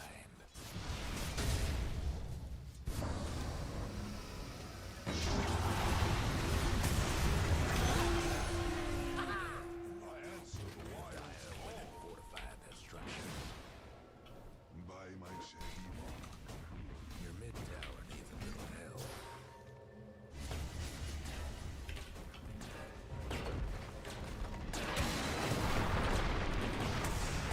Ah!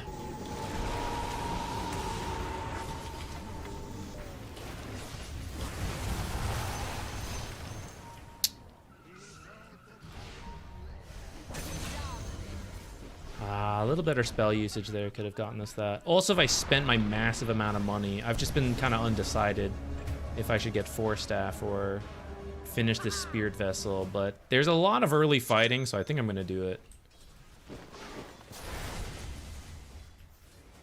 Hello.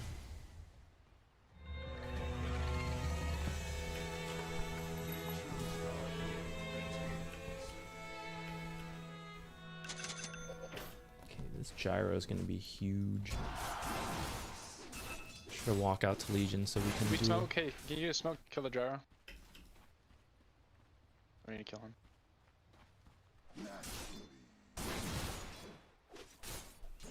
Just get blink first.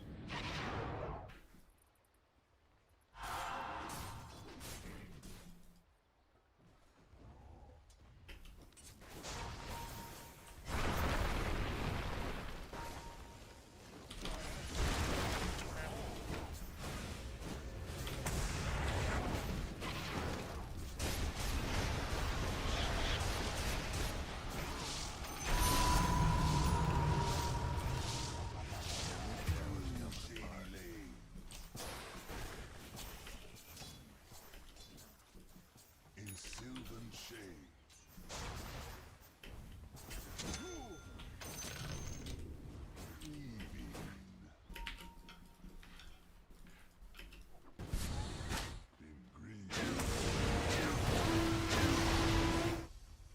Your top tower's hurting. Why would I want to be tossed? Shady lane.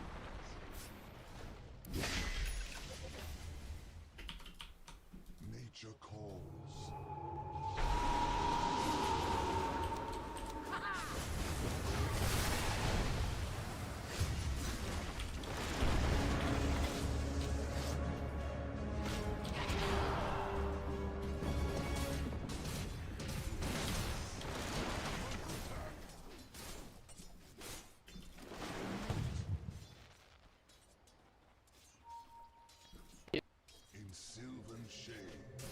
I'm gonna get killed going for that. I'm not doing that.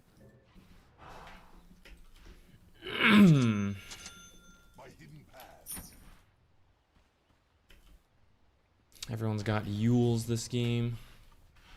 I think one of my casual boots, maybe. I don't know. Do I really need them?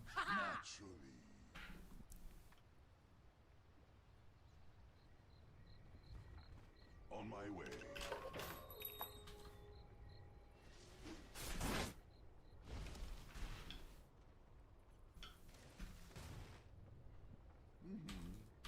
Even the Skywrath who was mad at me is... It's like, let's just have fun. It's okay. Okay, we walk over here to jungle, I guess.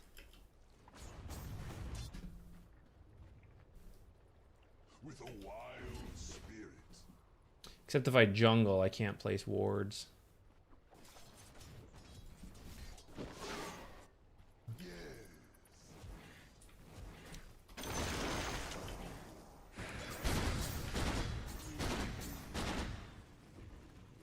I do one in this jungle. Doing too well. Mid tower's gone. By my shaggy bark. Almost feel bad for your top tower. So I go.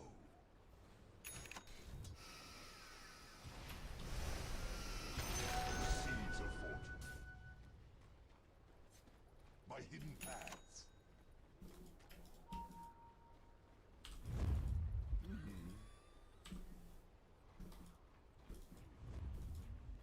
Your mid tower's coming apart.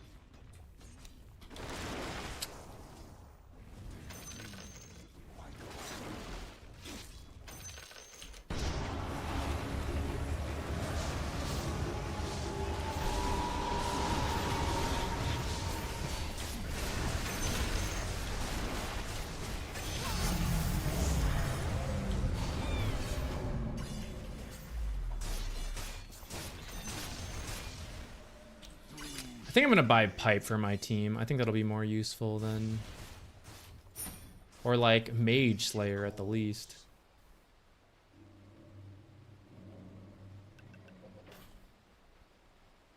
By my shaggy bark. Yeah, I'm gonna do this. Leaving. Nature's wrath upon you. With a wild spirit.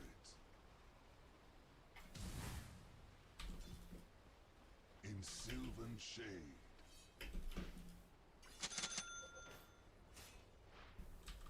En route.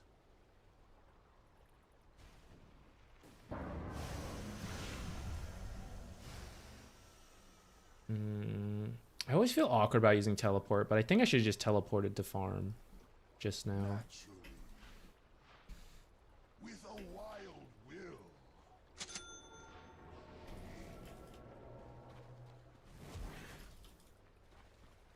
By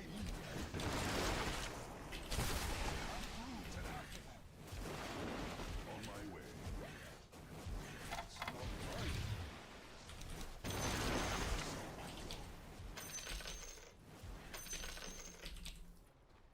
Nature calls. On my way. Go free.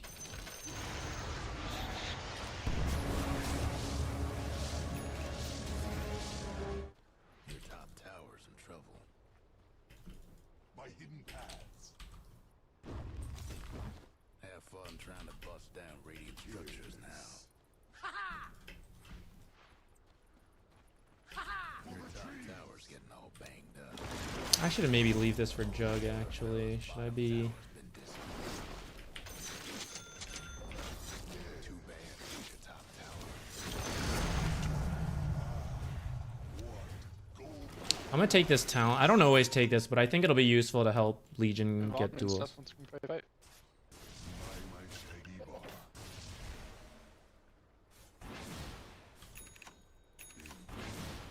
I go.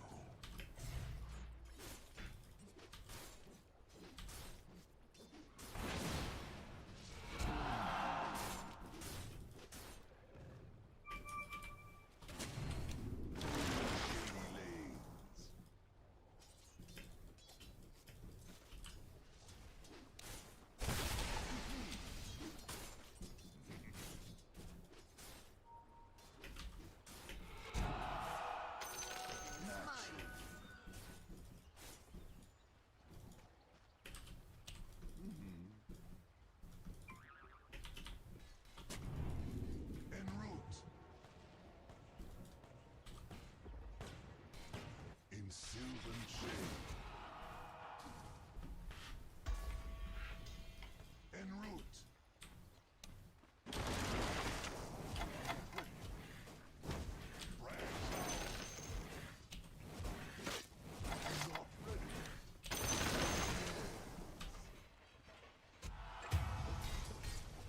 Ой-ой-ой. Залепа.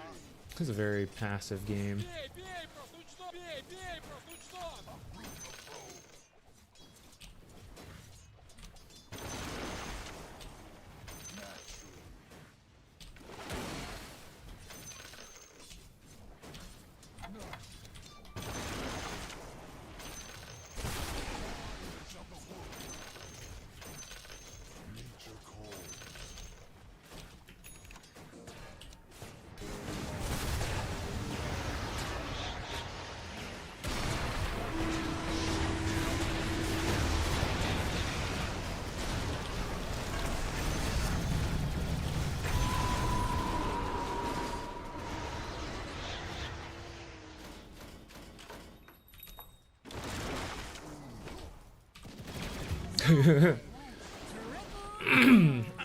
Excuse me. I could have maybe tried to Lotus there, but I think I would die.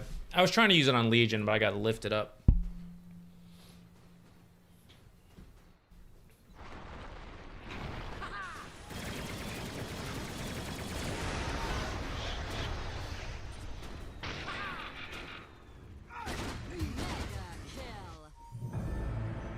Oh no.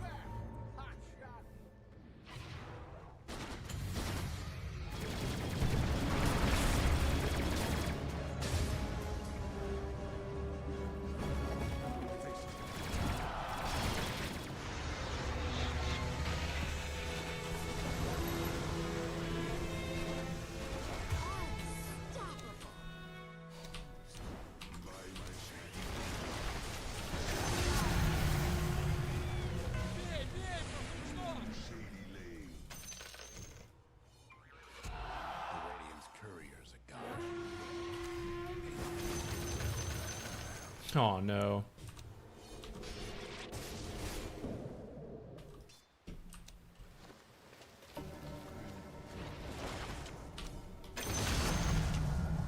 We got him, boys.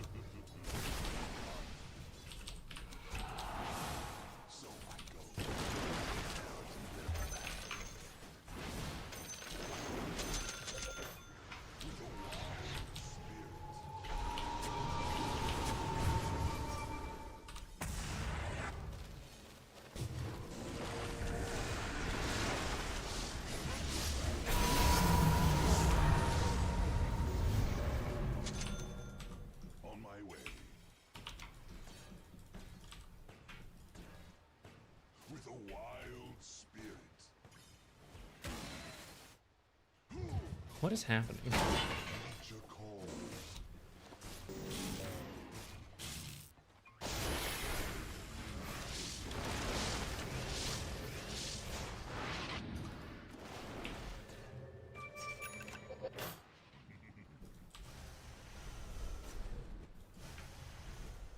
En route.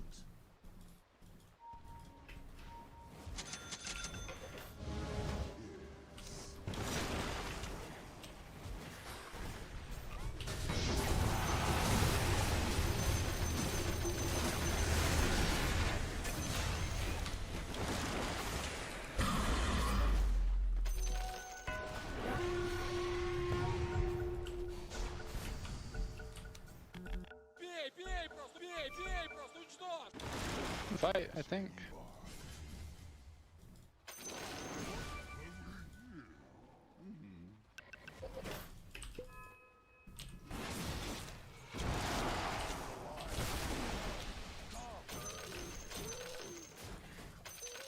Naturally. Do I get a Hex or do I go Ags? They have so many Yules. Should I rush Nullifier for my team? Maybe that would be good. So I go. Weird item build, but I think surprisingly good.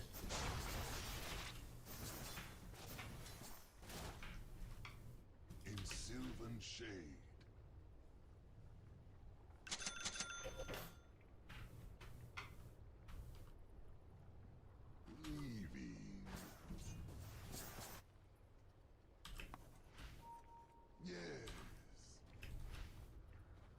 I'm gonna get casual brown boots. I've been kind of pushing it off, but if we're gonna save up for this, I'm not gonna use any slots for quite a while, so I might as well have some extra move speed.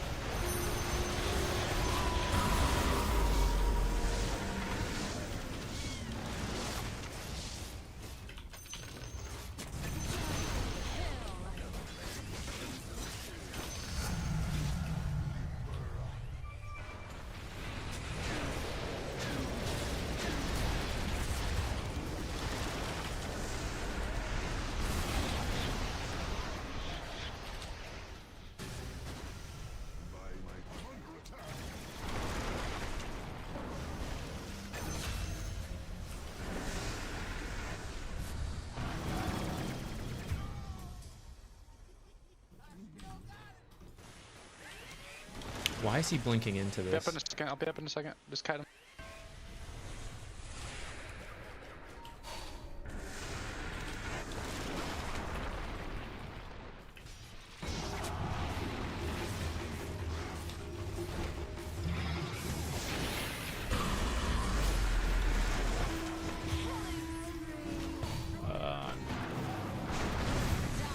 I don't know. Double kill. Gyro's huge.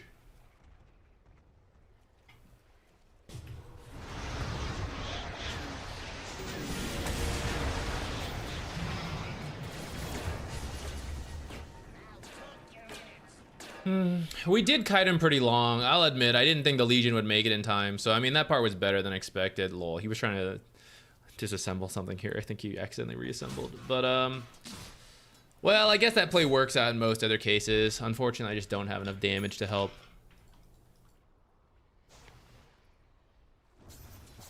Your mid tower needs a little help.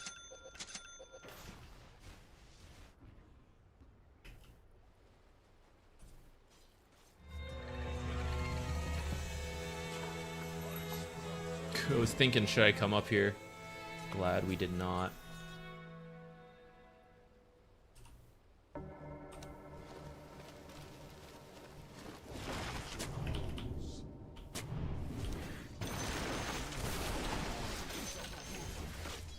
Oh shit.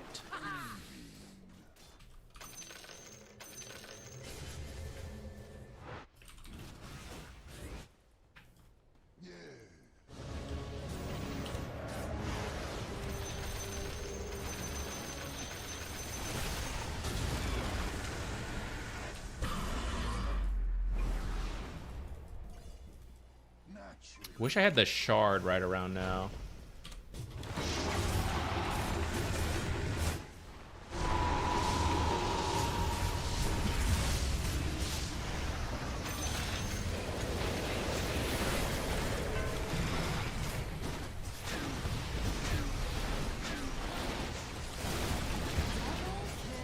I summoned those and they probably just fed more than anything. Oh, good Ghost Scepter walk-in.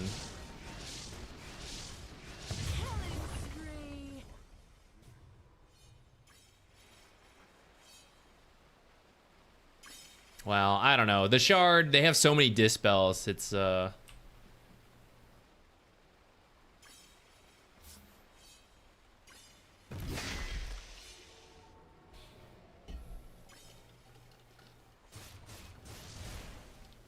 Oh, I bought Scotty's in my inventory. yeah, I mean, Scotty every in my region inventory, has can't like see it. they want to blame another country. It's one of the worst parts of Dota for sure. Your top tower's hurting. I think we go money because I need to help build nullifiers and everything. Every region has another region that they blame. In NA, they blame Peru. It doesn't even matter. You'll hear two fully American people screaming at each other. So that's how you know it's like full-on racism. It has nothing to do with like the actual people or the players. And it's pointless. It should all, if you want to flame in Dota, flame about Dota. Don't be flaming about race. Who cares? In Sylvan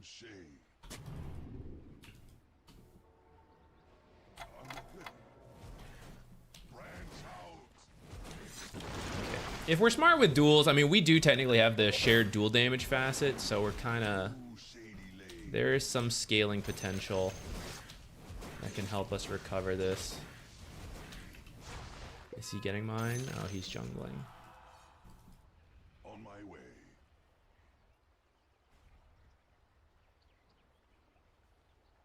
En route. Clockwork probably warded top.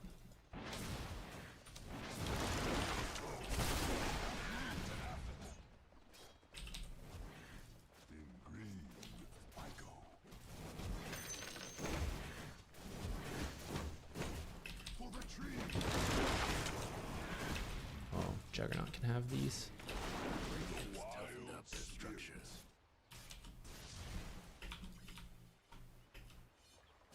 Tiny is being killed in arena right there. Oh, he made it out actually. I think the others are here.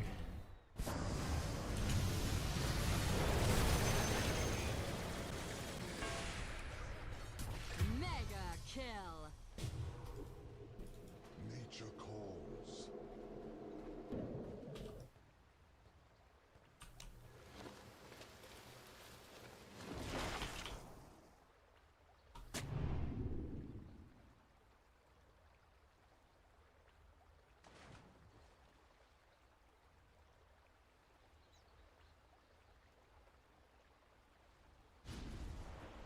So I got bottom tower ain't long for this world.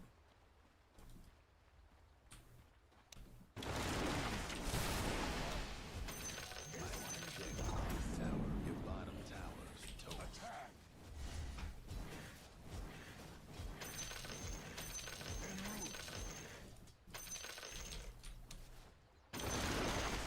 Oh shit. Bottom tower's in a tight spot. Oh, who's that? Thank you. What? Zuki_Big Daddy gifted a tier 1 sub to Washer Vwekin. here that is probably gonna kill me in a moment. Yes. Oh, maybe not.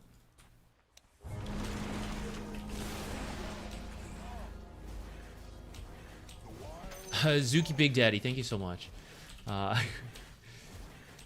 Much needed relief in a tense game here.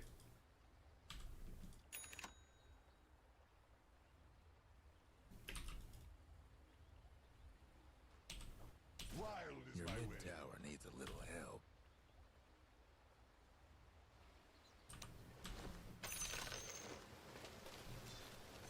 In sylvan shade. Roots and rust. Damn.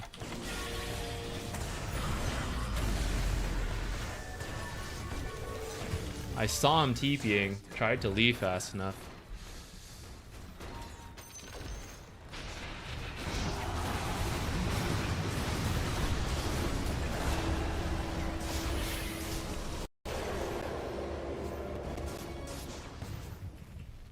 Who took the Aegis? SF took the Aegis? Weird.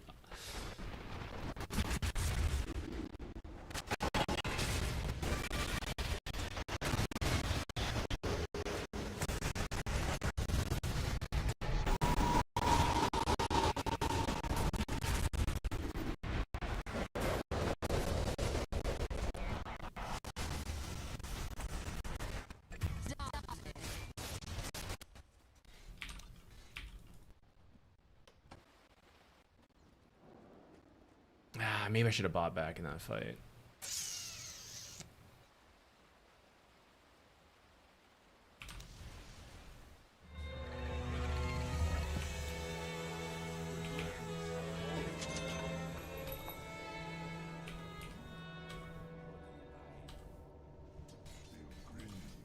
Why go?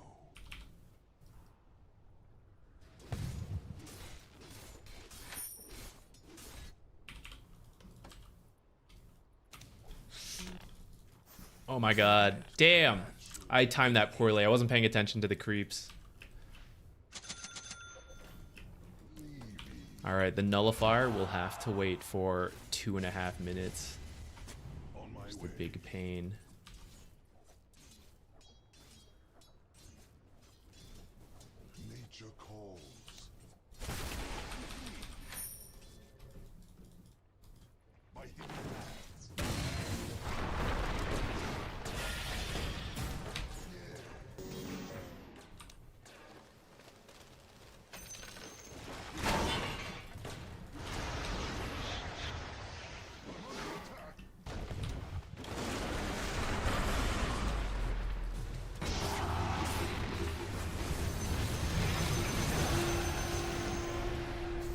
Got so much damage actually. Holy.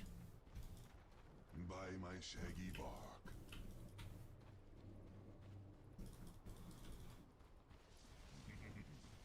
So slow.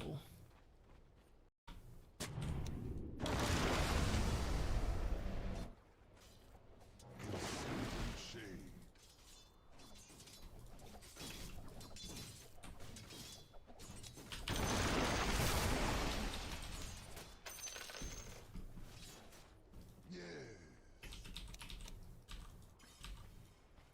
Oh, guys, can we smoke again?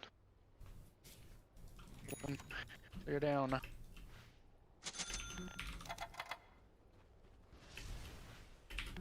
We can kill people ourselves now. With a wild spirit. We can break it. En route.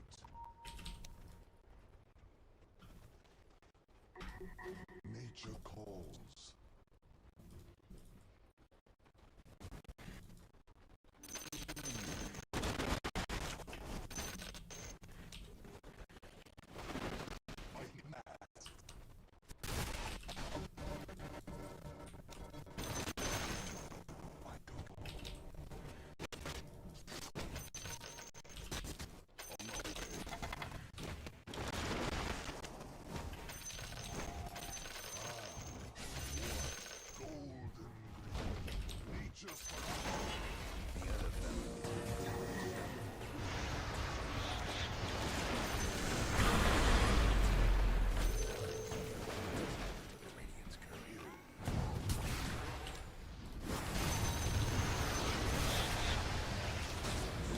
Why am I here helping this guy?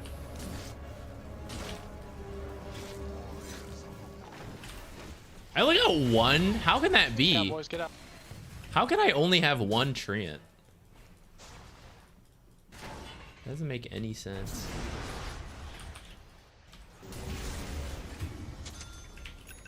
I guess I couldn't see these trees were broken. Maybe that's what it was.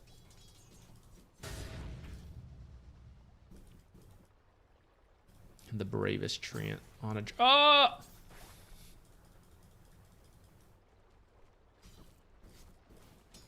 He's not strong enough.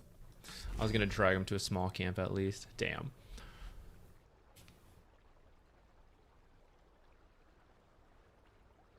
Am I gonna remember to use this? Maybe Outworld staff is better.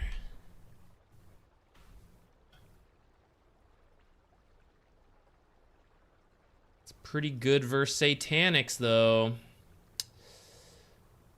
Base attack time. Evasion could help me a lot. Health restoration.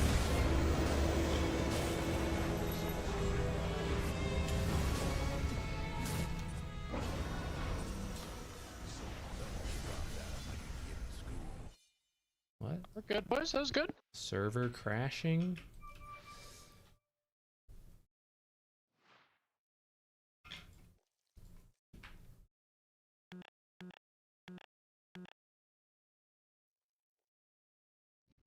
Joe, so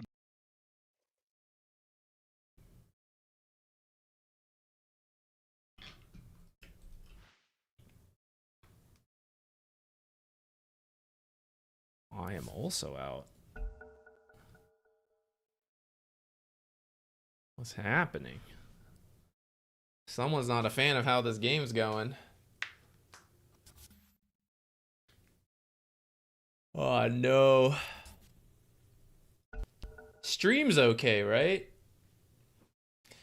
First their YouTube channel, now their servers. Okay, we're back. By my shaggy bark.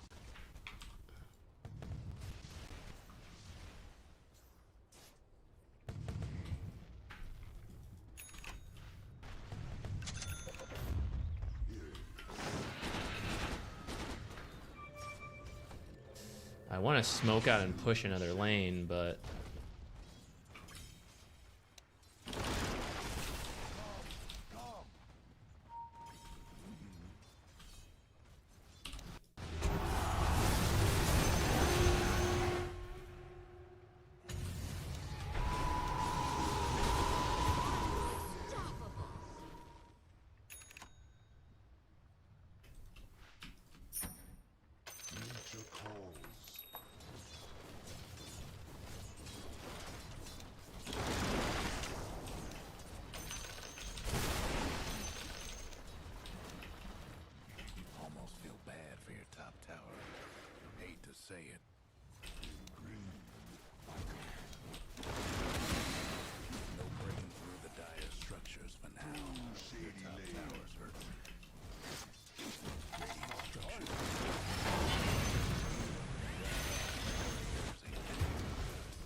Need to wait for Legion.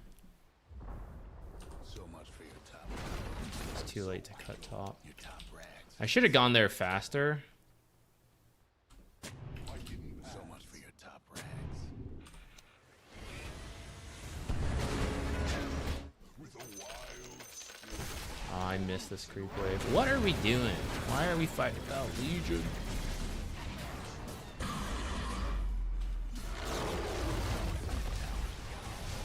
Oh, unlucky.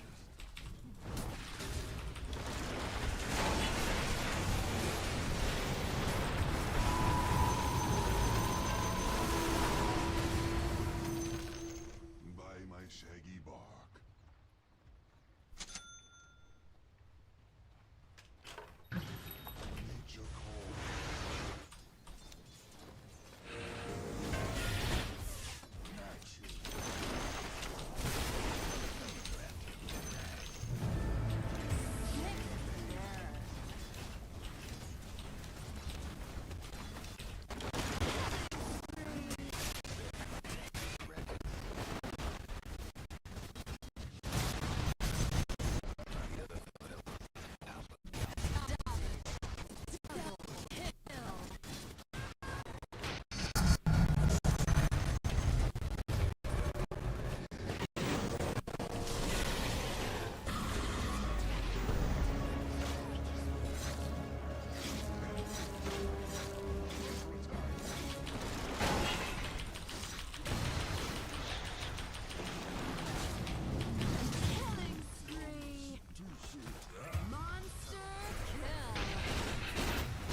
We just needed to wait as a team for everyone to be up again so we could fight. We should have just given up top.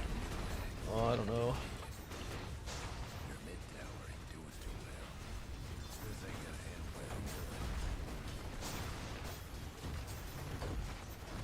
well. And we only win fights when Legion's up.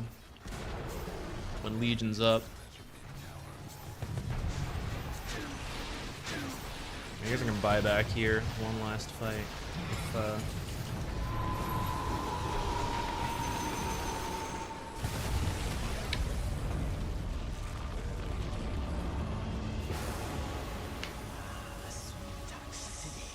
I don't know. We had some weird stuff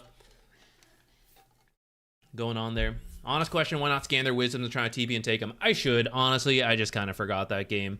The beginning was kind of rough. We were a little thrown off into chaos.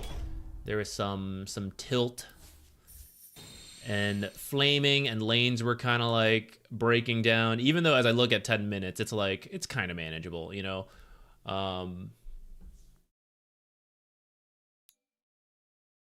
Yeah, in the end, it was like actually pretty even at 10, but I was kind of thrown off, so I was not thinking about wisdom shrines and such. Also, it happens to look like at that time there was maybe a big fight breaking out, so maybe I got definitely thrown off. The later ones I should. Honestly, for as much as I like Nature's Prophet, I know there's a part I play him incorrectly. I am supposed to teleport around the map more in the early game to farm, but I am just so paranoid that my team will get into a fight, so I try to save it, but it's really not the way you're supposed to play Nature's. I'm supposed to use it more and start... I'm supposed to be farming and splitting the map and stuff like that. And I need teammates to kind of like ward a little bit more. I do some deep warding, but I'm always worried like something's gonna happen while I don't have the TP, and they're gonna be like, "You're AFK jungling," and I'm like, "I am," but but because of that, I think it's inefficient. So I should just do it.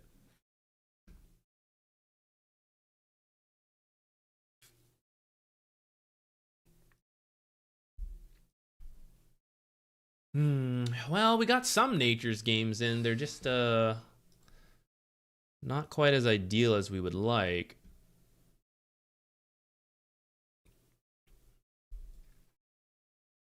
How many games did we play today? Should we play one more? Oh, I can't end on a losing streak.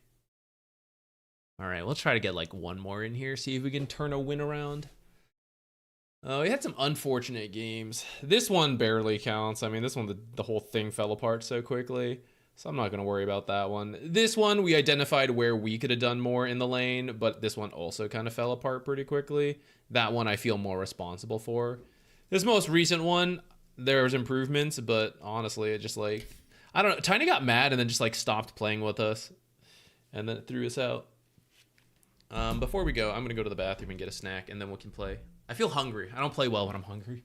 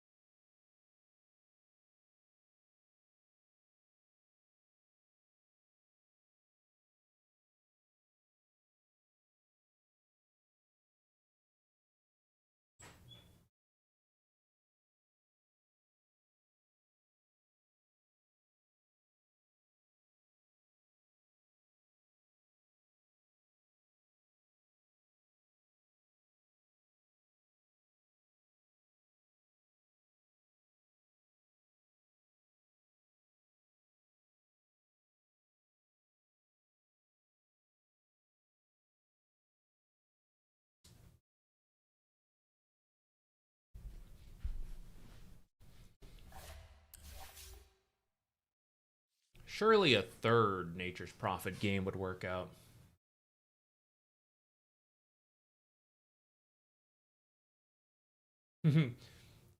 Seems like I get flamed in my bracket if I don't, but your team seem more concerned about flaming other things. Indeed.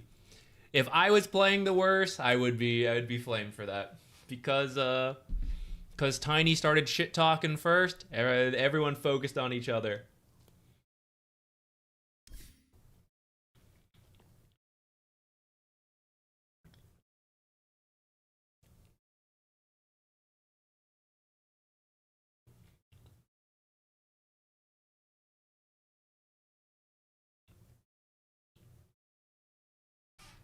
This time when we're level 2, let's try to direct our... If we're Nature's again, let's try to direct our team to take a fight bottom that we can TP to.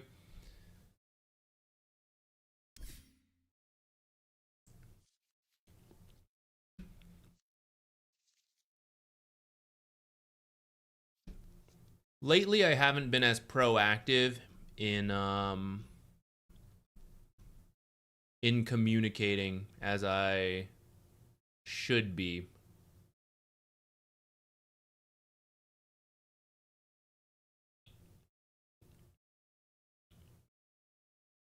It would help a little bit.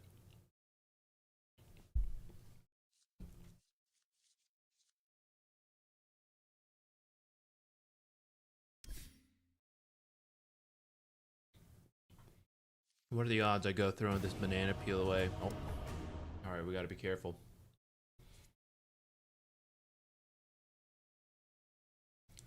Do I ever play Phoenix? Not too much.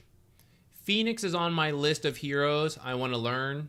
The 18. That's pretty low considering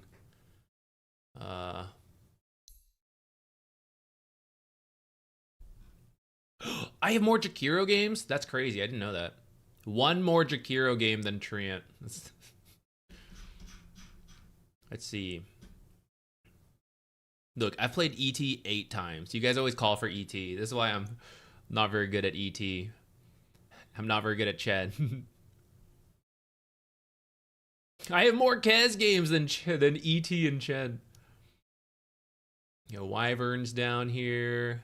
I'm not very good at Muerta and the skill shots. Don't like playing Abaddon all that much. Phoenix.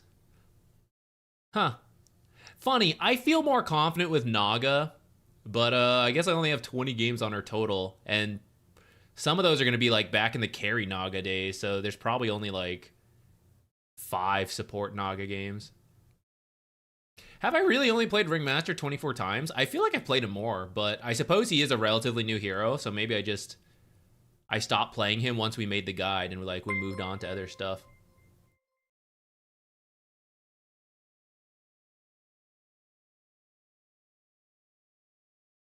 Visage is best as an offlaner in my opinion, but for pubs you can definitely do mid lane. And I have seen some support Visages, but I don't really believe in them. I think the offlane Visage is best because it's easier to get. Where the heck is Visage? Clearly not a Visage player. Where here? I believe Death Toll is the best, and then Soul Assumption is based on damage taken by heroes. So I think in the side lane as a offlaner works really well because when there's fighting, especially if your teammate has AoE abilities or some kind of burst. So Tiny is a popular pairing with Visage when Tiny's considered good, you know, whatever you end up with. If you can throw a burst spell at 2 enemy heroes, you rack up a bunch of damage, they return fire, right? You build up Soul Assumption and then you just chuck them out in the side lane at like the support or the carry, whoever's squishy, you start picking up kills. So I think Visage is good. What's the behavior score at? Perfect 12,000.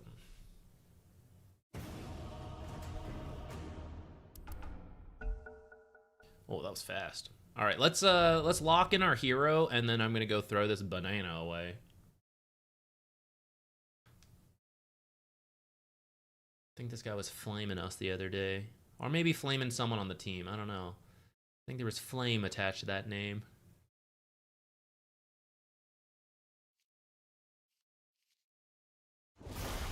Might get double picked, so let's just be prepared to pick. Undying 4, so I would need to be some crowd control and some kind of momentum. Enchantress could maybe fit the bill. Clockwork into the zombies seems iffy, so maybe maybe something else. Oh, no, okay, it worked out. I'm gonna go throw this away.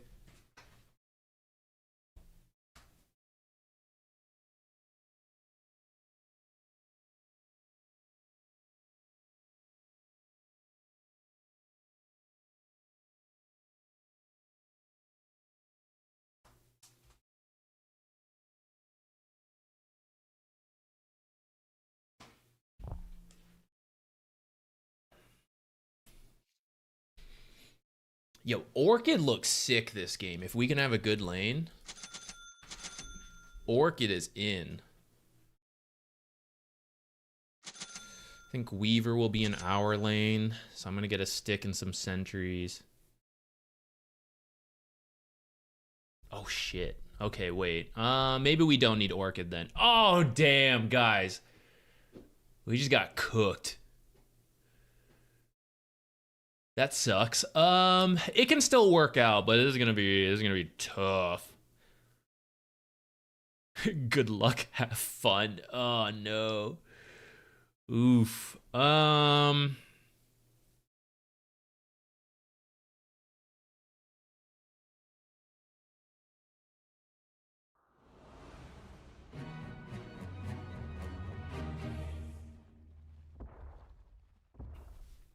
All right, we'll have to start with our own lane.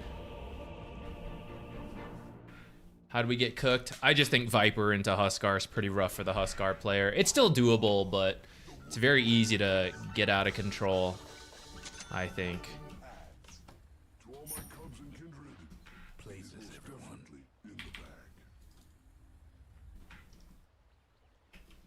With a wild spirit.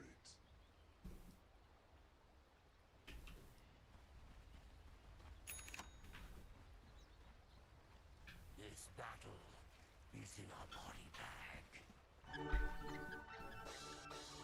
Yes. On my He's done. He's just like, man, Viper, I'm out. leaving.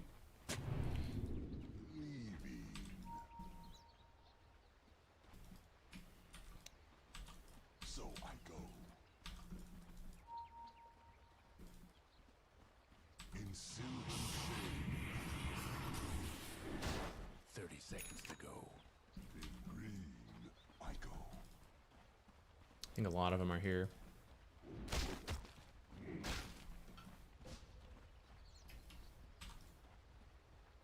By my Show shaggy no fear.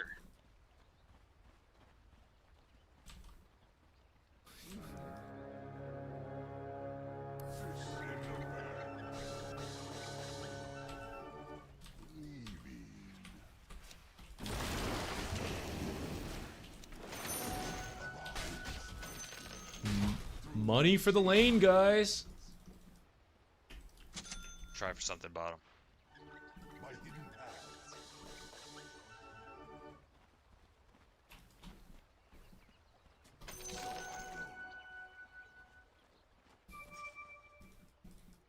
In green, I go.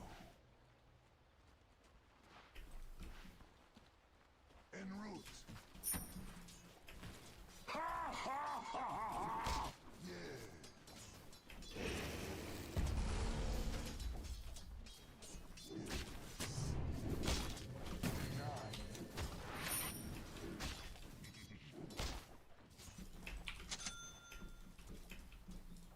With a wild spirit. Oh, this is a very bad lane. Get away,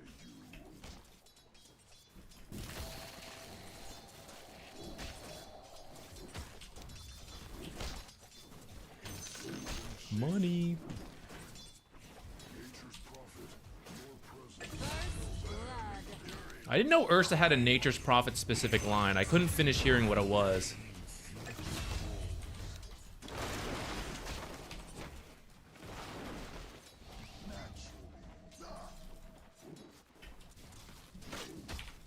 Damn. Alright, nothing... I fortunately have most of what I need there anyways.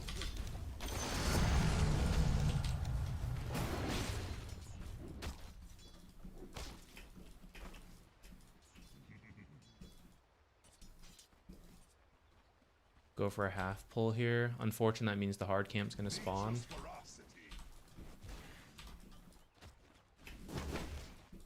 En route. By my shaggy barn.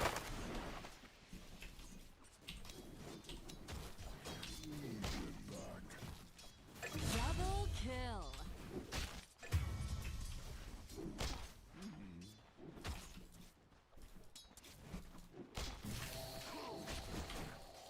So I go.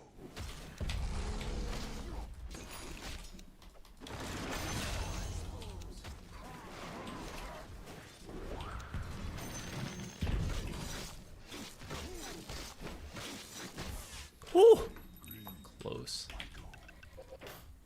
Do I still do Earn or do I rush the Orchid? Shit. No time to think too hard.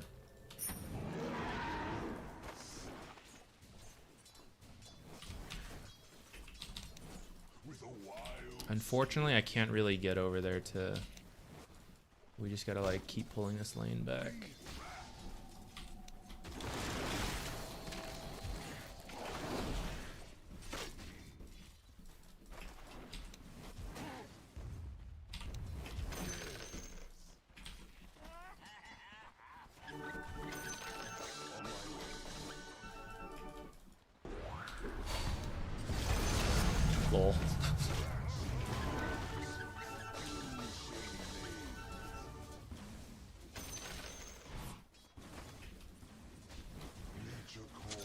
I'm still gonna do casual Urn, I guess.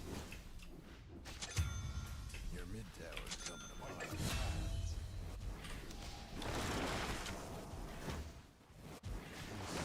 Defend the tombstone. He walks up.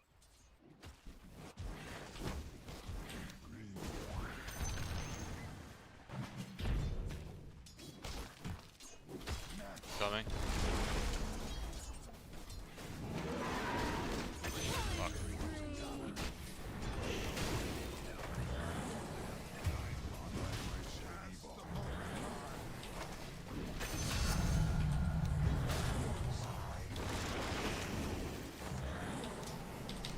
No, I should have done My that one. bad. I could have Lotused you. I just realized. Rip my courier, guys. Probably would have died still, but 5 stacks will kill you. It's like I don't care about my courier. How weird. What a freak. Your mid tower's For a minute, we don't care. Huskar's jungling early because the mid's rough.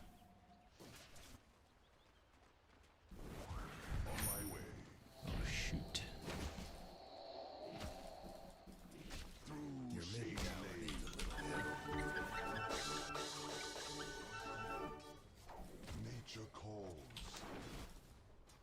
Your mid tower ain't doing too well.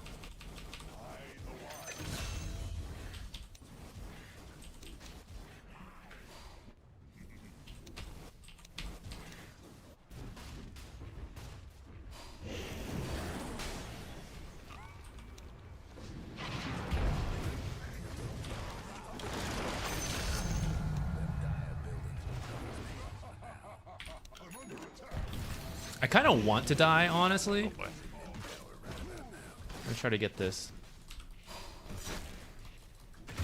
Damn, close. Your mid tower. Cause it was gonna take me ages to get back in a useful way. So at least now I'm dead, and I can show up in a useful way on the map.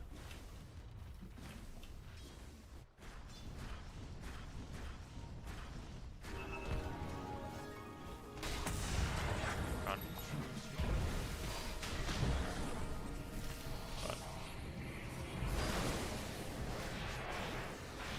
5 here. Oh god, run, run, What the run. fuck? Don't kill me, please.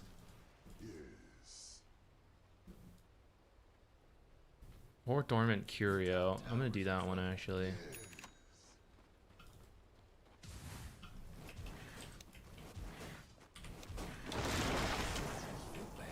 Top tower. Oh, God, I don't have a sentry. I have one. That top tower here ain't doing so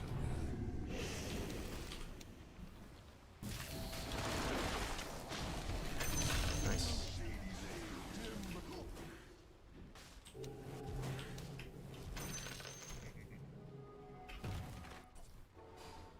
Alright, this game has been far more successful on the NP rotations.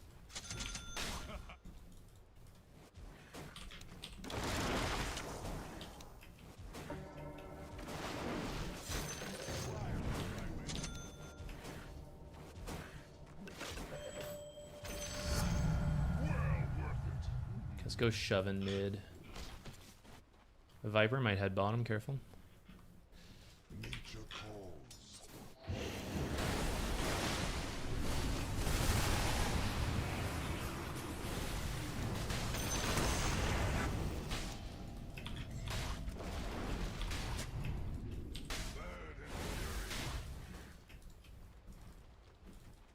Can heal you. Come onto the wave.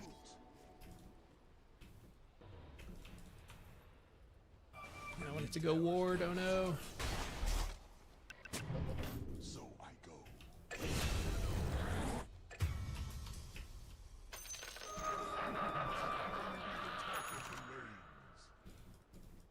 Naturally. I only hit this, are you kidding me?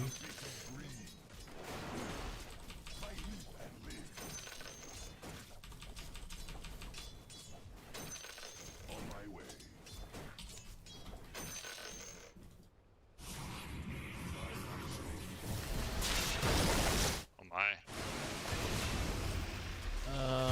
I don't think I go.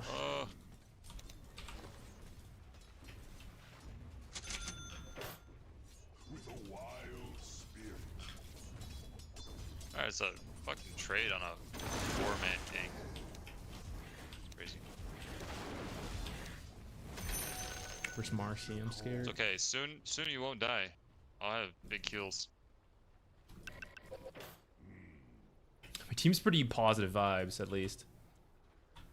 Honestly, they're all good trades, even though you're dying. Basic ass wards. If they're paying any attention, they should remove that one, but... What? I didn't kill that? Kidding me? I know, Jupiter. Ridiculous. Oh, shit.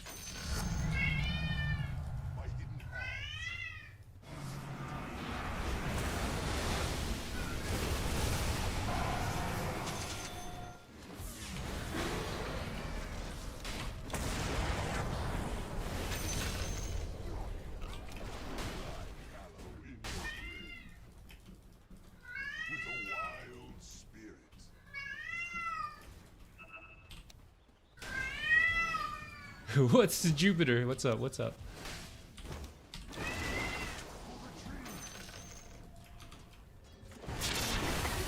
Aw, rip. Dazzle here with the Hex.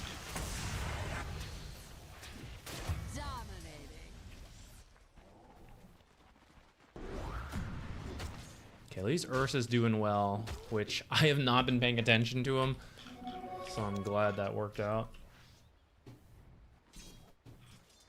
I need to get an observer down, like, back here for the amount of fighting that's been going on. I'm up in a second? No, okay, never mind.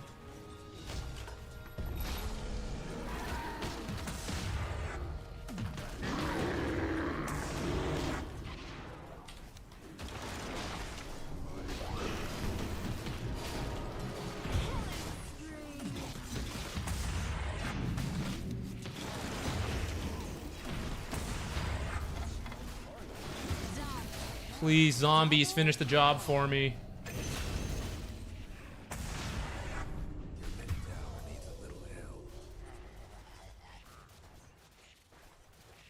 Mega kill. Oh, Viper found him.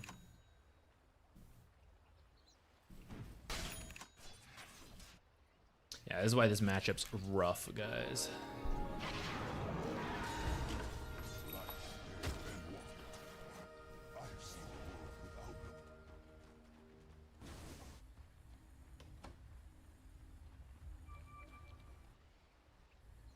Sylvan shade.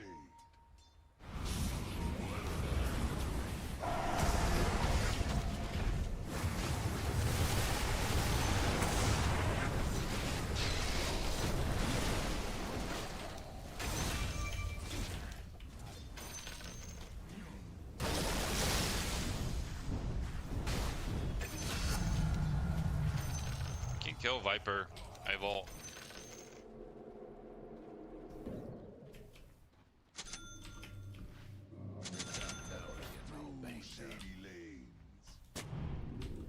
There's Ados and DD on Viper. So I go. Viper coming top. I have a TP ready.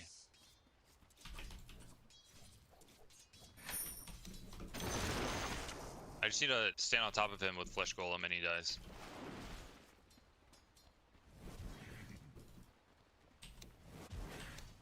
I'm coming.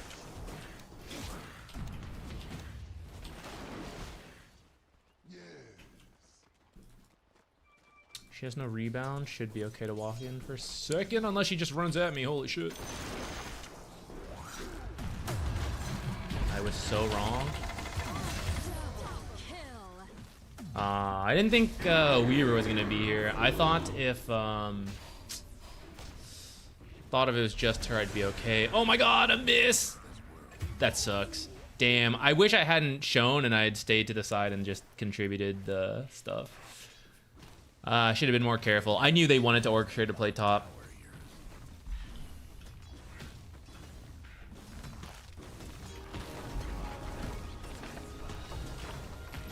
The sun's pale sister shines upon my lead. Farewell, dear bottom tower.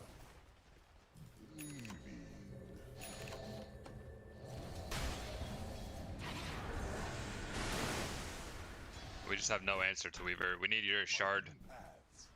I'm tied. Might want to check your bottom tower. My shaggy bark. I need a ward in our jungle now.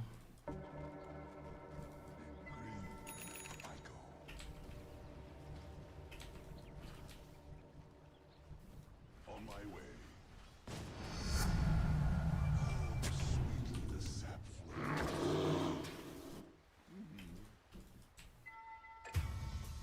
I don't know.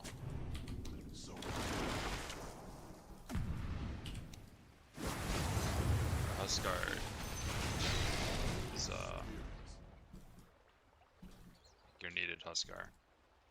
Yes. Where are we at?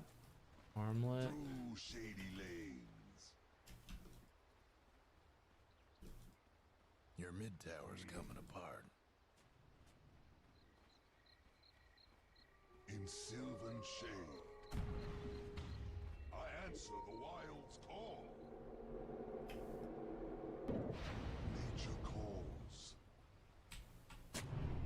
Your top tower's in trouble.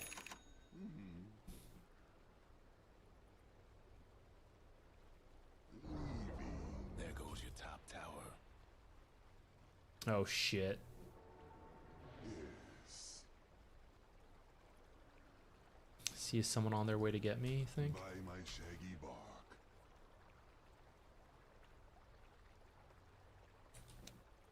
Alright, if I die, I die. I feel like it's not worth their time to come too far back.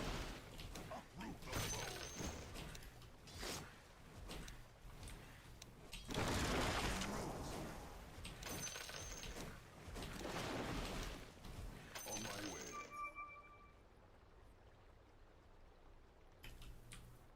World wax.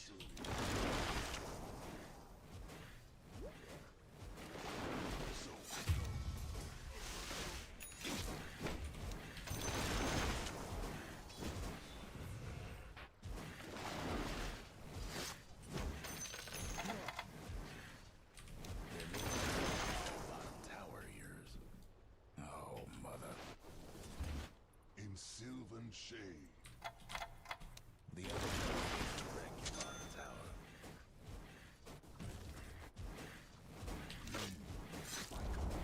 Hope you weren't part of it.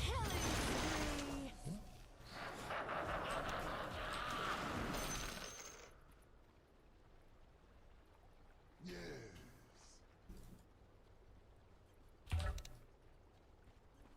Might want to check your bottom tower. Nature's ferocity.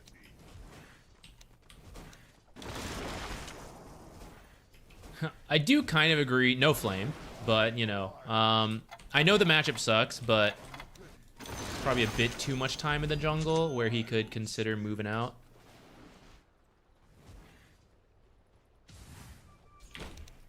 By leave and live.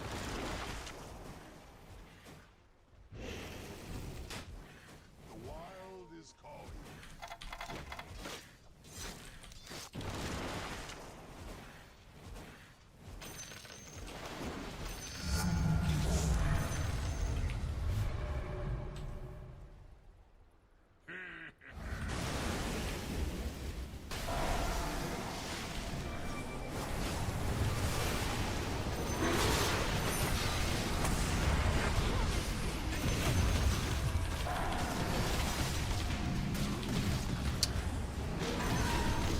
Man, I wish I had the orchid.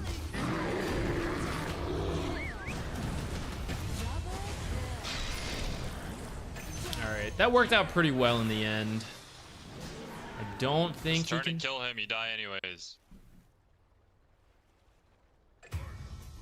Yeah, see? Alright, orchid online. Hopefully that can help out here. Actually help pick up some kills.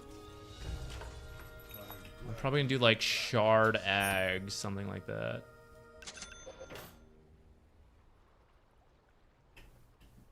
They're all respawning, so they might come over. I once again got distracted, didn't think about doing the wisdom shrine.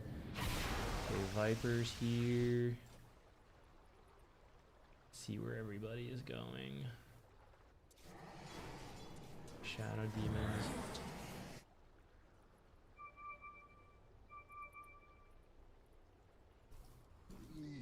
Alright, I guess I should have just been walking out while I was thinking. I was thinking to teleport to somewhere their half of their map, but...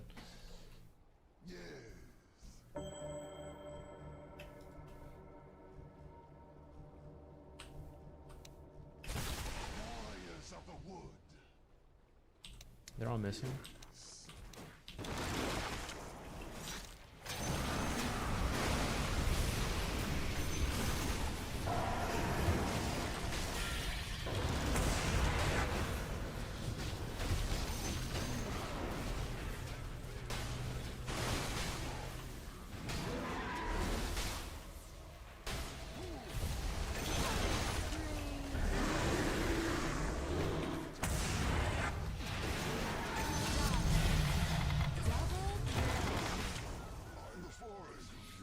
Silencing a shadow demon who already used disruption is not that useful, but I couldn't really reach the others. Maybe I should have still saved it.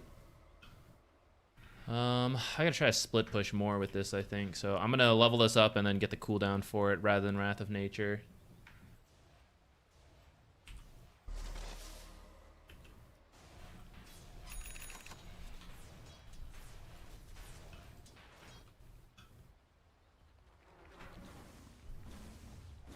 Hey Esteban, thank you. Shall we see if we can steal their wisdom shrine this time around?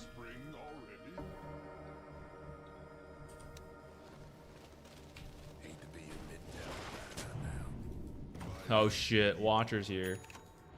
I'm here too soon.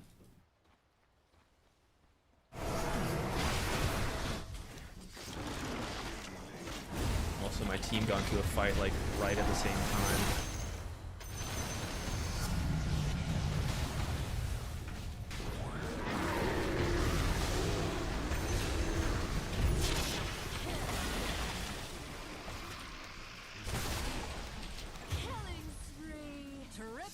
Ah, damn. That was not a good time to go.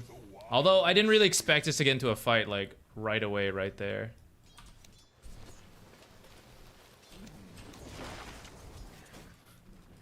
Get a tier 1 tower, go! Except they could TP in, so now I'm kind of scared.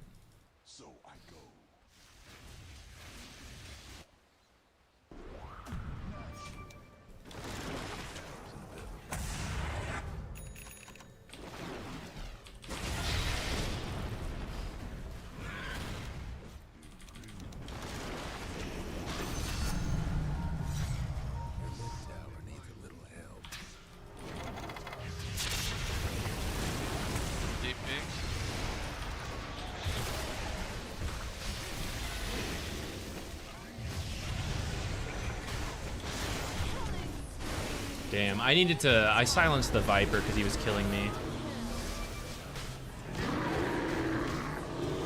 Should I buy back? Is that worth it? Yeah, if we get out, this is okay. We have the shrine. It's not the worst.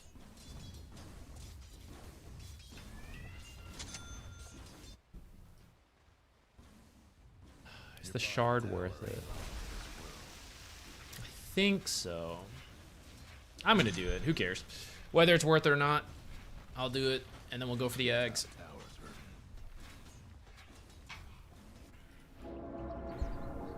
He has his shard, but he can only cleanse so many people, so...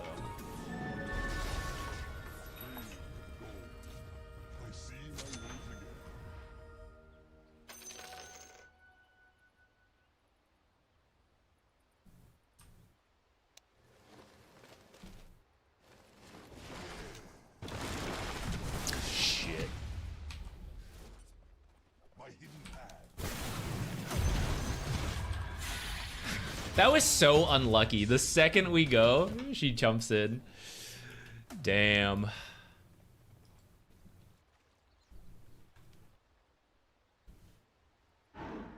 Oh well, sometimes you get got. Hopefully this is a free tormentor. Aw, amplified damage expired, but should still be okay.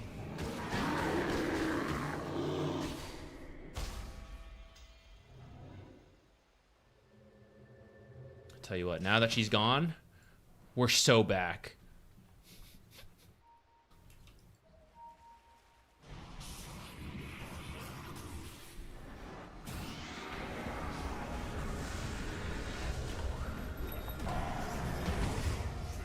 What the fuck is that play?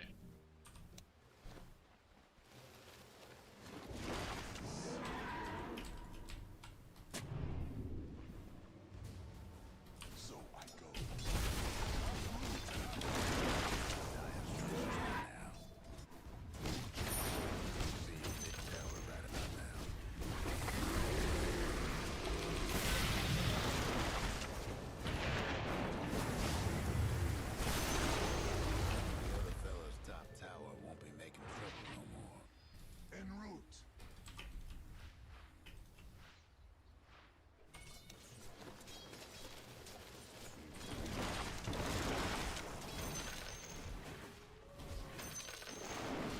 Is Urza gonna make it?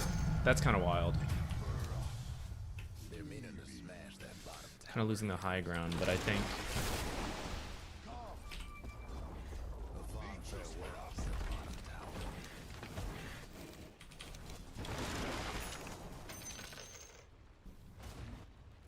Can we go? With a wild spirit. With MP, can we go on this guy? Yeah, I'm ready. They'll feel that in the morning. Your top tower's hurting.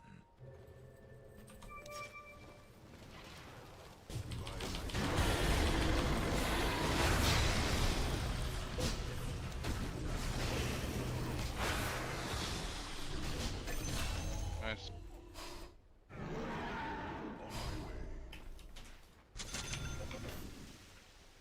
Is Roche possible? Can we rush? Yeah. Can we rush?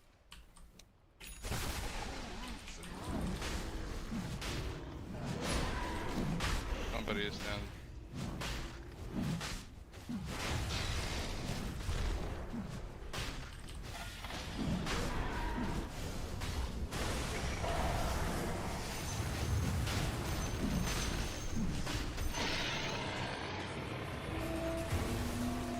Am I undying? I mean, my Tide Hunter.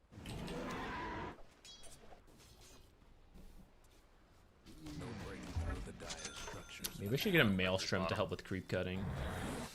Ain't a good time for your bottom rags.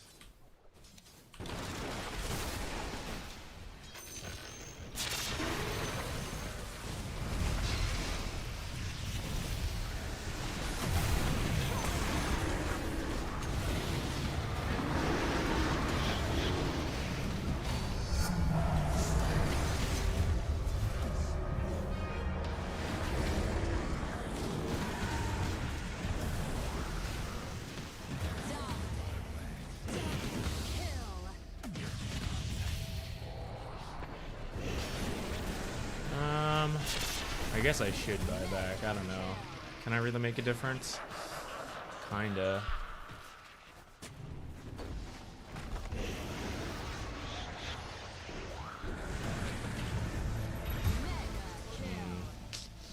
By my shaggy bar.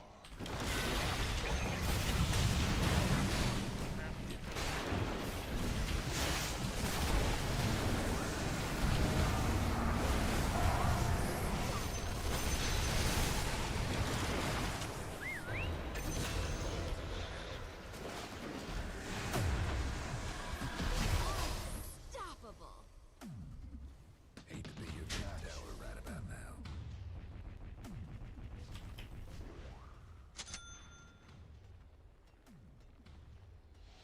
Your mid tower's coming apart. Your mid tower's gone. Your mid rags is getting smashed to splinters. Yes.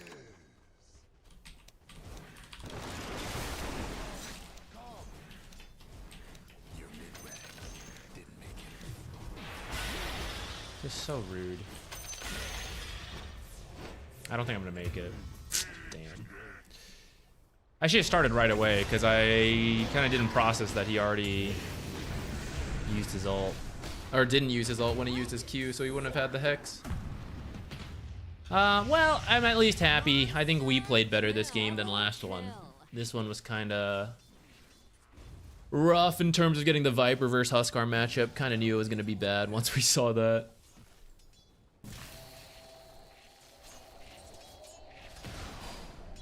Our own lane was okay. I think there was a couple fights where we just needed to slow down. I actually think we were getting through the lanes pretty well, all things considered, and then just needed to chill. A couple too many successful enemy rotations up here.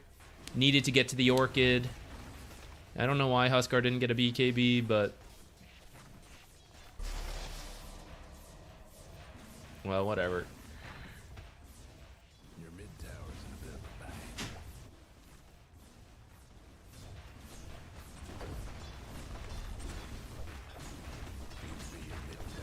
One more amazing fight to turn this around, I'm sure. No breaking down radiant structures like this. Your mid tower needs a little help. Good luck out there. He's attacking so fast, oh my god. Almost feel bad for your top tower.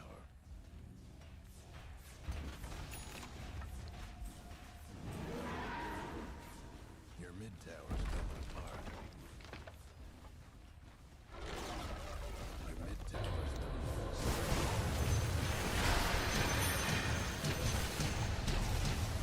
Aw, I moved because I saw Ursa moving. Otherwise, I should have just stood still so I wouldn't have died.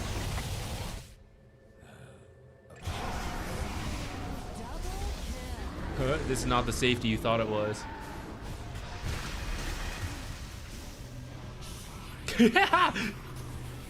Get him! Get him!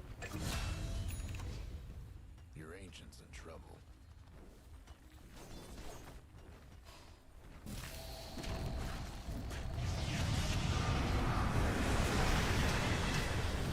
Oh well. Free me. Do it for me, creeps. GG. Always gotta be careful of the blind Huskar pick, guys. Free win sometimes, free loss other times.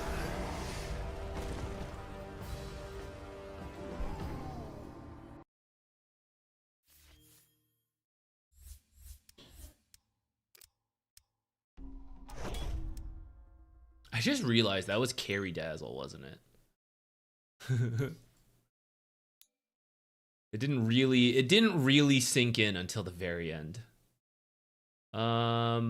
Okay, so like up to here, Ursa was doing really well, right? And honestly, his jungling, like you see Huskar's net worth is not that bad. So this is where I think we needed to slow down and we needed to get a couple items. We needed my Orchid and Huskar to start getting involved a little bit more. Could have helped as well. But I think up to like, yeah, I mean, it's pretty even game up to here. And my Orchid ended up finishing here. But if we had chilled a little bit more, I could have focused on more farming, get it here, and then like around 15 minutes, things might be a little bit better. We have like Blink on the Tide. We got, I'm not sure about this Hurricane Pike. I don't play Huskar, but I feel like Armlet into Hurricane's a little strange. I feel like you need the Blink, right? So you can just like Blink, silence these supports, kill them while avoiding the Viper. I think that would have been better. I'm not really sure about this this Hurricane Pike, but oh well.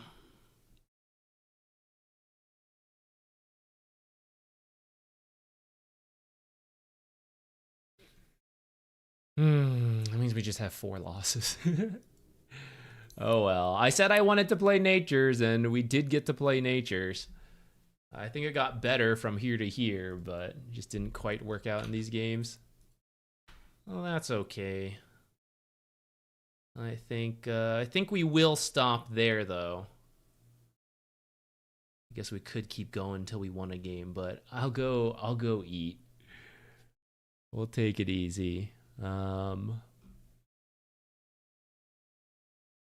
Hopefully Monday Not hopefully. We will be back on Monday. I'm just trying to multitask here. Okay, let's go. T-Gov is currently playing Juggernaut position 5. So let's go see how that's going. Twitch gang, I'll send you guys there. Everyone else, thanks for hanging out. Everybody have a great weekend. We'll be back on Monday refreshed to actually not play games. I forgot. Mondays we're doing the replay analyses. So play your weekend Dota if you want. Monday, be here with some match IDs. Wednesday as well if you can't make it Monday. But those are our 2 replay analysis days. So I will see you on Monday. Let's go see what Juggernaut 5 is about for the Twitch people. Peace out. YouTube. Hopefully, I'll get around to an Axe video. Offlane video, I guess. Why not? This weekend. Pull together some of those replays we did into a video.